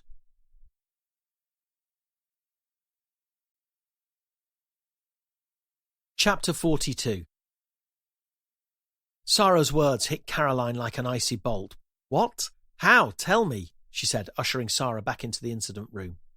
We've got first responders on the scene at the moment, but from what we can gather so far, Arthur was walking up the driveway to Alice Clifton's house in Empingham when he was attacked.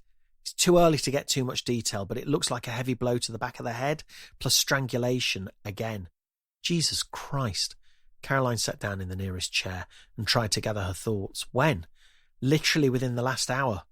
Alice Clifton heard something outside and went to look out the window. She said she saw someone running away, but it was so dark she couldn't make out anything else. What the hell was Arthur doing there at that time of night? No idea, but apparently he stinks of alcohol. Either way, if we're assuming his and his brother's murders are linked, it can't have been Patrick Walsh. We've had him in custody since before lunch. I know, Sarah, I know. Jesus. I need a minute. Sorry. It's fine, don't worry. I think we can safely say the killer's getting desperate, though. Look at what happened with Roger. That must have been planned meticulously. With Arthur, it's a case of jumping him in the dead of night while he's a few beers down, then scarpering. Whoever it is, they're panicking. Or they desperately needed Arthur Clifton dead there and then. In which case, we need to find out why. Have you spoken to Chief Superintendent Arnold? No, not yet. I thought you should be the first one to know. All right. Dexter's still downstairs. Let him know what you know. I'll call Arnold. Caroline waited for Sarah to disappear out of sight. Then she grabbed her keys and headed down to the car park. On her way, she called Derek Arnold. He picked up his phone just as she got to her car and sat inside. Caroline, how did it go? The interview? Not amazing. He'd shut down and started no commenting, then demanded representation. Aidan's trying to get hold of an off-duty brief. Listen, something's happened. We've just had a call. There's been another murder. Arnold went silent for longer than Caroline would have liked before speaking. Who? Arthur Clifton, Caroline said, almost whispering. The brother. Yeah, the brother. What happened? Same MO. I see. That's all we know right now. I'm heading over to the scene now to see what I can... No, Arnold said, interrupting her. Sorry, sir? No. No, you're not. Go home, Caroline. Get some sleep. We'll speak in the morning. Something in his tone of voice didn't sound quite right to her. Sir, I'm fine. Is something the matter? I think it'd be better to talk about this in the morning, once we've both had some sleep. I'd rather talk about it now, if that's okay. She heard Arnold sigh heavily at the other end of the phone. All right. Go home, get some sleep, and don't come into the office tomorrow morning. I'm putting you on leave. We're handing the case over to MSU. What? Why? Why? You're not actually asking me that, are you? As if our previous chats weren't enough. You've let the case completely run away with you. It's now a double murder, and who knows how many more people he's got in his sights. You've got a former bloody international rugby player in custody for a murder he didn't commit, and quite frankly, you're causing far more trouble than you're solving right now. Listen, I know it's not necessarily your fault. I can tell something isn't right. Christ knows what it is, but either way, you need to get home and rest for both our sakes. I'll clear up the mess. I'll get MSU on board, and with any luck, we'll catch the person responsible sooner rather than later. There was a finality in Derek Arnold's tone that told her there was very little point in objecting. He'd made his decision, and that was that.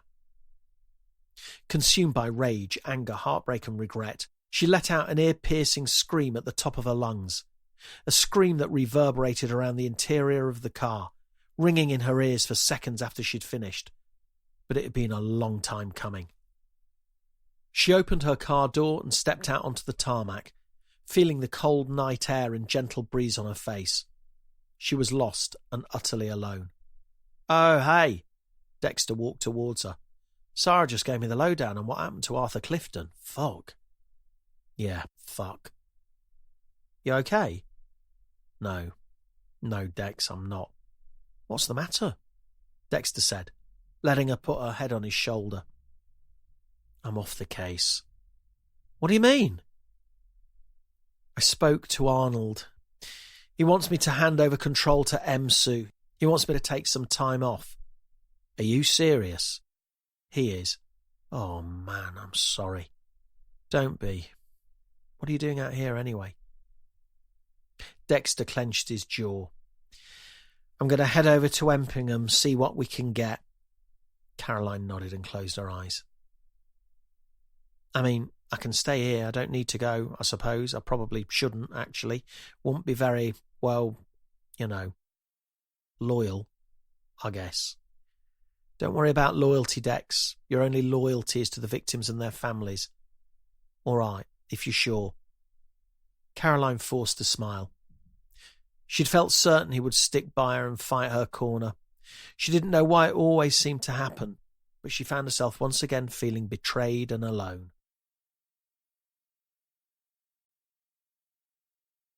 Chapter 43. When Caroline finally got home, she slept until midday. Her first thought on waking was to call the office and get an update on Patrick Walsh, but she didn't. She knew what would have happened. His custody clock had run down.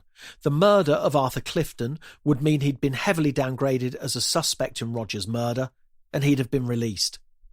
But a nagging doubt stuck at the back of Caroline's mind. What if this was all part of the plan? What if Patrick Walsh had killed Roger Clifton, and the reason Arthur was attacked and murdered so suddenly and desperately was because it needed to be done then? To her, it made perfect sense. If Arthur Clifton was murdered while Patrick Walsh was in police custody, that'd throw huge doubt on his guilt, as it had done already. Either way, there was nothing she could do. She was off the case. Her phone vibrated on the bedside table beside her. She recognised the number immediately. It was the hospital. She pressed the volume button on the side of the phone to silence the call and put it back down. She didn't care what they had to say. It was only going to be bad news. Good things weren't coming her way. It took another half hour for her to finally get up and go downstairs. She wanted to wait until she heard Mark go out to pick up the shopping as he did every week. That way, she could ease herself into the day a little more easily. She looked at the kitchen clock. Should she be having breakfast or lunch? It didn't seem to matter much either way. She took a bowl from the cupboard, put it on the kitchen work surface. As the porcelain touched the veneered wood, her eyes were drawn to a bottle on the side, one which had been there for a week or so and had largely become part of the furniture. She looked at it for a moment, admiring the way the clear liquid sat almost perfectly level with the top of the label. Before even thinking, she grabbed the bottle, unscrewed the cap and brought it to her lips, gulping down the bitter, aromatic gin. Stopping for breath, she put the bottle back down, feeling the rush of alcohol almost immediately. The liquid settled, and it became clear how much she'd drunk. She looked behind her again, then took the bottle over to the sink and carefully added cold water until the original level had been restored. She felt sick, physically and mentally. She didn't know how she'd got here, nor did she care. She wanted out of it. She felt her phone vibrating in her pocket and looked at the screen. The hospital again. She looked back at the bowl, still sitting in the place she'd left it, quietly waiting to see what food it would be paired with today. She was sure she'd never admired a piece of ceramic in quite this way before, but the fact of the matter was, bowls just got on with it. They didn't worry about thoughts and feelings. They were never betrayed, other than in favour of another bowl. But she very much doubted that ever worried them. She jumped at the loud click and rumble of Mark sliding open the patio doors. "Morning, or afternoon, should I say? How'd it all go?" "You don't want to know." "No luck, to say the least." "Wasn't it him?" "I don't know. Has he been released then?" "Yeah, I think so. Look, do we have to talk about this now?" Mark looked wounded. "No, I guess not. I just wanted to check you're okay, that's all." "I'm fine. I just want 5 minutes peace. Is that too much to ask?" Mark raised his hands in mock surrender and headed out into the garden.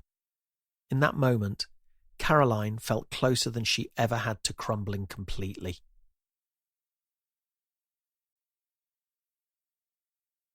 Chapter 44. The rest of the day had passed in a blur. Once mid-afternoon came around, Caroline had innocently suggested they fire up the barbecue and share a bottle of wine. The sharing aspect hadn't quite worked, and she'd drunk most of it herself. That had, naturally, led on to cider and beer before spirits in the evening. Mark had mostly abstained, choosing instead to quietly berate her for drinking too much, but she didn't really care. She enjoyed the calm sense of relief the alcohol gave her. The next morning, though, her head was feeling something very different indeed. She was woken by the sound of jangling keys. It was a sound she recognised, but not one she'd expected to be woken by. She rolled over and opened one eye, watching as Mark took the keys from the bedroom dresser and put them in his jacket pocket. "Mark, what's going on?" "It's all right. Go back to sleep. I left you a note downstairs." "A note? What for? What's going on?" Mark sighed. "I'm taking the boys to see Mum." "What? Without me?" "She hasn't seen them in ages," he said, ignoring her question. "It'll do us all some good." "Mark, what are you saying? Are you planning on staying there?" Mark sat down on the edge of the bed and looked at her. "Kaz, I can't stand to see you like this. The kids have picked up on it too. They're scared and worried. I've asked you so many times what the problem is. I've tried to talk to you. I've tried guessing what's wrong. I've tried, Kaz. If you won't let me in and won't talk to me, what can I do? I can't help you if you won't let me help you. I'm not asking you to help me." "I know. That's the problem. Look, I'll call you later on, all right? We'll only be there a couple of nights. Monday's a bank holiday anyway, so we'll come back late in the evening if everything's all right. We'll play it by ear." "Play it by ear? Mark, Jesus Christ, give me a chance to wake up and process this. Are you leaving me? It's just a couple of nights. The boys want to see their grandma." Caroline sensed movement at the bedroom door. She sat up and felt the pounding of yesterday's alcohol in her head as she looked over towards them. "Come and say goodbye, boys. We'll ring Mum when we get there, yeah?" "Bye, Mum," Josh said, giving her a cursory kiss on the cheek. He was growing old before his time. Archie came over and hugged her, showing a little more affection. But she could still tell he'd spotted something in her, something that wasn't quite right. "It's just a couple of nights," Mark said, almost whispering. She looked at the boys and felt as though she'd lost them. She could see from the looks in their eyes that they barely knew her anymore.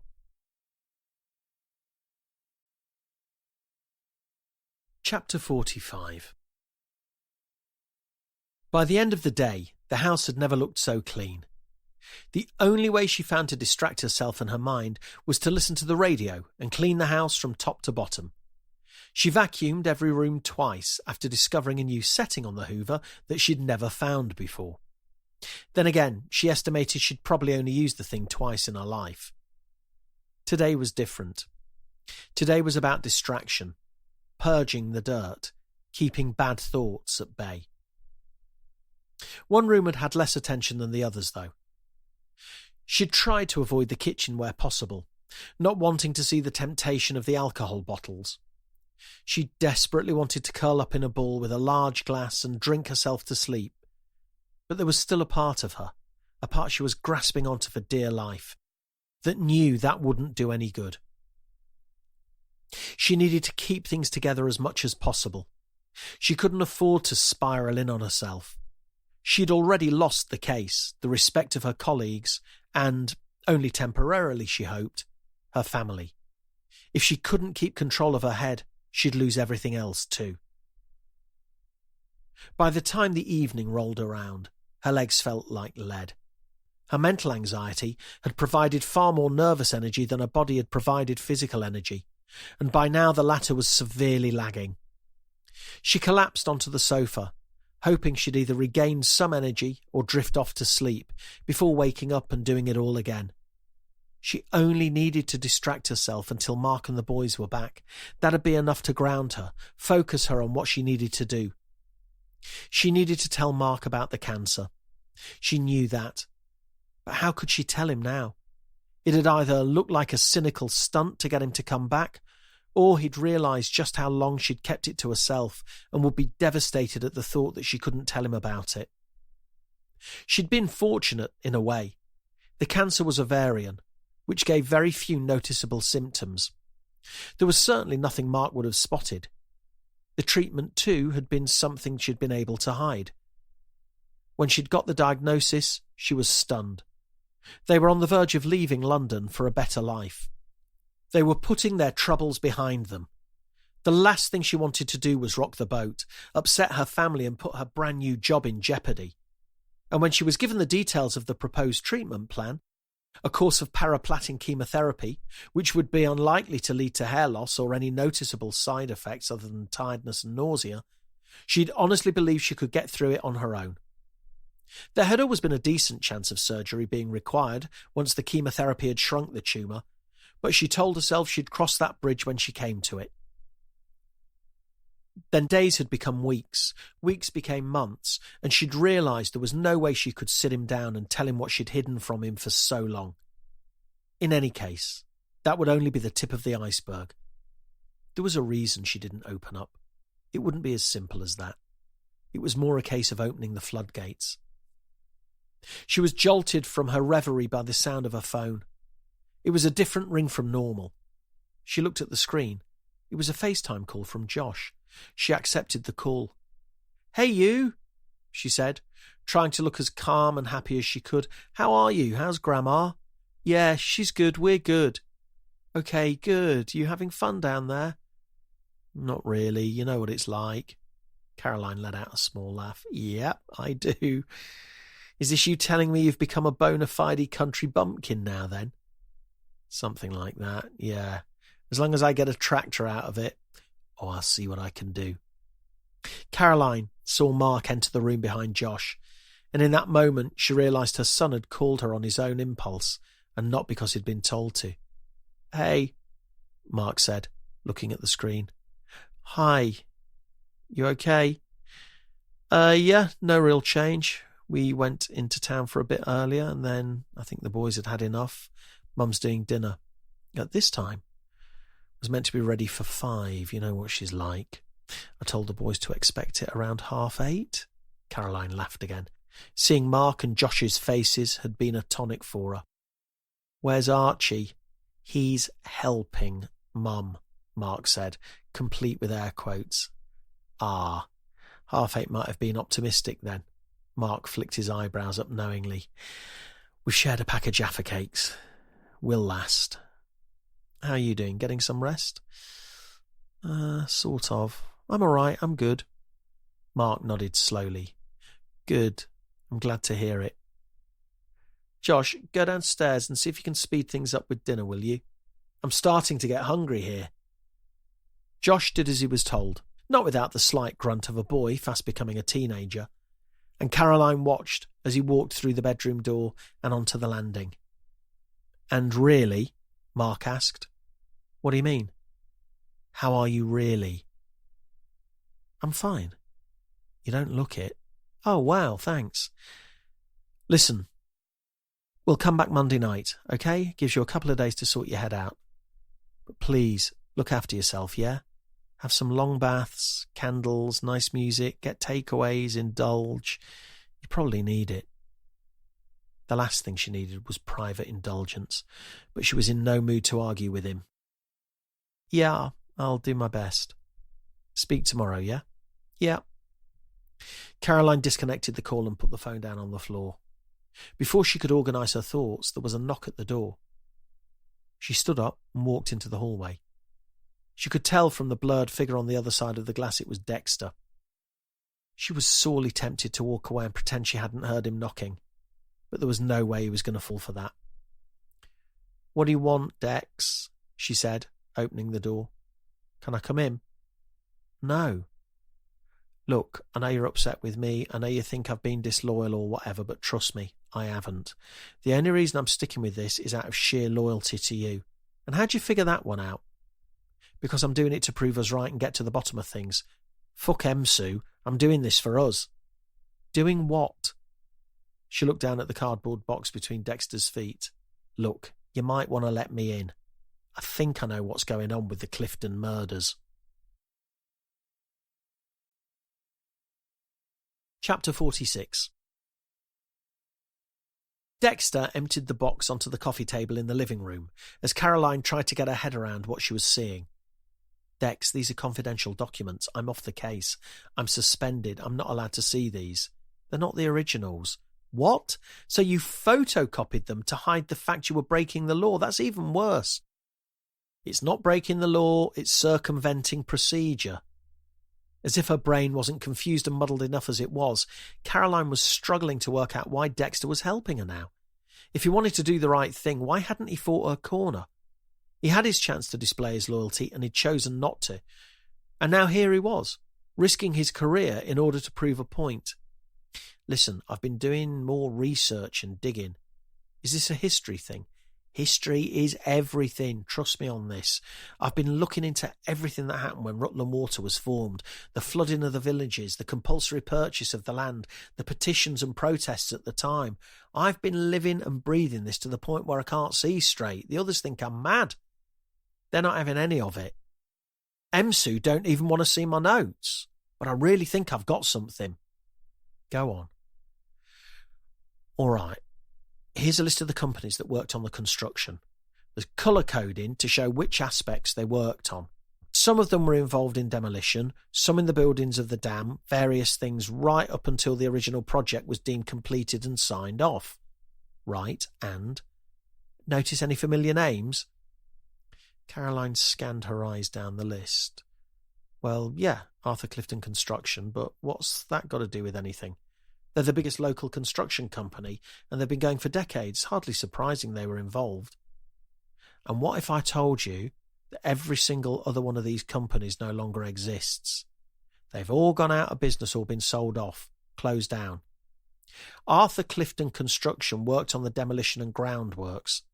They were involved in taking down people's houses and preparing the ground for the flooding, and they're the only company left.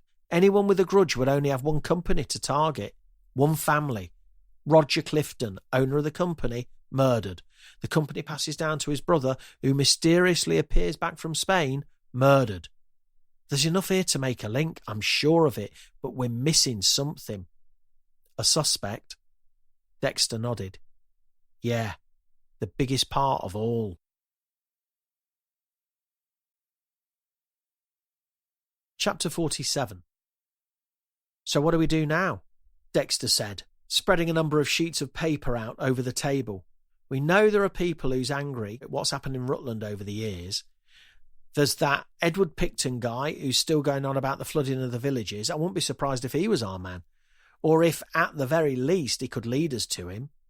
I'm still doing my best on that front, but I need to earn his trust. The fact that we can tie Arthur Clifton Construction in so heavily on this has got to be key. Roger and Arthur weren't killed because they were brothers. They were killed because they were the owner of the only existing construction company involved. Okay, but let's roll back. Why now? Why wait until there's only one left? Maybe they didn't. No, it makes no sense. These have to be the first murders. They were so blatant and obvious. Roger Clifton was laid out on the rocks and his brother was bludgeoned and strangled on his own sister-in-law's driveway. It's got to be a grudge against their company specifically. Shit, what about the original Arthur Clifton? How did he die? I checked it out. Meningococcal septicemia and pneumonia. Not murder, if that's what you're getting at. So Roger and his brother are the first generation that's been targeted, despite only being boys themselves when this all happened. How can we be sure the link is with the creation of Rutland Water? Could be any business deal gone wrong far more recently. There are plenty of people with grudges against construction companies. Then why Normanton Church? I agree with you, the timing's weird, but there's got to be a reason for that. We just need to work out what. If you're right, we need to set up a meeting with this Edward Picton. Earn his trust. Arrange to meet him somewhere as soon as possible. Who's due to inherit Arthur Clifton's construction now? Yeah, Sarah thought of that already. I bet she did. Situation unclear in the hands of the lawyers. Right. This isn't something I'd normally say, but tell them to slow the hell down. As soon as they determine someone as rightful heir, that person's a sitting duck. We can't afford a third death on our hands. Not if we're as close as we think we might be. On it. Shall I take these papers and things back with me then, seeing as you don't want to break any rules or regulations? Caroline raised the corner of her mouth at Dexter's subtext. You know what? If you did accidentally leave them here, I don't suppose it'd be the biggest problem in the world. Chapter 48. Shortly after Dexter left that evening, Caroline went to bed. She woke up late the next morning, having slept more soundly than she had in a long time. She had no idea why, but it felt like something within her had settled. She spent Sunday afternoon looking through the research and history notes Dexter had left on the coffee table. She made good use of the company's house website, double-checking none of the other businesses existed anymore, not that she doubted Dexter's thoroughness, and made notes of the names of their directors, but no names stood out. Nothing seemed to tie in with anything they already knew. Dexter, on the other hand, had been more than busy. In a matter of hours, he'd managed to move things on with Edward Picton and had arranged a rendezvous for that evening. Dexter, under his alter ego, had claimed to be a descendant of one of the families who lived in the Hambletons before the flooding. Fortunately, he had the foresight to get hold of a list of those families, another document Caroline was yet to get round to, on the off chance Picton managed to rumble him on that front. As far as Edward Picton was concerned, Dexter's alter ego, Nick Connor, was a descendant of the Locke family, who lived in Middle Hambleton. They'd arranged to meet at the Wheat Sheaf in Greetham. Caroline had, of course, taken the opportunity to point out that this backed up her theory that every other pub in Rutland was called the Wheat Sheaf. Neither of them knew what Edward Picton looked like. But he'd told Dexter's alter ego, Nick, he'd turn up in a blue Ford Focus and would be wearing a black shirt and jeans. They arrived early, having planned to park up and wait for his arrival. It would be advantageous for them to get a look at Picton before moving in, especially as they were here without the necessary backup.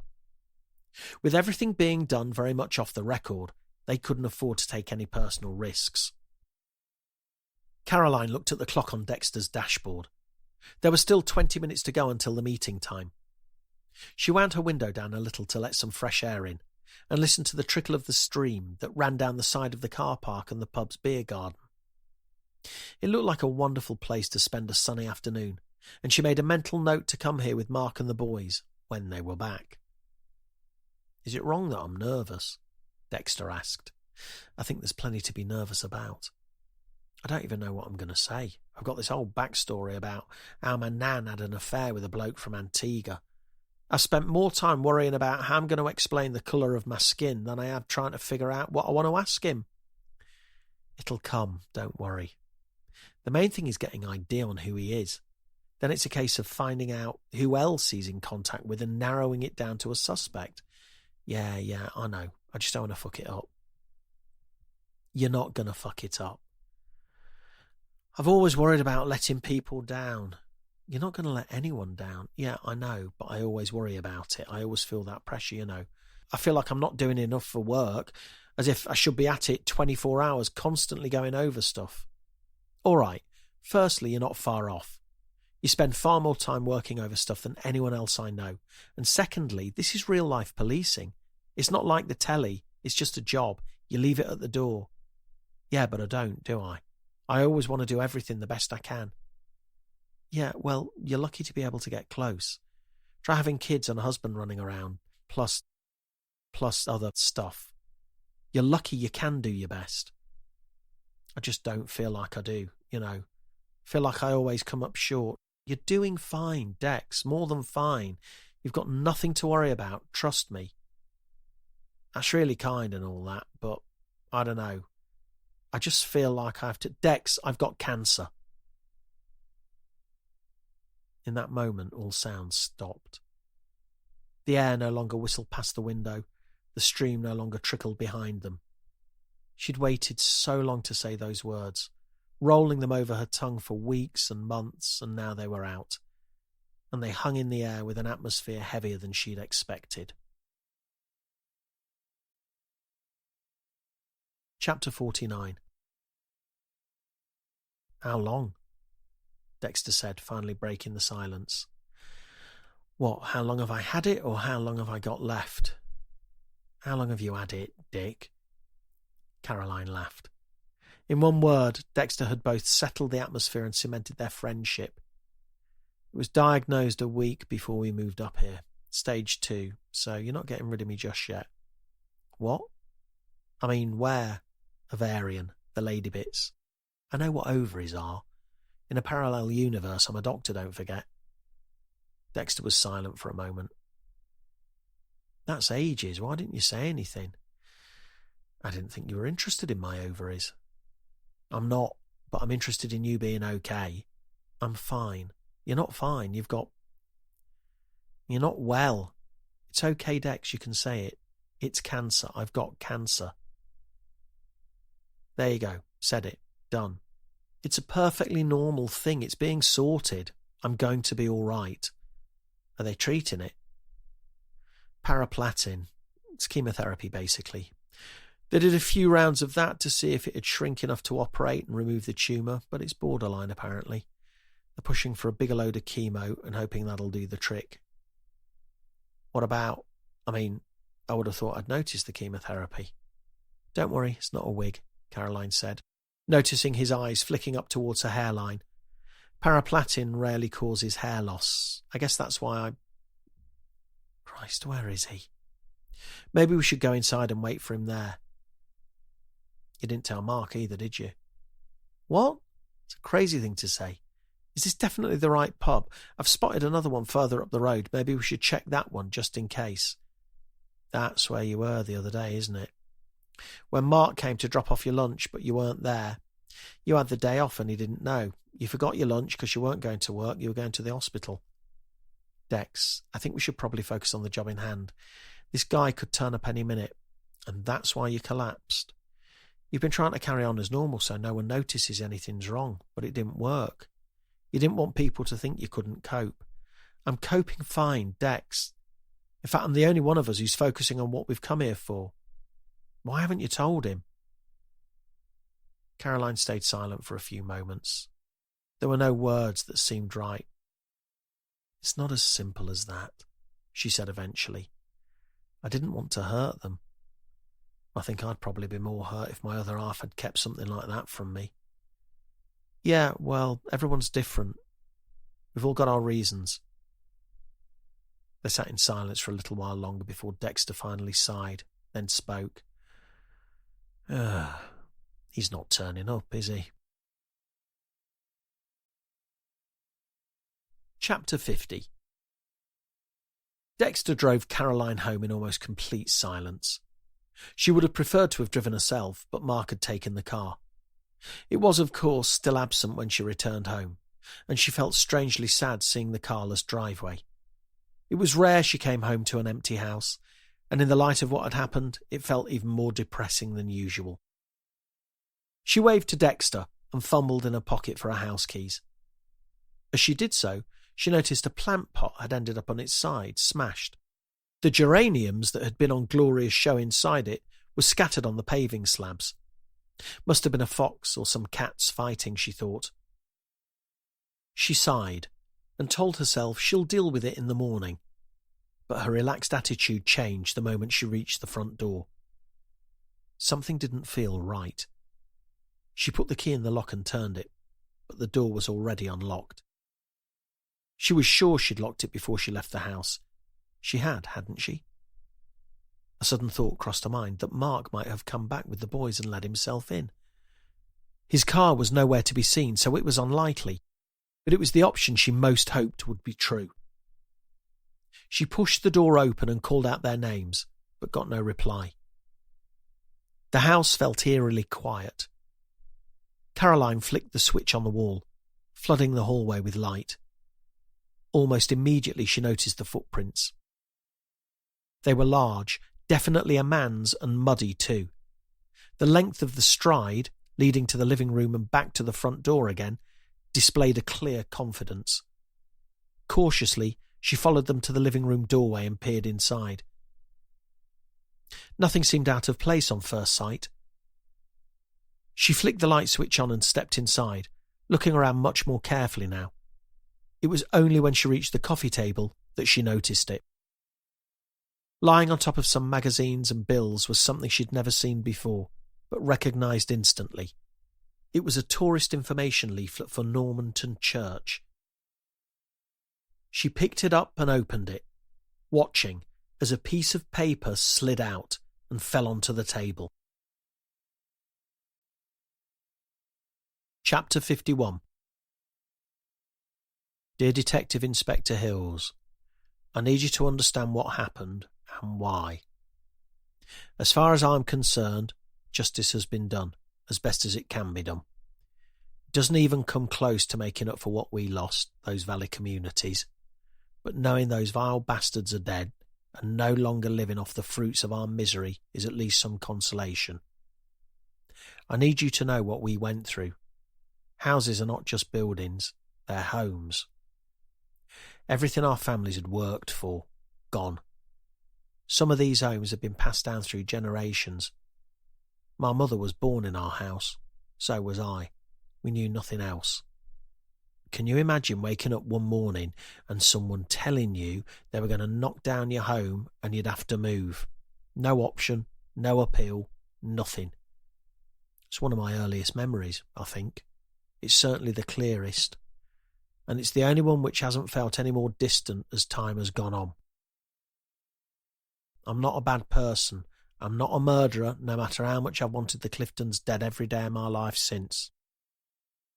When old Arthur Clifton died, I felt joy, briefly. I thought the company would go to the wall like all the others. I hoped, somehow, I'd wake to the news that it had gone bust and hear the entire family had lost all their ill-gotten gains. No such luck. When Roger Clifton inherited the company, I saw him as the walking embodiment of his grandfather. He'd been around when the valleys were flooded. He'd profited from what had happened, even if it hadn't been his decision. And when I realised I might not see the day his business crumbled and his world fell apart, there was no way I could let that happen. I had to see him suffer. I had to see him lose everything. I hadn't counted on the other brother appearing. When I heard he'd taken on the company, I couldn't sit back and let him profit from the misery of my family and all the others who lost their homes as a result of what his family did. He had to die too.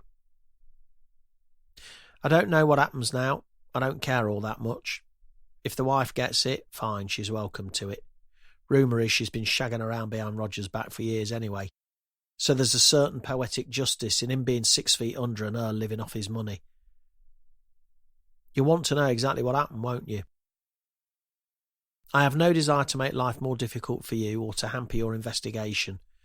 I've achieved what I needed to achieve. I've had my justice. It's only fair you get yours too. After all, that's what we both want, isn't it? Justice. Roger used to go out for evening walks in the country lanes. I know because I spent quite some time watching his movements. On that Saturday evening, I parked up on one of the lanes waiting for him. As he walked past my car, I hit him round the back of the head with a crowbar.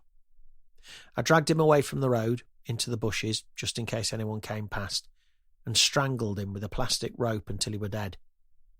Then I dragged him into the boot of my car and waited until it were dark. I drove to Normanton, broke the lock on the gate with bolt cutters, and took my car right up to the church. I managed to reverse up quite close, then hauled his body up over my shoulder and carried him over the rocks. I loved the idea of the symbolism of it all, knowing how much he hated religion. One final joke at his expense. Plus, I must admit, I thought it might throw you off the scent for a little longer. Sorry. I was going to wait a day or two for things to die down, then disappear. But then I heard on the grapevine that his brother had turned up and realised there was a chance he'd inherit the company, and it turned out to be true. At that point, I knew he had to die too. I watched his movements for a few days, but there didn't seem to be much of a pattern. He stayed with Alice Clifton briefly in Empingham. When I knew he'd spent so much time drinking in the pub, I waited for him. I was parked a little further up the road from the house. When he got there, I did exactly the same to him as I did to his brother. Then I drove home. I had some things I needed to put in place after that, some final arrangements, but now they're done. By the time you read this and worked out who I am, I'll be gone. The final part of my plan will be complete. At that point, finally, I'll be truly happy.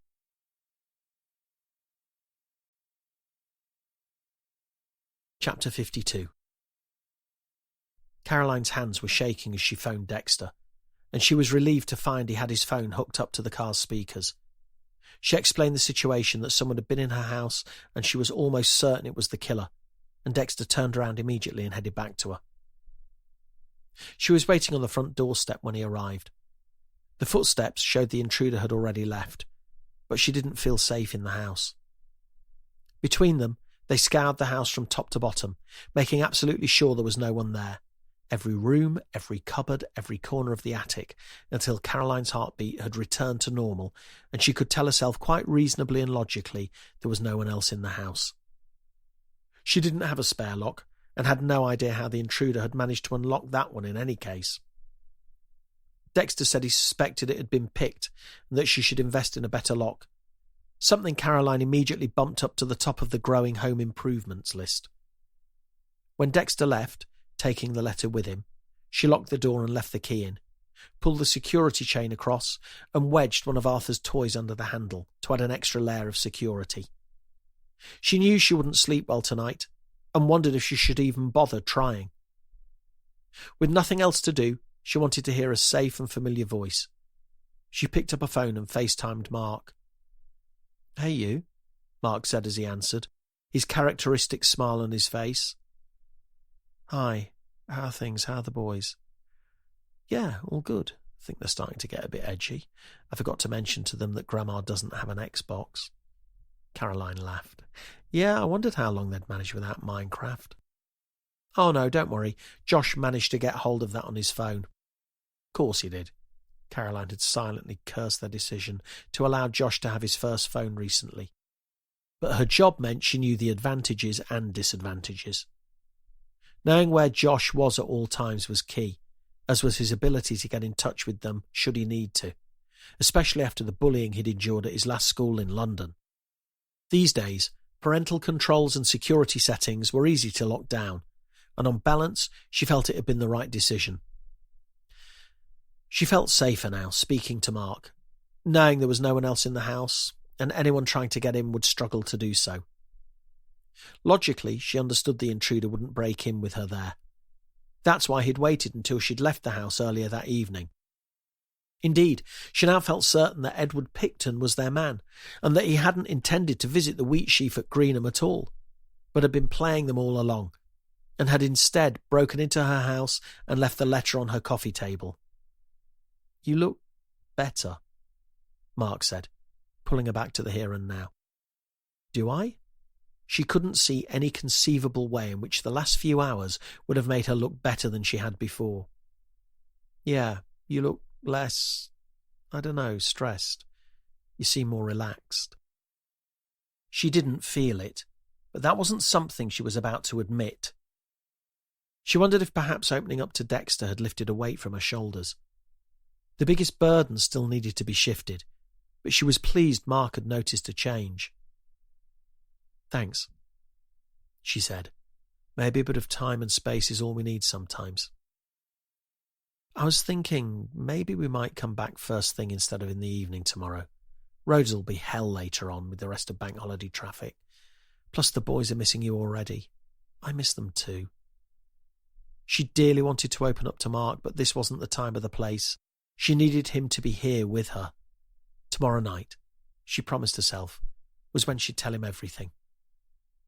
She said her goodbyes, then put the phone down on the coffee table. She needed to swallow her emotions for another day. She'd done it for years already, so what was another few hours? She felt nervous at the thought of having to tell him everything, but accepted it was for the best. Keeping things to herself hadn't worked, and this was the only option she had left. Then she could worry about her job and whether she'd even have one once this was all over. She had a distinct feeling she'd be left on paperwork duties, or that some decree would come from above that anything more serious than a cat stuck up a tree would be handed straight over to MSU. And that was even before she started to worry about the chemotherapy. There were too many things to worry about. Work provided her the focus and structure she needed to get through things. And in that moment, she knew what she had to do. She headed over to the pile of papers and documents Dexter had brought over, opened her laptop, and got to work. Chapter 53. There was something comforting about not being constrained by the very specific and process-driven way things were done in the Met. It got results, that couldn't be denied. But Caroline wasn't sure it was any more successful than the holistic approach to policing she preferred. This was much more like the job she'd envisaged. Spending a late Sunday evening hunched over a laptop and a pile of papers, crossing the T's and dotting the I's and trying to find a crack somewhere, anywhere, which might provide her with a breakthrough. As she flicked through the sheets of paper and read the notes left by Dexter, Sarah and Aidan, she felt immensely proud of her little team. They were severely under-resourced in comparison to other major incident teams, and the thought of a team of 4 solving a double murder case was practically unthinkable. Even a simple house burglary tended to involve a much larger team in most other forces. This was precisely why major cases tended to be handed over to their colleagues in EMSU. She moved a pile of papers to one side, knocking a small object on the floor. She recognised it immediately as a USB stick. She put it in her laptop and waited for it to be recognised. As soon as she opened the folder, she noticed the name, which told her it was the CCTV footage from outside the library in Oakham. She loaded up the files and played them, skipping through to the time the death threat had been emailed to Roger Clifton. The footage was from inside the library, and as she watched, a cold chill ran down her spine. Her first thought was that Sarah had clearly made a mistake. Caroline knew exactly who the person on the tape was. How had Sarah not spotted him? But then the horrible truth dawned on her. Sarah had never met this man. He'd never even been a suspect. Her heart thumped heavily in her chest as it all started to make sense, and she realised she was staring at their killer. Chapter 54. It seemed to take an age for Dexter to answer his phone, but in reality, it was only a few seconds. Dex, I know who it is. I know who killed Roger and Arthur Clifton. Dexter was silent for a moment. Right, who? Howard Smallwood. And no, it's not another one of my wild theories. It all makes perfect sense. Smallwood, the history guy? Yes. He was on CCTV using his laptop in the library around the time that email was sent to Roger Clifton. He knew all about the history of the area and what had happened. Of course he did. It's literally what he does. He was at the scene that morning too, remember? The first time we met, he stopped us as we came out of the Waterside Cafe. He knew we were police officers and he couldn't help but give us his 2 cents. He's been toying with us all along. Dex, how closely did you look at the list of families who were displaced from the Hambletons? Well, not that closely. Sarah and Aidan were doing most of the checking and cross-referencing. Exactly. And Sarah and Aidan never met or contacted Howard Smallwood, did they? You and I met him at the Waterside Cafe. You and I met him in Otters. I doubt Sarah and Aidan even knew his name. He was certainly never a name that was mentioned as a suspect. So why would they think anything of seeing him on the list of displaced families? You're joking. I wish I was. But it gets even more tragic than that. Mrs. Annie Smallwood plus 1 boy, 7. Howard Smallwood was 7 years old, so it seems, and there was only him and his mother. So he's not even 60. Christ, he hasn't aged well. That's what a lifetime of bitterness and anger does to you. 7's an impressionable age for boys, trust me. He lost his family home, the house his mother had been bringing him up in single-handed. That's going to leave one hell of a scar. There's your motive. He said it himself in his letter. Kill the only remaining people responsible, or at least responsible in his mind. We've got him at the scene of the murder, plus evidence of him sending a death threat to Roger Clifton a week and a half before he's murdered. But why now? Roger and Arthur were only boys themselves when the villages were flooded. In fact, I don't think Arthur was even born, was he? No, not until a year or 2 after. But a 7-year-old boy can't go around committing murder, can he? Maybe the bitterness and anger built up too much over the years. He saw them as the continuation of Arthur Clifton construction and held them responsible. But he could have done it at any point in his adult life, surely. Why wait until he's pushing 60 and starting to Ah, fuck. What? Fuck. Dex, talk to me. When we met Smallwood at Otter's, he made some comment about a lump on his brain that was ready to kill him. I think he called it an olive. I didn't think anything of it at the time, but do you remember what he said on the phone the other day? He said he was going away late Sunday night, so we'd have to be quick. He wasn't talking about coming to him with research questions. It was a direct challenge to us to catch him, a deadline. He's going away tonight. He's going away to die. Oh, shit.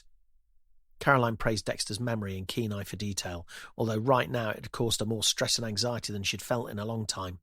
She looked at the clock. Shit, we need to find him. Now. Where does he live? I don't know, but we can find out. I'll make a call now and get vehicle licensing to check his name locally. There'll be something somewhere. Good. Go, she said, hanging up the call. Caroline paced the room, all the little details falling into place in her mind. How had she been so stupid? She'd naively believed Howard Smallwood to be a harmless, if a little eccentric history buff. There's no way she'd have ever had him down as a double murderer, but all the signs were there right from the start. It seemed keen, but she presumed that was just one of his eccentricities, his social awkwardness. He'd even made a point of telling them to get in touch with them if ever they needed. Yes, the business card. Caroline took the stairs 2 at a time and headed into her bedroom, going straight over the pile of receipts, parking stickers and cards that covered the top of her dressing table, ready for their quarterly sort and file. Her hands shook with adrenaline as she quickly rummaged through until she saw what she wanted. Howard Smallwood's business card. Her hands shook with adrenaline as she quickly rummaged through them until she saw the one she wanted. Howard Smallwood's business card. She looked at the address and did a quick bit of mental maths. Smallwood lived in Oakham, but the opposite side of town. Mark still had the car, and Dexter would be a good half an hour, even if he left immediately and put his foot down. She ran back downstairs, put on her comfiest shoes, and sprinted as fast as she could.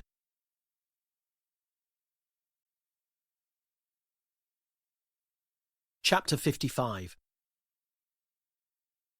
Her legs felt like lead and the air burned in her lungs, but she had to keep pushing forward. She'd never been the most gifted athlete, but it was amazing what a decent burst of adrenaline could do. As she sprinted down Station Road, past the train station and station approach leading to the grain store brewery, she saw the barriers coming down across the main road, signalling that a train was coming. There had to be another way across. There must be. All she knew from sitting in traffic trying to cross the tracks on countless occasions was that the trains took absolutely ages to pass through. She felt her phone vibrating in her pocket and wondered how long it had been ringing for. She took it out and saw Dexter's name on the screen. "Dex," she said, panting. "I've got the address." "I know. Me too. It's on his business card." "Are you okay? You sound really out of breath." "I'm on my way." "Don't. It's too dangerous. I've put in a call and there are officers on the way. No idea how long they'll be, though. I'm in the car too and going as fast as I can. Whatever you do, don't go in there." "I have to. We can't wait. We're going to lose him. It's too risky. For the sake of a few extra minutes, we can't take risks like that. This is his deadline, Dex. His countdown. This was his plan all along." "Please, stop. Listen, it's not just the driver licensing database Smallwood was on. He's got a gun license too. He owns hunting rifles. Firearms are coming over from Leicester. Just wait. It's too dangerous." She tensed at his words, knowing and understanding the risks, but at the same time unable to let go. Howard Smallwood's actions had consumed her for 2 weeks. He'd made her sicker than she'd ever been. He'd ruined her marriage, almost ended her career. Caroline looked ahead and saw the footbridge on the other side of the main road, rising up over the train line and back down onto the cold Overton road on the other side of the tracks. "Dex, I've got to go. I'll see you there."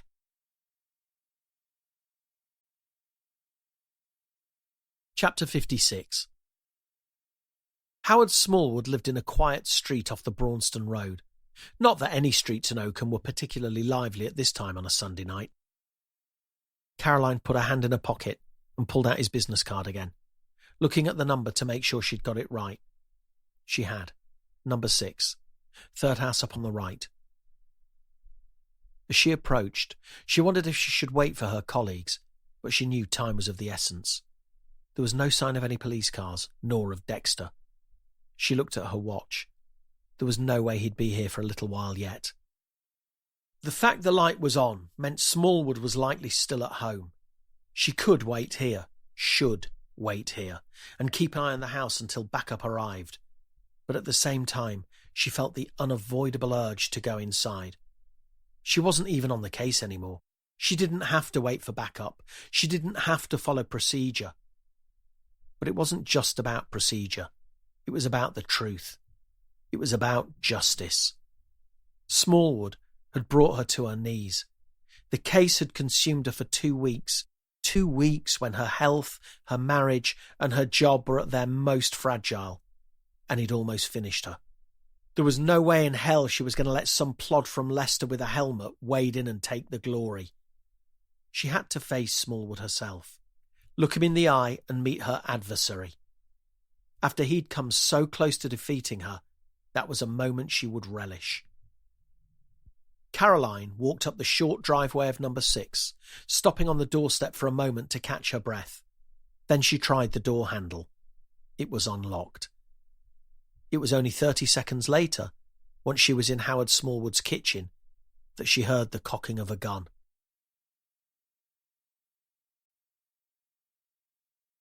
Chapter 57.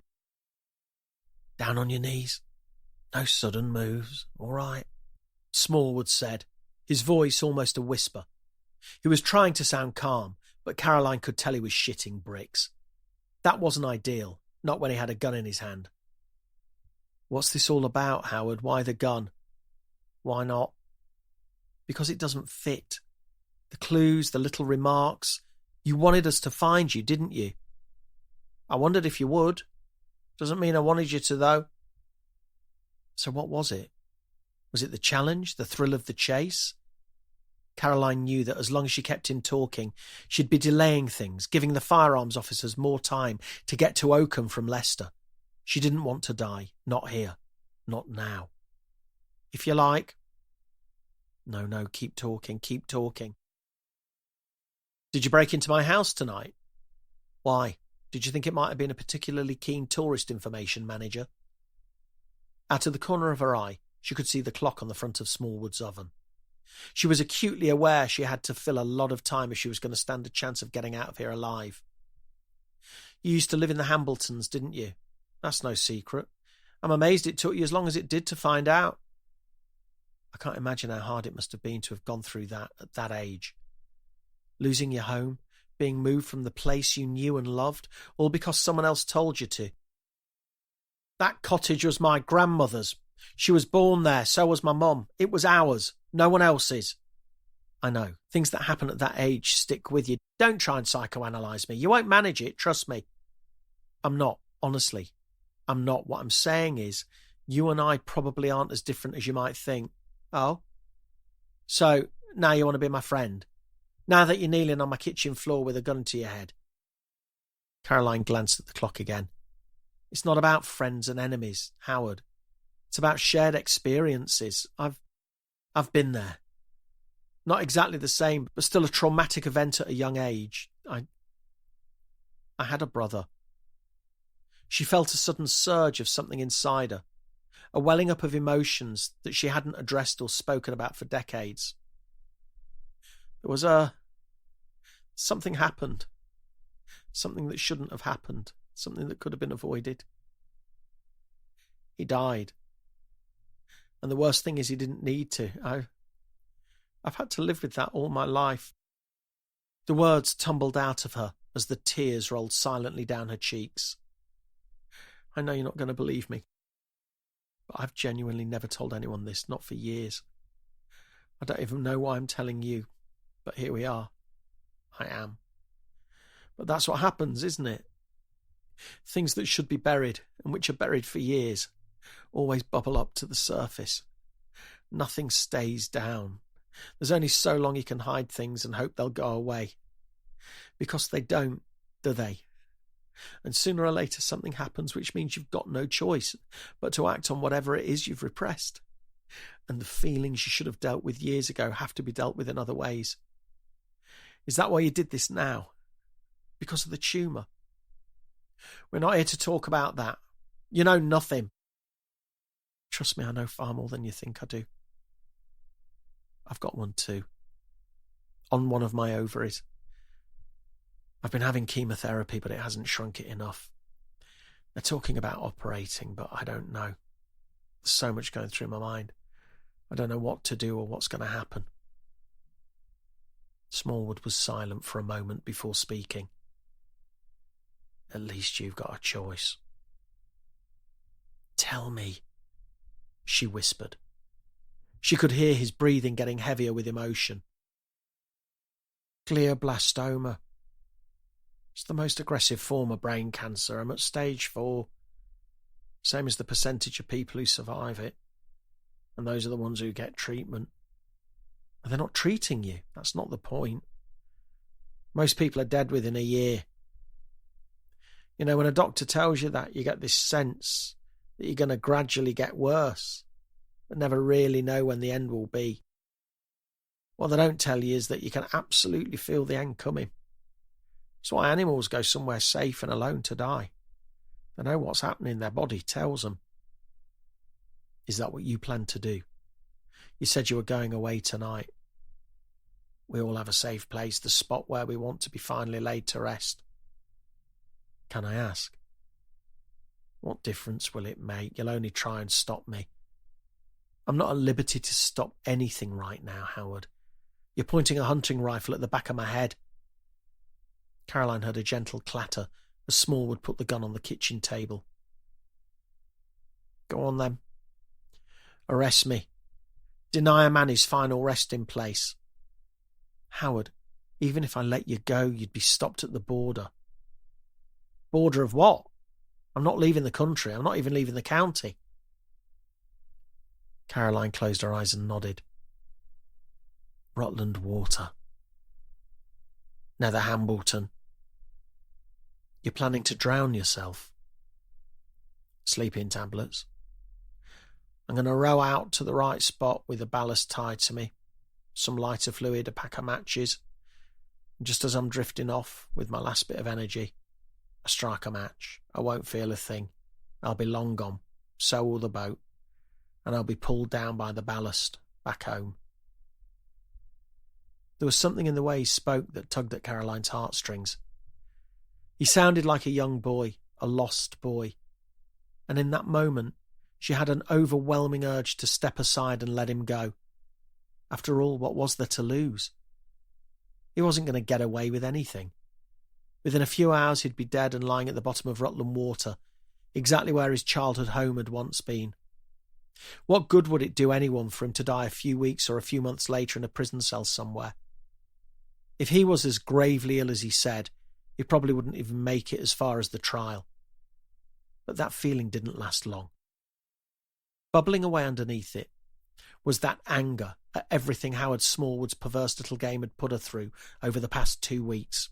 Everything she'd lost or nearly lost. Everything that had been put at risk.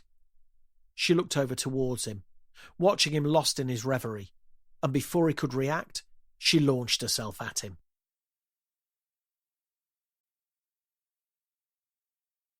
Chapter 58. He was stronger than she thought, far stronger. She had heard stories of people who found superhuman strength when faced with a battle they absolutely had to win. Deep, primal urges were real, and they were strong. She tried to put an arm around his neck and get him into a headlock, but she couldn't reach quickly enough. Smallwood pushed back, catching her off balance and sending her backwards, her spine crashing into the edge of the kitchen work surface. She shouldn't have thrown herself at him. She should have kept him calm, kept him quiet, kept him talking until backup arrived. There were always plenty of things she should have done but didn't. It was the story of her life. Now the challenge was to keep him at bay, fend him off and restrain him until the firearms officers turned up.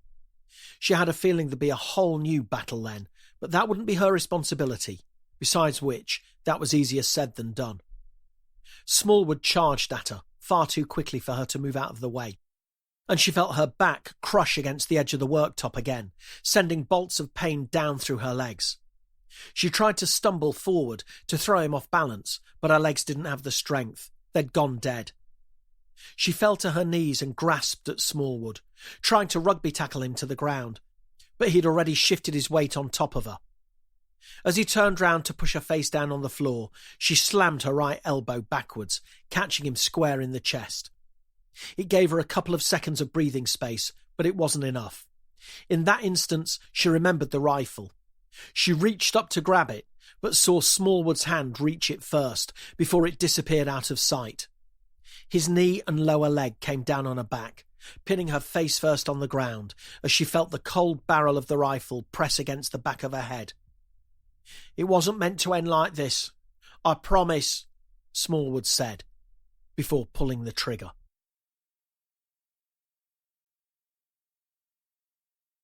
Chapter 59. The click was only gentle, but Caroline reacted as if a bomb had gone off.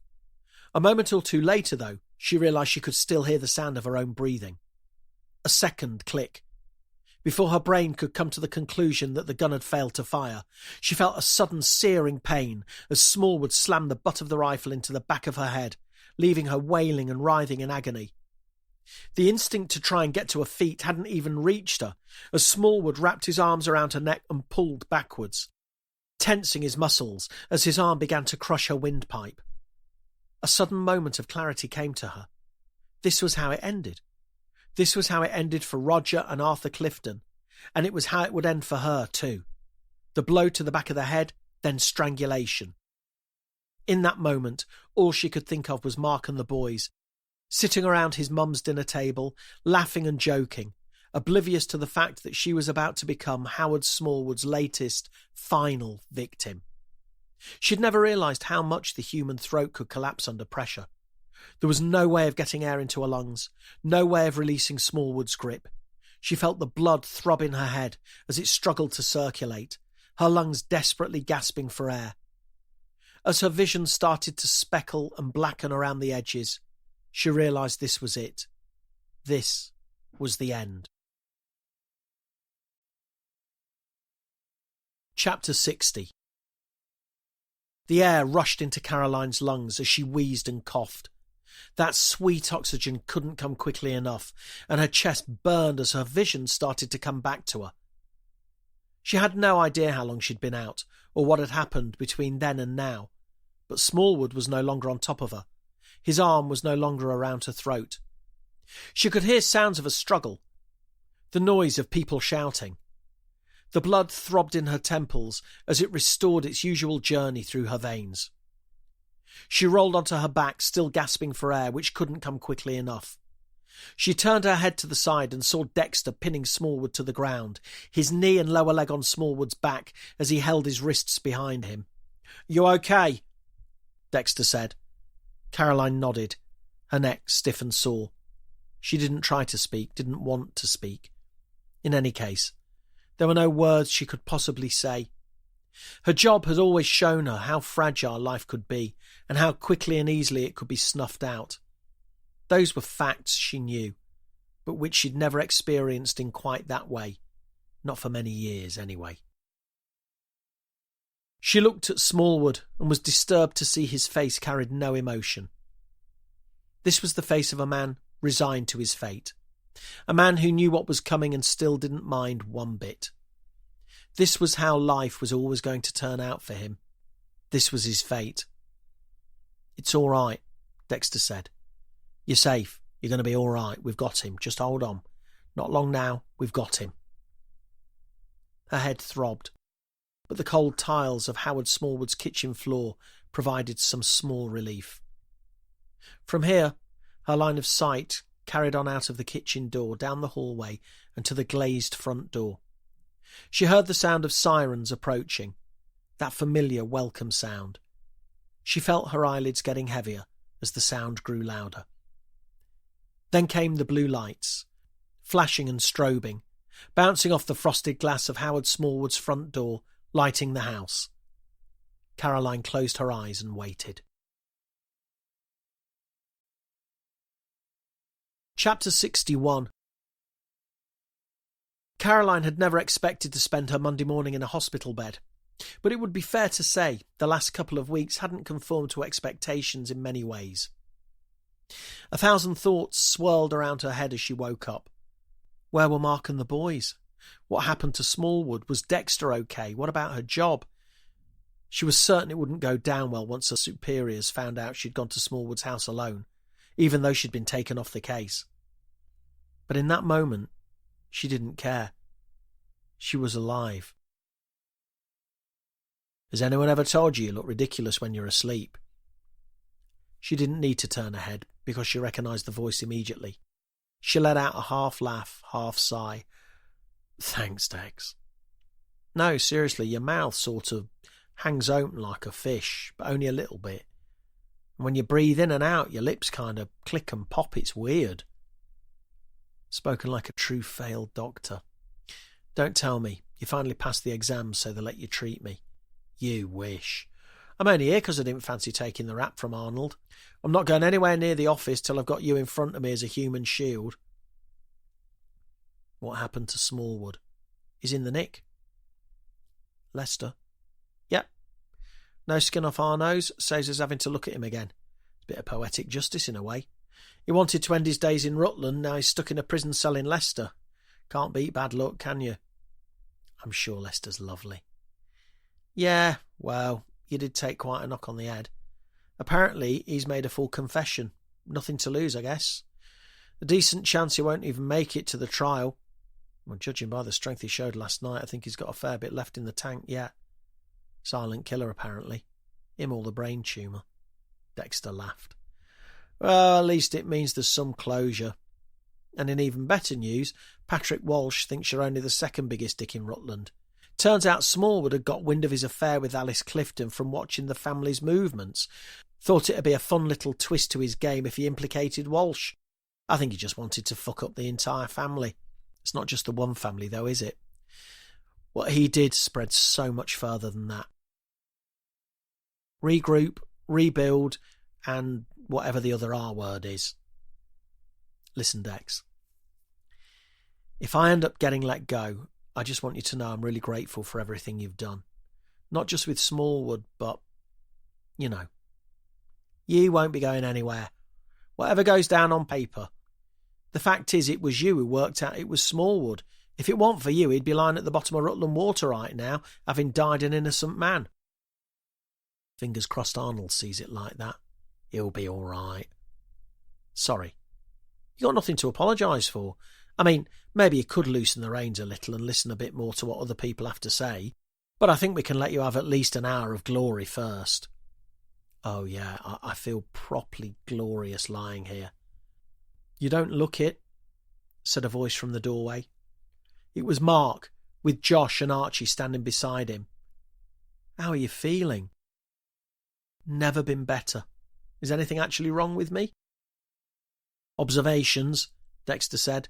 They're probably looking for a heart. You're on fine form this morning, Dex.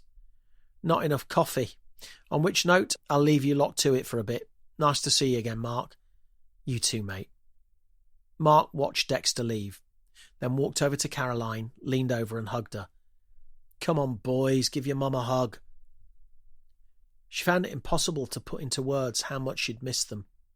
They'd only been gone a couple of days, but it felt so much longer. A lot had happened, and the fact she'd almost lost her life a few hours earlier hadn't escaped her notice. What happened? We didn't get any info, except to say he'd been injured arresting someone and taken to hospital. They said it wasn't serious and not to worry, but we jumped straight in the car first thing anyway. Yeah, it's fine. It was nothing, Caroline said. Actually, we'll talk about it later. Just a bit knackered now. But we'll talk, I promise. And you two, she said, pulling her sons in close again, will be pleased to know I'm going to take a bit of time off to spend with you. She looked over the top of their heads and at Mark. For the first time in a long time, she could see warmth in his eyes.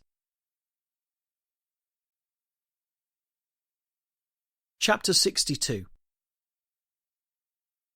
Although she'd been signed off by the doctor later that morning, it wasn't until 7 o'clock that she was finally discharged and allowed to leave the hospital. By the time they got home, the boys were already knackered from their early start and long day. So Caroline flaked out on the sofa, while Mark put them to bed upstairs. She'd barely settled in when the doorbell rang. She got up, opened the door, and was surprised to see Detective Superintendent Derek Arnold standing on our doorstep. "Evening. Hope I'm not disturbing you. I heard you'd been sent home, so I wanted to see how you were." "Yeah, I'm all right. You know how it is. Come in," she said, looking forward to sitting back on the sofa again rather than spending the next few minutes standing at the door. "You've got a week off, more if you need it, and the doctors tell you to. Just so you know, you'll be invited to a meeting with me when you get back, and yes, I will be giving you a proper dressing down. Got to be like that on paper anyway." "And what about not on paper?" "Well, you're not losing your job, if that's what you're asking. I think it'll probably be an official warning, but again, that's on paper." "Between you and me, yes, I think it was a bloody stupid idea to do what you did, but I can see why you did it. Honestly, we wouldn't have caught him otherwise. I genuinely believe that." "I know. I'm sure it'll all come out in the wash, but that's not to say changes don't need to be made. I think you and I both know this hasn't been handled in the best way. Product of the system, perhaps, but systems are there to be changed and improved." Caroline felt a surge of dread in the pit of her stomach. "You're not suggesting all major crimes go through EMSU, are you?" No, of course not. At least, that's not my intention. There are others who might disagree with that, though. That's why you're probably going to have to explain your actions to a panel and undergo some sort of extra training." She dearly wanted to remind him that she'd been a senior investigating officer in the Met and had more experience dealing with major crimes than every other officer in Rutland combined, but it didn't seem worth the hassle. She was happy to have kept hold of a job. For her, that was the main thing. "We'll probably have to work a little more closely, you and I," Arnold said. "We definitely don't need a loose cannon knocking about. Not with people leaning down our necks from up above, not to mention EMSU. I know you do a good job. I know Smallwood would have died an innocent man if you hadn't have done what you did. But we've still got to make sure things are done properly. By the book, if you like." "On paper, at least?" Arnold smiled. "Yes, on paper, at least." Chapter 63. Once Derek Arnold had gone, Caroline and Mark sat back down. "Would you like a drink?" Mark asked. "God, yes, please." "I imagine you'll want something a bit stronger tonight." "Definitely. Actually, I think there's a bottle of gin in the kitchen. I'll go and grab that." "Oh, no, maybe not that. On second thoughts, let's just stick to wine." When Mark had come back with a bottle and 2 glasses, Caroline decided she needed to get straight to the point. There was no point delaying things any further. He'd waited long enough. She had spent the whole day trying to think of the words that might work, rolling them around in her mind, trying her hardest to put her thoughts together in a coherent stream that he might understand. But she didn't know if he ever would. She hoped she hadn't done too much damage. She couldn't change the fact she'd hidden her illness from him, and lying about that would only make things worse. Now was the time for honesty. With any luck, they'd be able to draw a line under what had happened and move forward. "Mark, I need to tell you something. I've not been well recently, for quite a while, actually. I don't know why I didn't tell you. I should have, but the longer it went on, the harder it was. That's why I wasn't at work that day when you brought my lunch in. It's why I've been sick sometimes, and tired and irritable. But it's being sorted. I'll be all right." Mark nodded slowly. "When you say not well..." "Cancer, ovarian." "They caught it early, though. They're confident." She looked up at Mark and could see the colour had drained from his face. "I wanted to tell you, but there was so much going on, and all I wanted to do was protect you. Honestly, the only thing on my mind was you and the boys. Nothing else, nothing at all. It was stupid of me, I know. But I thought I could get it sorted without worrying you or anyone else. I know it sounds ridiculous to say it now, but it's true. I didn't want to hurt any of you. I just wanted you all to be happy and not worry. I thought I could sort it on my own." "How long have you known?" he whispered. Caroline could see the hurt on his face, and she knew it would take some time for them to rebuild. But it was out there now. She'd been honest. She'd opened up and told him the truth. For her, that was a huge step forward. She opened her mouth and began to talk. A few minutes later, she closed her eyes and waited for his response. She'd told him everything. Nearly everything. You've been listening to What